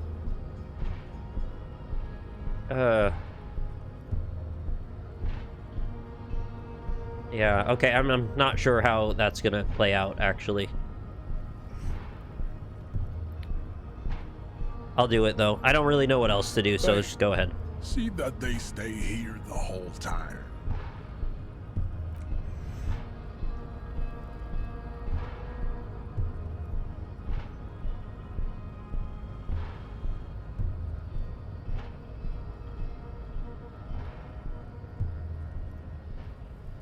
The woman's gaze follows Measurehead as he leaves. I don't know why we couldn't have had one of us stay and the other not, but... So, you guys are like cops or something? Something like that, yeah, apparently. We're just trying to keep things from going to shit. Have you ever thought that maybe things should go to shit? I'm Katya, by the way. Yeah, drain the swamp, right? The woman twirls her hair. I'm Katya, right? You hear that? That sound. He's breaking something. What would he be breaking? What is he ripping the whole branch off the tree? I don't think so. Ripping a fence down? Yeah, Jean-Luc must be really tearing it up over there. I wish I could see it. I had enough of that dead body. Look at you! RCM rent-a-cops! Guarding that bridge like Evron's Shut up! lapdogs! Is this where it's at now? The RCM is for sale! Stop. And who are you? What is your business here? Why are your clothes 4 sizes too small for you? It's none of your business.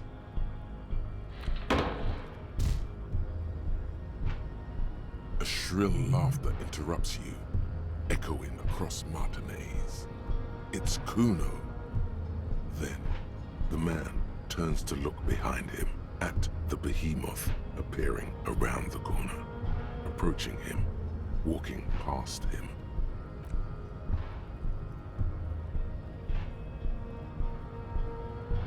Is he covered in filth now?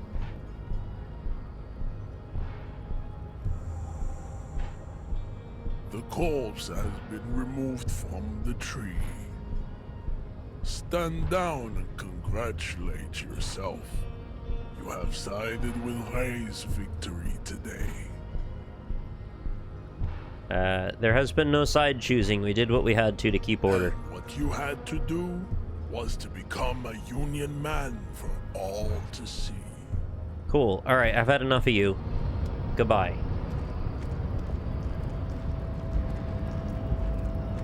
Do I get to spin kick him again soon? What are these guys gonna say to me now? We've gotten the body down. Go to the yard and see what Measurehead accomplished. I am quite eager to see that myself. It's also getting dark. Alright, let's hear what he has to say too. Went native on the chief, huh? Those ballerina antics were reckless. Should have just punched him in the throat again. Tried that. Didn't work out. He crushed my hand like an apple. Let's talk about our right to Huh. work.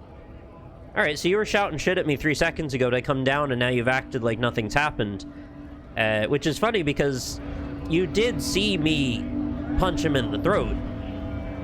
So for you to say I'm a Union lapdog while I'm punching him in the throat is a bit rich. I'm thinking your scripting isn't exactly the best here, which is unfortunate because this is a lot of nuance, and I would have loved to see it reflected as such. That being said, I'm not taking any points off. It's a lot to ask.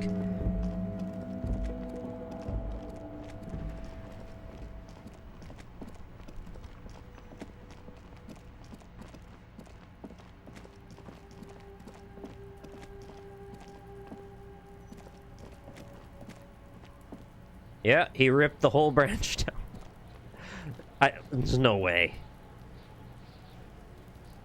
Did he crush the body with it? I can't tell. Alright, why are you like that? You missed a good show before. A kid came by and completely fucked the tree to pieces. That's a phrase. Either that or he doesn't actually care and is pushing an agenda.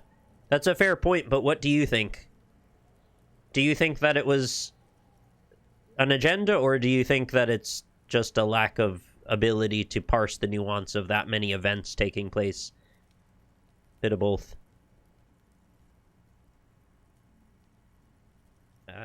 There's a sort of a saturation point for nuance in these sorts of things where I think you can only really expect so many actions to be reflected in branching dialogue.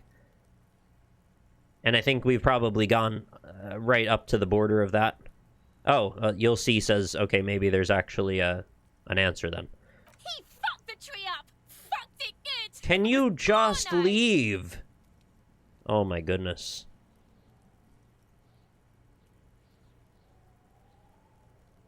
Wish I could have been here to see. I'm just gonna ignore all of those things you just said. Shoot that shit at Kuno, Pigonaught. Kuno, I found your shack. You found Kuno's secret door to Kuno's secret shack. It was Is that your closed meth? for 5,000 years. How the fuck did you get in? I pushed the panels aside, Kuno.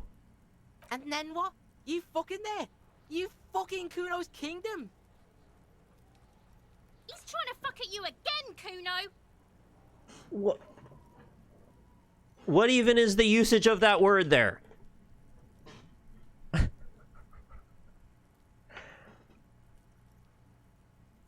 What's with the tube of magnesolum? It's a vitamin, pig. Don't you know anything? What the shit do you know about vitamins, Kuno? You could use some. It's magnesium, right? Yeah, it's the mag. You fucking need that shit to stay on top of your game. Kuno goes through like a tube a day, rips mag like a motherfucker, and you could use a bottle. What is happening right now? Oh, don't teach him, Kuno! He's gonna use it against you, Kuno! I rock magnesium all the time. You're not getting this, pig. It completely takes away the hangover. It's like you didn't do anything.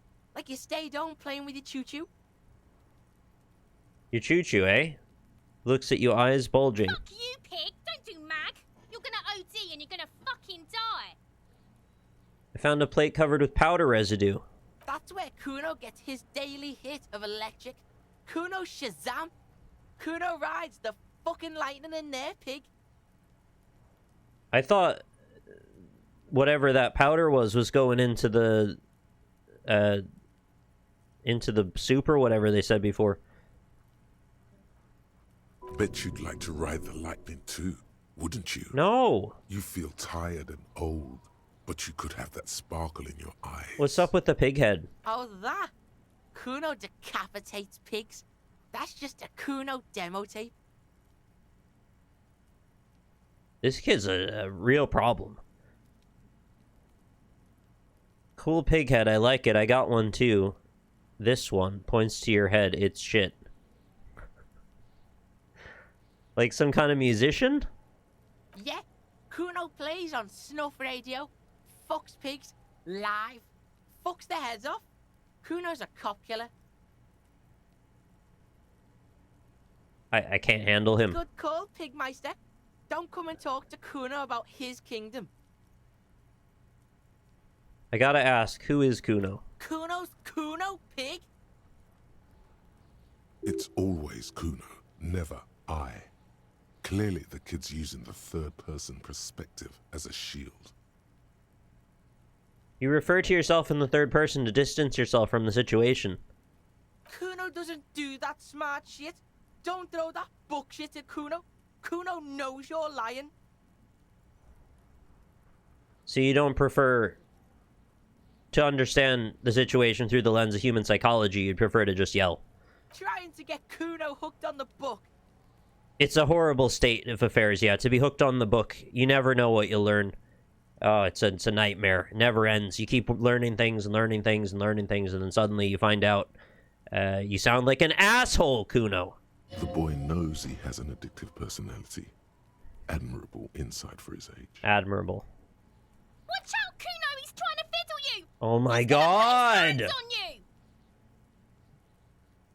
Help! Pig's got Kuno! Help! Rape! The sound gets louder as the child shouts at the windows overlooking the yard. Help! He's got the Kuno, help! Just answer the questions. Help! He's digging his dick out! Escalate, Kuno! His dick is out! You're afraid! Pigs in aim, Kuno! Somebody, please! It's full blast now. The wind carries the message far and wide across Martinez. How did we get here? How did this happen? This makes no sense. there may still be a way out. Just appeal to his reason.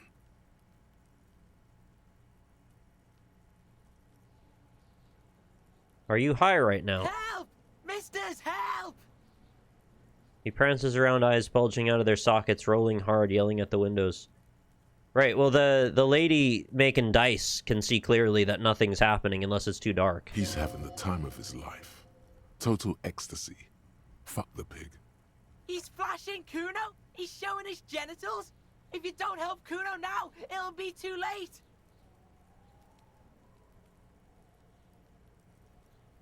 I'm not gonna punch him. Wow, this is such a weird situation. I don't think I've ever encountered this in a video game before. Probably for good reason. Who put you up to this? What? Kuno's doing this because he likes it, pig. This is where Kuno establishes dominance over you. Change your plan. You can't let that happen. It will make things harder down the line. You may end up missing crucial information. Help! The pig's gagging him! Kuno can't speak! Someone put you up to this. You put him up to this yourself when you decided to talk to him in the first place. Listen to your friend?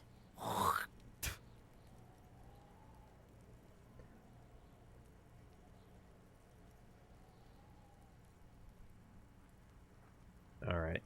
Yeah, I'm done. Help! The RCM is trying to fuck Kuno in the ass!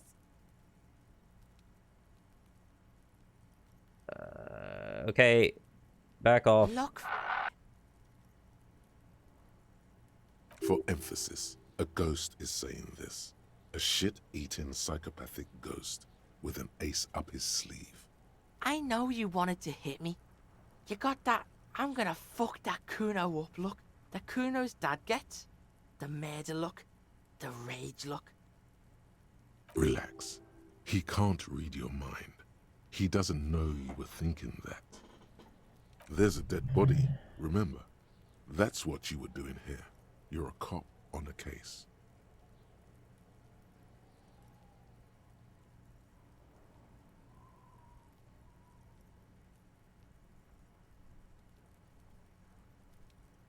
Why don't we get back to the interview? I know what you thought. I'm gonna fuck that Kuno up. I'm gonna shut that shit down. You know what? You should've, because now He raises his voice again.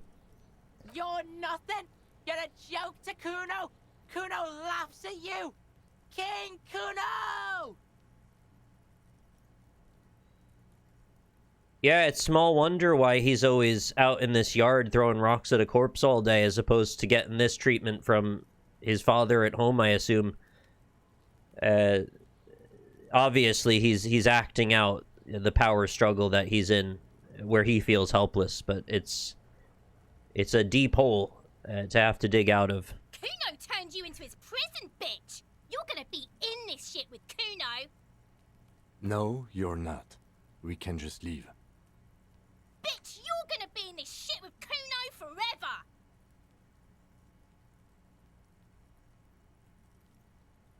forever! What?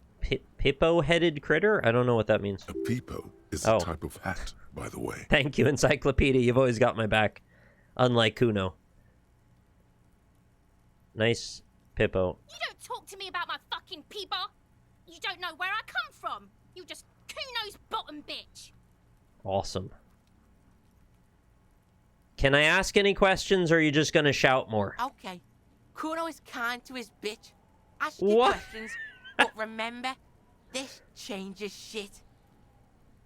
Click, click, click, click! Figure out what's going on with the kid. Oh, because I backed down, it's gotten lower.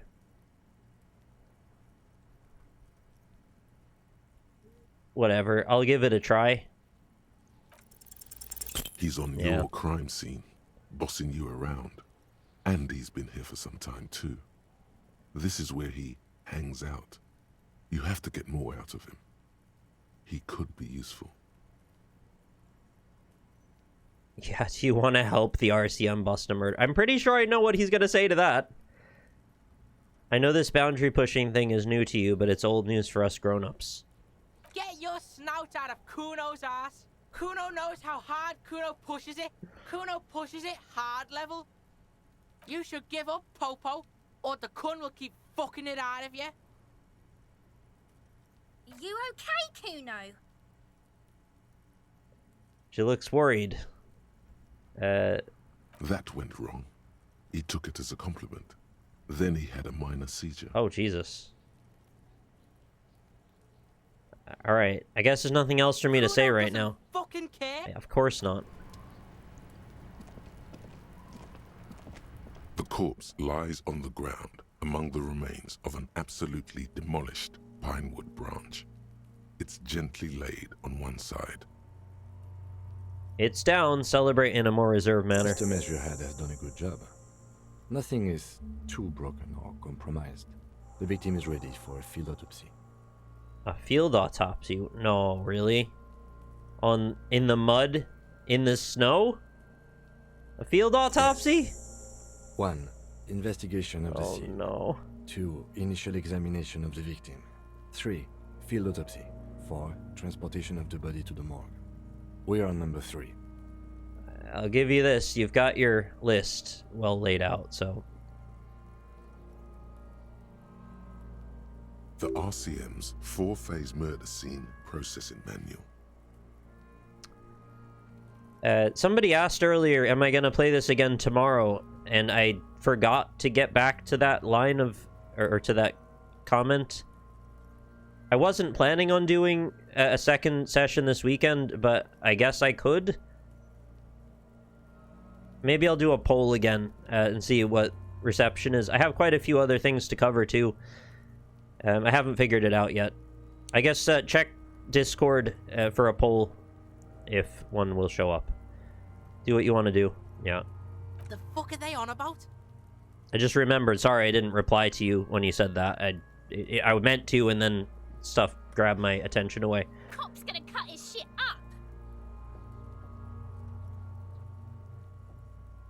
Don't we have someone else to cut his shit open? No, we don't.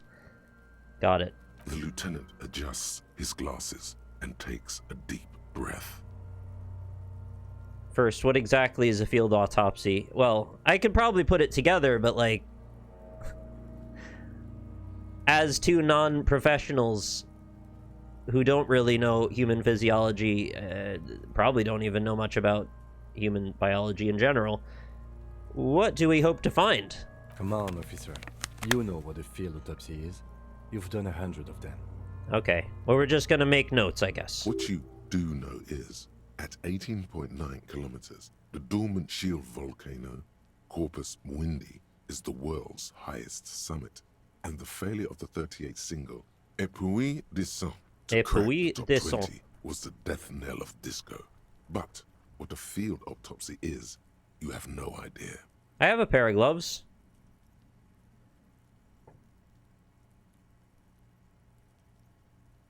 Let's get back to this later, because I want to put on my own gloves. It's getting really late for an autopsy. Yeah, I really don't want to leave it there another night. I've got yellow gloves for this. And maybe my crowbar needs to be put down. Do I need the chain cutters for the autopsy at all? The hangman is down. Perform a closer inspection of the body, arriving at a cause of death. This will need a form to be filled in 3 parts. And I have this. I don't know what to do with it yet, but I'll have a point for later. Let's also throw a save in. Yeah, cut his shit open. Can we remove the branch and the belt at least?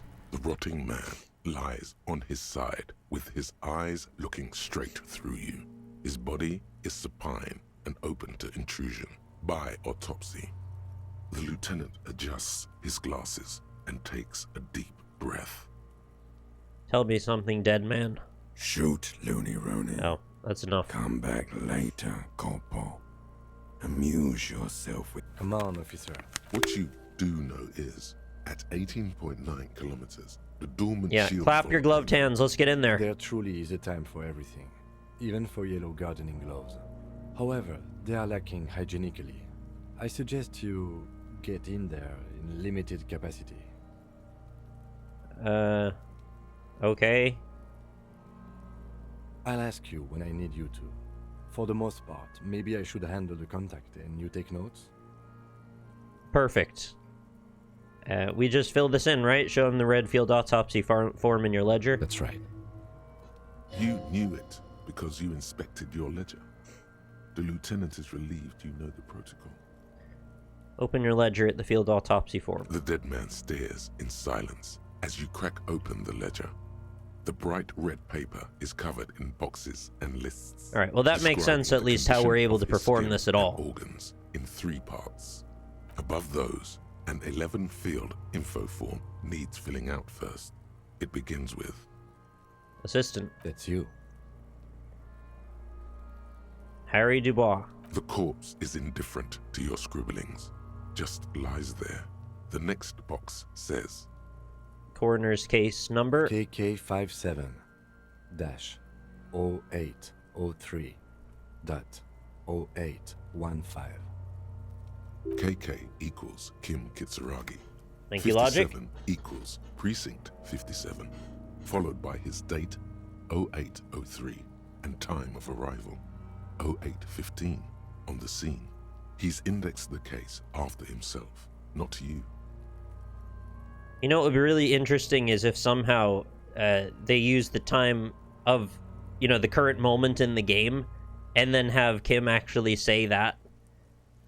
Which is possible to do because they just have him record every possible interval, you know, of numbers and then put them together, sequenced. Even the way he said it was not that far off from how you would space it through. That's because he doesn't want to bring up the messy question of your initials. Shouldn't we file the coroner's case under me? Technically, I arrived at the scene before you. I don't care. Just write it down. Next. Name? NA. Next. Date of birth? NA. Age? Roughly 50. Right, around 50. The corpse looks ageless, like meat on a hook. Race? Mondial. Fair to olive-skinned, from the Isola of Muindi. This is as vague as it gets. You might as well say whitish. Write it down. The pudgy mess of curdled meat looks neither mondial nor anything other. Fucky! Cool. Male. Pigs can have sex! Right, male. Nor does he look male, with his pregnant belly and indistinguishable face. Date of death? We're still going with March 4th, 51. What else? 9. Body identified by is non-applicable. 10. Case number is the same as the coroner's case. KK 57 0503 0815 listens motionless, with the cargo belt still around his neck. Only one box remains. I'm almost surprised that they don't have multiple, like, rot states for the profile picture for him. Because that's still a pretty discernible face. And I imagine after this amount of time, maybe each day gets another profile picture as it turns to, like, hamburger, basically. Also, is this an autopsy? This is just sort of like a preliminary investigation. I thought we would be doing, well, more invasive stuff than that. Evidence of treatment? At least not after the initial examination. A strange word. Treatment. What exactly is treatment? Interfering with the body's position or wounds post-mortem. We shot the body, right? The second shot. Didn't the footprints look like he was carried over? They'd have to have incapacitated and carried him over. This man was more than a match for untrained dog walkers. He places his hand on the dead man's chest as if in preparation for Johnny Depp. Your central nervous system recognizes this gesture. It's the Stations of the Breath. Ecclesiastic, religious in nature, a holdout from pre-DeLorean burial rites. It takes him 2 seconds to perform. Then, somewhere in Jamrock North, a small wood shed behind Rosencrantz Row, Lieutenant Nick Feuerbach puts his hand to the chest of a small corpse, no larger than a monkey. It's raining outside, light drizzle. There is darkness in the shed. Can you imagine if it takes him 2 seconds to perform then, and the next action is you hear his chest break open as an alien explodes from his chest cavity, and this completely turns into a sci-fi story about an alien parasitic infestation in Revachol. Just a complete 180 turn to a new story. Elsewhere yet, an obese female sits in a wicker chair, her silhouette ball-like against the window. Outside, Grand Coudon. The day is turning dim for Sergeant Mac Dawson. Hand extended, he approaches, to make sure she is dead more than anything else. I'm not really sure what's happening. Apparently there's an obese female in a wicker chair. And so, all across Jamrock, Coal City, GRIH, 42 deceased persons found today, 42 stations of breath. We should start the post-mortem. Turn the page. The corpse cannot feel Kim's hand on his chest. It no longer meaningfully interacts with its surroundings. A thicket of boxes and lists on red copier paper tries to answer why. External examination summary. Clothes. The deceased wears armored boots and white briefs. The make of the briefs is Babrodine, I think. Let's see. Oh, sorry. Okay, I'm a little hungry and my brain's starting to get a little foggy from the residual sickness, so that wasn't all landing, but thank you for explaining it. So it's all other RCM in different places doing that religious gesture. I see. Deceased wears armored boots and white briefs. The make of the briefs is Babrodine, I think. He turns the body onto the side to check the underwear label. See, it's happening. It's happening. Babrodine, yes. Inexpensive. Size M. Color white. The disappointment is palpable. The red-haired thing was expecting something more lurid.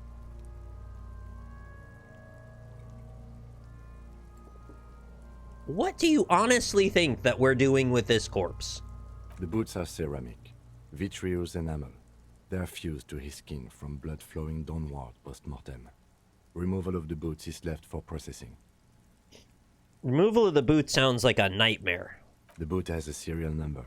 It's E50.100.100.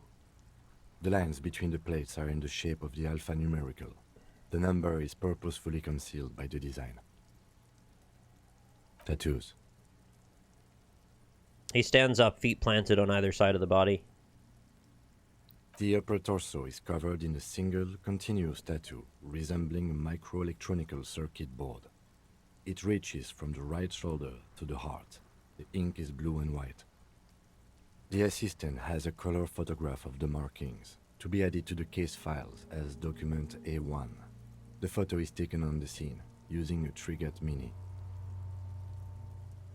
The deceased has a belt for airlifting cargo around his neck, tied with a hangman's knot.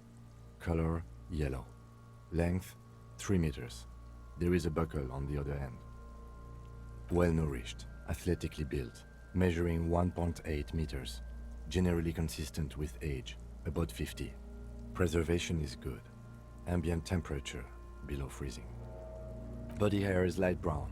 Distribution is consistent with age. The deceased had male pattern baldness. Hair is combed back, short. Write it down. Don't touch the corpse's hair. Lividity is consistent with hanging. The head is congested. Contusions are present on the head, chest, and thighs. Consistent with stones thrown post-mortem.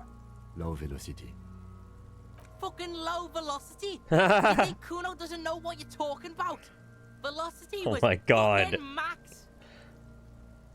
He's insulted by the velocity of the stones. Talking shit about Kuno's velocity. In addition, there are bite marks on the face, scalp, and chest, consistent with predation. Write down. Ligature mark.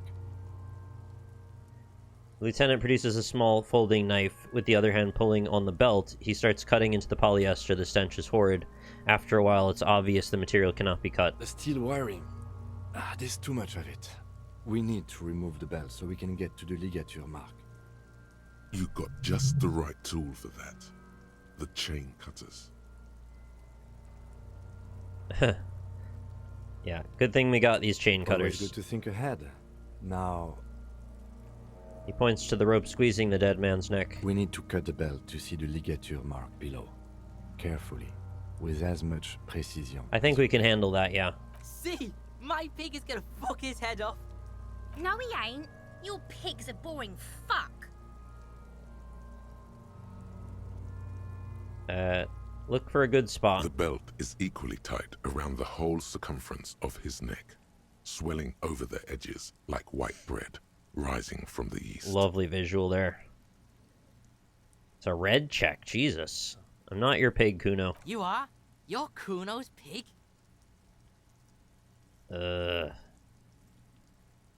So we're not meant to pass this, likely. Yeah, it gave me a -1. I could put a point into physical instrument, I guess.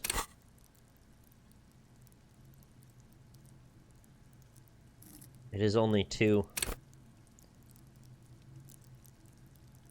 You think that's worth doing?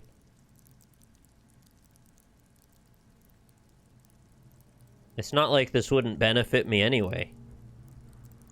I don't think I can change clothes in the midst of this prompt. I don't think that's an option, right? No, I can't. Yeah, I probably will still fail. I'll just put a point in, we'll see what happens. Oh, skill cap reached. I won't put a point in, sorry. Well, there's that decision made. Alright, well, here we go. You jam the cutters right under the knot. That seems like a smart idea. Yeah, somewhere there. Already, they're buried deep in the man's flesh. Then you rotate them to get a better hold. Then... cut some. Yeah, fuck him! Fuck that buggery! Corpse fucking time! Told you my pig was hardcore. I do not understand their need to go back and forth about that I'm hardcore or I'm awful, like... I should have a go first. I think I have a strategy. Yeah, let him work. He sinks the cutters into the knot, preparing to perform the cuts, with his elbow to his knee for precision. Surprised this is so difficult. Snap. The knot is slashed. Another cut and the belt falls apart like a flower bouquet, revealing the dead man's neck and the dark red ligature I thought it would matter more. around it. Here. Hands you the chain cutters back and then kneels closer to the body, running his finger along the dark red groove until he comes to a gap. The rope rises to a point, leaving a gap in the ligature mark. The suspension point is in the back of the neck, on the nape. Hemorrhaging is observed on the skin, above and below the ligature mark. The mark is well pronounced, consistent with a drop from 1 or 1.5 meters. Write it down. Chest is intact. Normal contour. Abdomen is protuberant. Pelvis intact. Genitalia... No! It's gonna happen, see! I fucking knew it! This is clearly what they've been waiting for, ever since the autopsy began. The lieutenant is trying to make it as boring as possible. Genitalia is male and unremarkable. No evidence of injury. Does it look like he was enjoying his moment of death because we had a talk with the corpse in our own head? Ah yes, your hunch before. We can have a semen analysis requested from processing, if that's what you meant. Yes, processing science, that's what I meant. Mm-hmm. Just write down that we request an analysis. The corpse with his pants down does not have an opinion on the subject. All he has is genitals and a deathly odor. Write it down, add semen sample. Back is symmetrical and intact. Upper and lower extremities are intact, but asymmetrical. There are combat injuries on the right hand, thigh, and hip. Yeah, it's a great point. We shot the corpse, did we not? And it was remarked upon at the time. And we're now doing a really thorough investigation of that, and I haven't heard any mention of our blunders from earlier. Which seems like a massive hole in the consistency of this storytelling. In addition, I see smaller, residual scars, too numerous to count, covering about 30% of his skin. Last item, hands. Well, maybe Kim is trying to spare you. I think we're just kind of making excuses, to be fair. Like, I'm not losing sleep over it. It's not the end of the world. But that would have been a really nice touch of, like, look how good our internal consistency is. He takes the man's right hand, inspects it, moves on to the other hand, pick up the hand. His flesh is cold, icy. I'm not trying to make the game out to seem bad in any way. It's just like, that would have been way above and beyond. They didn't do it. It's okay. Pleased to meet you. Where are you from and what's your name? My name is... I'm only fucking with you. I know where you're from. From Cappadocia. Yeah, that's the way. That's the place. Your name is Il Corbeau. What can I do you for, Il Corbeau de Cappadocia? Nothing. Nothing does. This was pleasurable. I sincerely thank you for touching my hand. Cool. We should do this more often. Be close like this, I mean. No, you're going to a morgue soon. Hands are clean. No sign of injury from struggling. The dead man's fingers slip from your hand, cold and sausage-like. No sign of injury from struggling. Were we expecting any? I was. Maybe I'm just not seeing them. Honestly, this stench is making it hard for me to think at the moment. Fair enough, write it down. Ooh. You touch my tra-la-la. Well done. What next? Oh god, there's still 2 more sections of this. Oh, it just keeps going? Central nervous system. I have nothing. Do you have anything on this man's central nervous system? Of course, there is a moral to be drawn from it. A moral to this story. No. Write NA. Musculoskeletal. Purge fluid is coming from the mouth. Not injury related. Eyes and tongue protuberant. Hyoid bone. Let's see. Which one's the hyoid bone? I know I've heard that a bunch of times. I can't remember. With his eyes almost closed, the lieutenant puts his hand on the dead man's throat and begins to is that the bone that breaks gently. when people are strangled? A rotting smell erupts from the mouth. Purge fluid runs down his lips. Or often breaks. And viscous. You hear cracks as the lieutenant moves his sharp fingers inside the flesh, like the creaking of an old house at night. Yeah, jack that fucker off! Can you stop? The hyoid bone is fractured. The rest of the musculoskeletal Right, but system of course it would, because they've been dropped in a hanging. That's just basically like a more serious way of strangling someone. Respiratory system. Back hunched as if in prayer, he begins to pry open the dead man's jaws. He stops to exert more force. Both hands are used. Horseshoe-shaped bone situated in the anterior midline of the neck between the chin and thyroid cartilage. At rest, it lies between the base of the mandible and the 3rd cervical vertebrae. Thank you. Oral cavity shows no lesions. The victim has received dental implants, possibly after a combat wound. Mouth swollen. Hemorrhaging present in mucosa of the lips and mouth. From here, it looks as though the clown-faced man is screaming. The tendons of his jaw are torn apart. Hyoid ripped from the force of the lieutenant's hands. Look inside the dead man's mouth. No scream, no sigh of relief rises from the darkness inside. It's humid there. Sickly sweet air, unlike anything living. You feel like you're about to throw up again. Straight in that mouth of his. No, not doing that. Write it down. Hepatobiliary. NA. We don't have anything.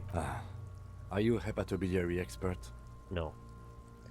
He looks at the corpse's stomach with a mixture of tiredness and disgust. Right, NA. Same for toxicology and serology. NA. NA. Cardiovascular. The body exhibits... I'm not trying to give Kim any more frustration. He's got enough hands, going on. Feet and neck. Hypostasis is visually consistent with a hanging. Write it down. Gastrointestinal. This is the last field of the list. He looks around to the ground. The pool of feces there. This will do. Digested semi-solid food in stomach. Voila. He touches the corpse's bloated lower abdomen briefly. Omit the voila. What's next on the list? Descriptions of injuries. Summary. Let's see. We have bite marks, contusions on the head and chest, and a ligature mark encircling the neck. You'll need 3 fields. Leave a 4th one too. There it is. What about the injuries we inflicted? Oh, so we inflicted them? Okay, I have inflicted. Yeah, he shot the branch or missed entirely or something. I inflicted. So there's a spin-stabilized munition from a Kiel A990 muzzleloader lodged in his lung. They did do it. They just didn't cover it on the external injuries part, or the first investigation. And an incision on the thorax from a chain cutter. I wouldn't mention those. Better not to muddy the waters. But isn't that sloppy? Be pedantic if you like, it doesn't matter. No one else is going to investigate this man's murder. And if they do, such details would only confuse them. Okay. See? These pigs are fucking corrupt. You got me, Kuno. Why don't you fuck him if you love him so much? Now, injuries. Bite marks. Head, chest, and scalp bite mark injuries. Head, shoulders, knees and toes, knees and toes. Cause damage to the body. Odontologist does not need to be consulted. Which birds are doing that? Vultures? Is a cheeky crow gonna come and take a nip? And your opinion, officer? Cockatoos. The morbid ones, yeah. Those funeral cockatoos from before. Beneath the description, there are 2 boxes waiting to be ticked. Opinion, fatal injury. Non-fatal post-mortem, obviously, yeah. Agreed. Next injury? Contusions? So, the scalp bleeds from a post-mortem head injury. A stone. The injury does not have the rim of an early inflammatory response. The perpetrator on the scene has confessed to causing it post-mortem. At maximum velocity, fucko! I wish he was that version of himself more often rather than the just strictly vulgar one. Because that's actually kind of funny. Has confessed to causing it at maximum velocity. Write it down. Coagulated blood sticks to his scalp and chest, where the countless stones have hit the dead man, beneath the description of injury. Imagine having countless stones. Non-fatal post-mortem. Right. Next. Yep. Ligature mark. A dark red abraded ligature mark encircling the neck, with a gap on the nape measuring, let's say, 7 centimeters. Yeah. The hyoid bone is fractured, the cervical column intact. I see hemorrhaging on the skin, above and below the ligature mark. Depth of the mark, 1 centimeter. No signs of clawing on the neck. Write it down. Below the note, 2 customary boxes wait to be ticked. The man's head jerks to the side. The ring around his neck is visible. Well, you see, this is where we've got a real problem, because if he was killed before he was hanged, well, we haven't really seen a lot of evidence of that, so I wouldn't know. I don't really know what other conclusions I can come to other than he was killed by hanging. But something happened to him that knocked him out prior to being hung, right? We've established that.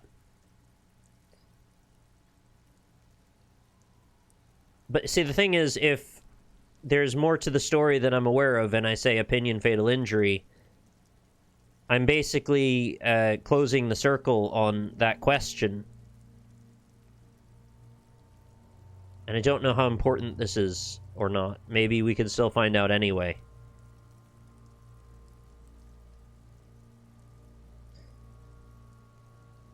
I'm pretty sure this was probably how he died, but... well, all we're ever doing is our best, right? So Maybe new information could change that later. That's it. We have established cause of death. It's not much, and it leaves much to be questioned. But it's a start. I'd put in parentheses question mark. Let's wrap this up. I pronounce this field autopsy over. Let's wrap this up. Okay, how did it go? Well, we established probable cause of death. Some would say that's the goal of an autopsy. We requested a test to be run on the genitals. That was the règle. The results should arrive in a couple of weeks. Oh boy. So I'll never know. You know how long it's taking to get to day 2? We were thorough with the list of injuries too. We described them all in detail. What is there to say? Okay. Given the circumstances, it was a professional field autopsy. Good. What now? I need a copy of that autopsy form. Then I will drive him to Faubourg. Okay. Rip out a copy. For processing. He looks at the dead man one more time, then at the slip of red paper in his hand, then at the corpse again. He's thinking, did I miss something? Yeah, of course he would be, because he's thorough like that. You tilt your head, also looking at the corpse. Oh, now I really think we missed something.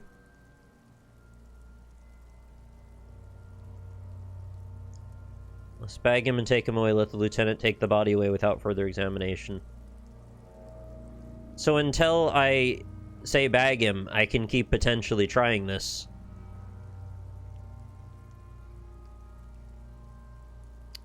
So that sounds like the game is agreeing with me through meta context that actually the hanging wasn't what killed him, which is kind of showing their hand more than I'd like. So what's the smarter thing to do here? Well, we try it once, then we level perception, then we try it again, right? That's probably the smartest thing to do. I'd love to find what this could be. Even just for the sake of the storytelling, I'd love to know. Alright, we can check clothes after I try once.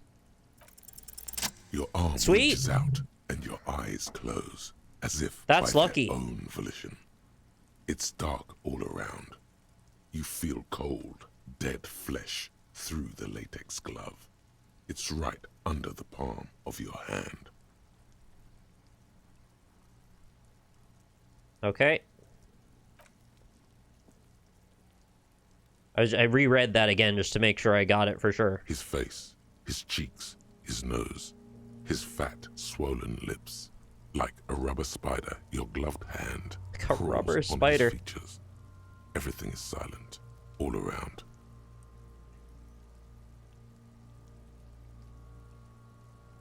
Put your fingers in his mouth.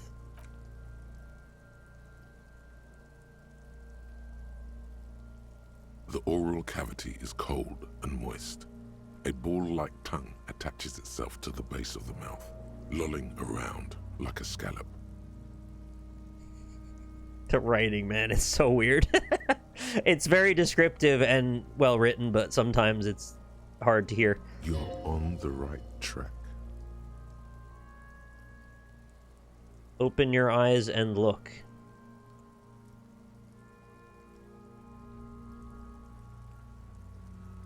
Play with it, this feels right. A vision of black and dark red death. I said open your eyes and your look. hands and studded with teeth. Looks like he's laughing. Death fumes rising from his throat. And there, in the back of his mouth, above the bell of the uvula, right in the soft palate. What is it? You see a hole, barely visible to the human eye. It is swollen shut, almost vanished. No larger than 0.4 centimeters in radius. The edges appear darkened. What?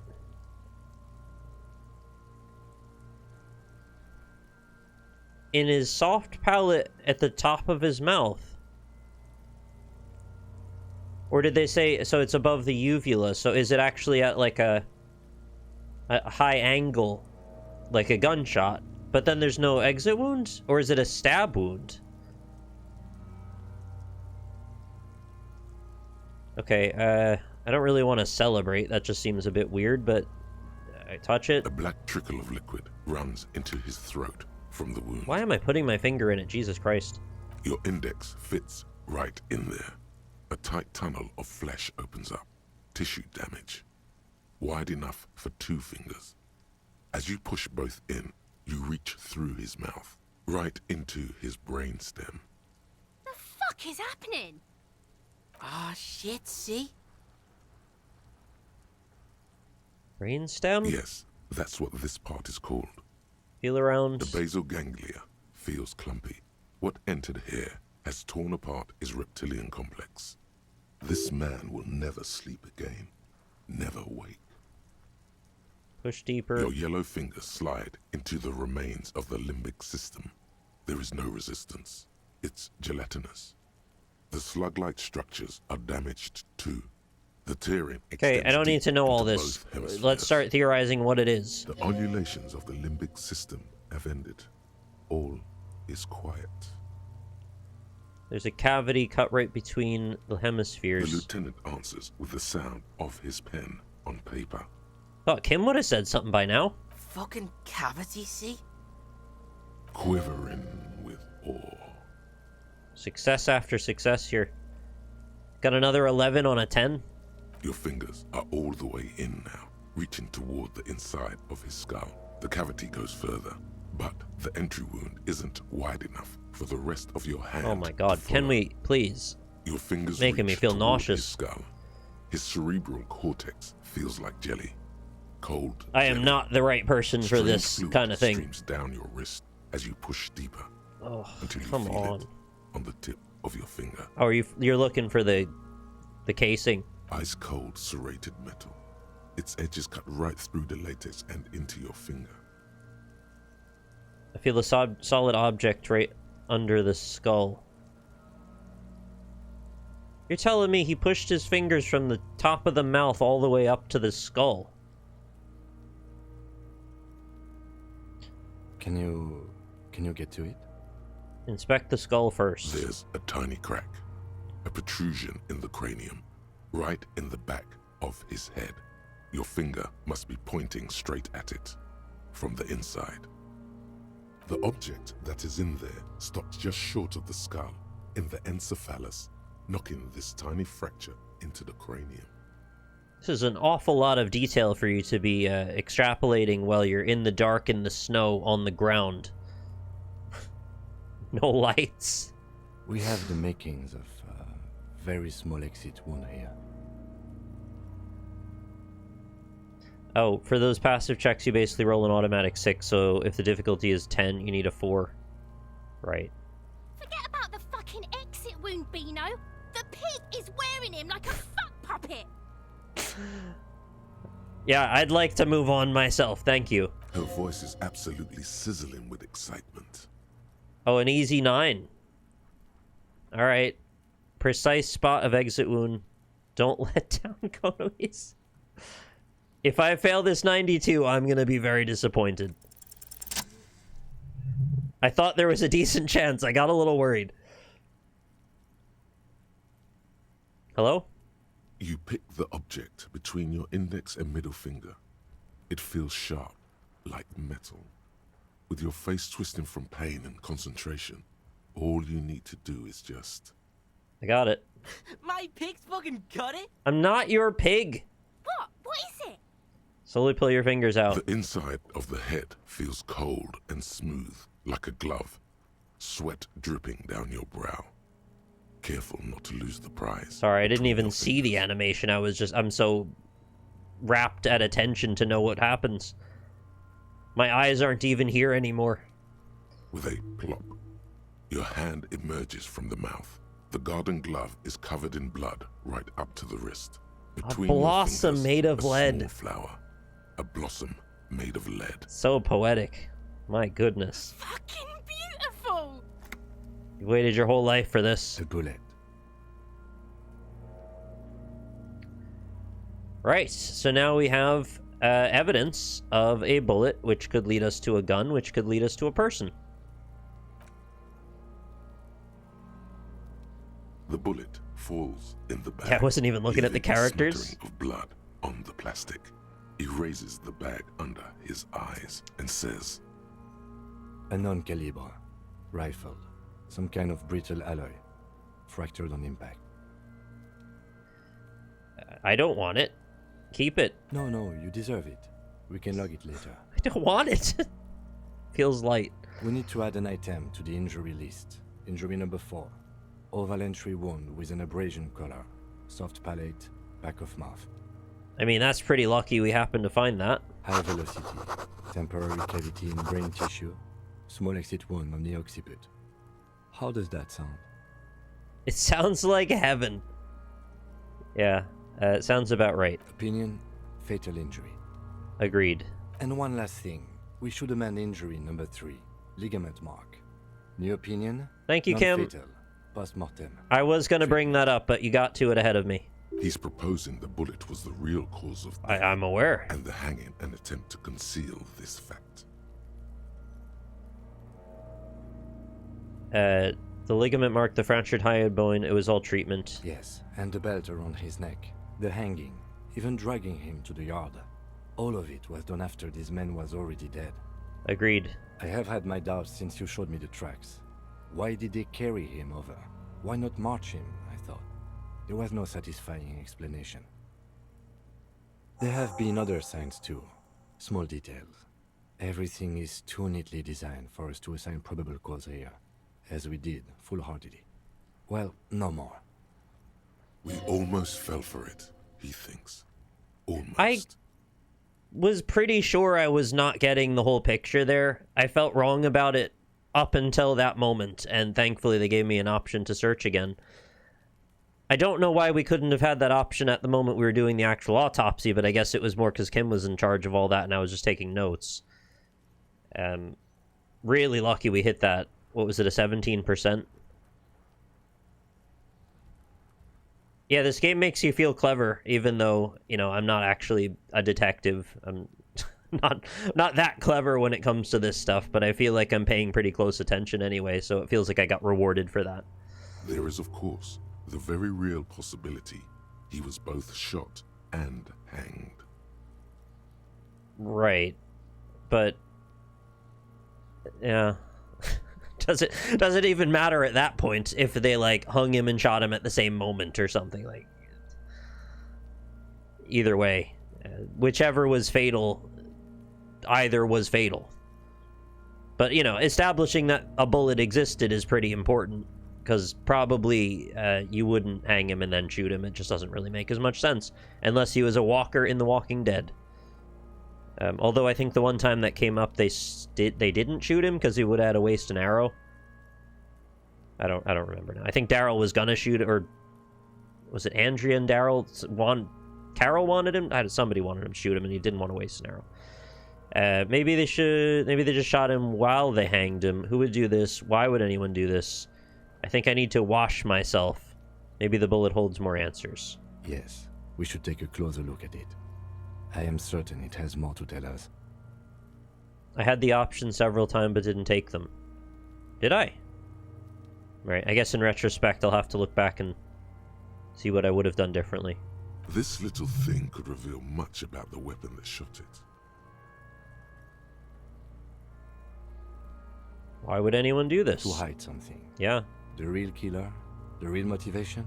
What really happened here? And who would do this? That's for us to find out. Exactly right. But it will make finding them just a little easier. I don't think they did shoot him while they hung him, but what do you say about that? To put him out of his misery? It's possible, but it doesn't explain all the other dubious things here. No. Lack of struggle, primarily. I may be intellectually sloppy, but I prefer one theory at a time. And this just smacks of treatment to me. I agree. Also, if you were to shoot him to put him out of his misery, would you really shoot him in that particular way? Would you go through the effort of placing the barrel of the gun up his mouth, facing his soft palate at a high angle? That's so weird, and also too high? You would need like a ladder to climb up to be able to shoot him if that's the angle that you wanted to. You would just shoot him in the head from the ground. Right? That wouldn't make any sense to have taken that particular shot if it was after he was hanging. I need to wash myself, thank you, though. You really, really do. I am glad to hear you say that. Your room in the whirling rise should come with a bathroom. It should, yeah. That's a great point. Rooms with bathrooms are the best. I think if you hanged him, you would have to shoot through his teeth.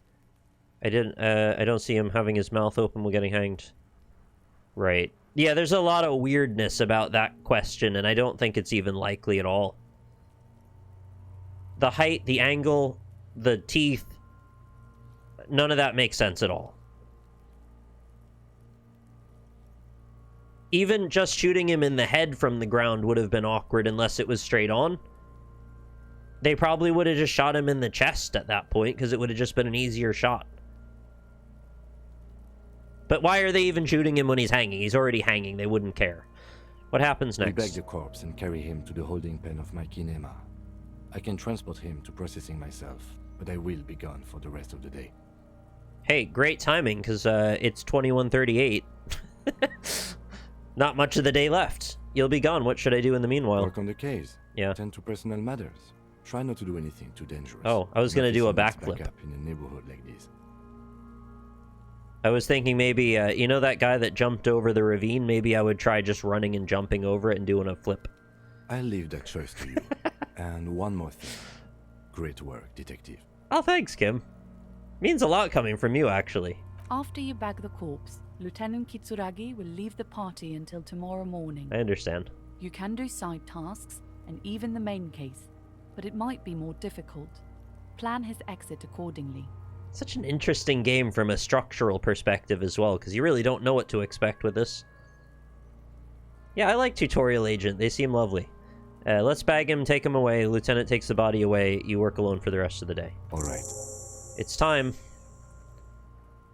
He takes out a shiny black body bag and starts pulling the plastic over the dead man's face. I will need a little head carrying him. Yeah, that's fair. You take the hands. I'll take the legs. Bag the corpse and drag it to the motor carriage.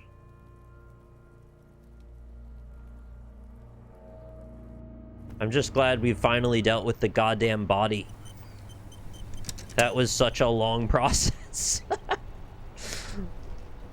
I don't think I've ever experienced such a almost like true-to-life bureaucracy-ridden process of getting from point A to point B. And I don't even mean that in a negative way. It just felt... Yeah. It felt both physically and mentally laborious. Even though saying something is physically laborious is ridiculous. It's a video game. I didn't walk anywhere. I mean, there were a lot of steps of physical movement.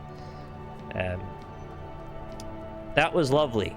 Well, nothing about that was lovely, but the finishing of it was lovely. There's an achievement for winning without looking at the body. Oh my god, really? That's nuts. What do we have here? Interact. Ah, the bullet. The bullet mushroomed out on impact. It now looks more like a fanciful jacket button than something that could pierce skin, flesh, and bone. Wash off the death smell. You reek of death. Wash it off. There's a bathtub in your room in the Whirling in Rags. A good place to visit once you have some privacy. Or once you can have some privacy. Am I any appreciable distance into this game now? Or am I still, like, roughly at the start of it? Because I really can't tell at all. The timing of it is very hard to parse. Also, this music is highly cathartic and calming after that very fraught sequence. I just finished the prologue. Oh, there's only like 100 more hours, right? That would actually be pretty cool if it was that massive, but I don't think so. Yeah, I'm gonna stop here though, because that was a lot. I didn't know that I actually get through as much as I have, but we dealt with the guy on the wall. We talked to the union boss. We had a look around that whole area. We finally dealt with the body and got it bagged and away. And we basically finished day 2 fairly strong. Because I was really worried about Kim's judgment if we made it through day 2 without ever dealing with the body. I couldn't handle the guilt if that was what would happen. It's about 1/3 of the game time-wise. Okay. Ah, good to know. Well, that's exciting because it means there's a lot ahead to still figure out, and I don't even know what I don't know. But I hope you had fun with today's session. Thanks very much, Angry Wayne Gretzky, for your 34 months of Twitch Prime. Thanks for the stream. Had a great time. Glad to hear it. I'm glad to have provided you that great time. Loving this playthrough, says Work Carpet. Thank you, and thank you for the year. Very, very happy to hear you've had a nice time. I will be back again tomorrow evening. I don't know if I'll do another session of this, but I guess it's not out off the table. Look for a Discord poll, and maybe I'll put a couple of options on there if you want to vote for that. And join the Discord if you haven't already. I'd love it if you would. It would be lovely to have you. Alright, Discord Elysium, exactly right. But thanks for watching part 6. I hope you have a good rest of your evening, and I appreciate you being here and help guiding me through some of that. Sorry again about the accidental save scumming. It wasn't really what I wanted to have happen, but you hopefully understand. I am going to try to avoid doing that, and ideally I'll put a point in HP so I don't die instantly anymore, because that sucks. I don't really want to die every time I make one bad decision. Well, if I don't have any health anyway to restore. Yeah, I'm glad I at least got to spin kick him and we ended up prevailing in a fun way. It just was not the way I wanted to get to it, you know? Alright, GG. Thanks very much for watching. See you next time. Have a good day. Bye, bye, bye, bye, bye.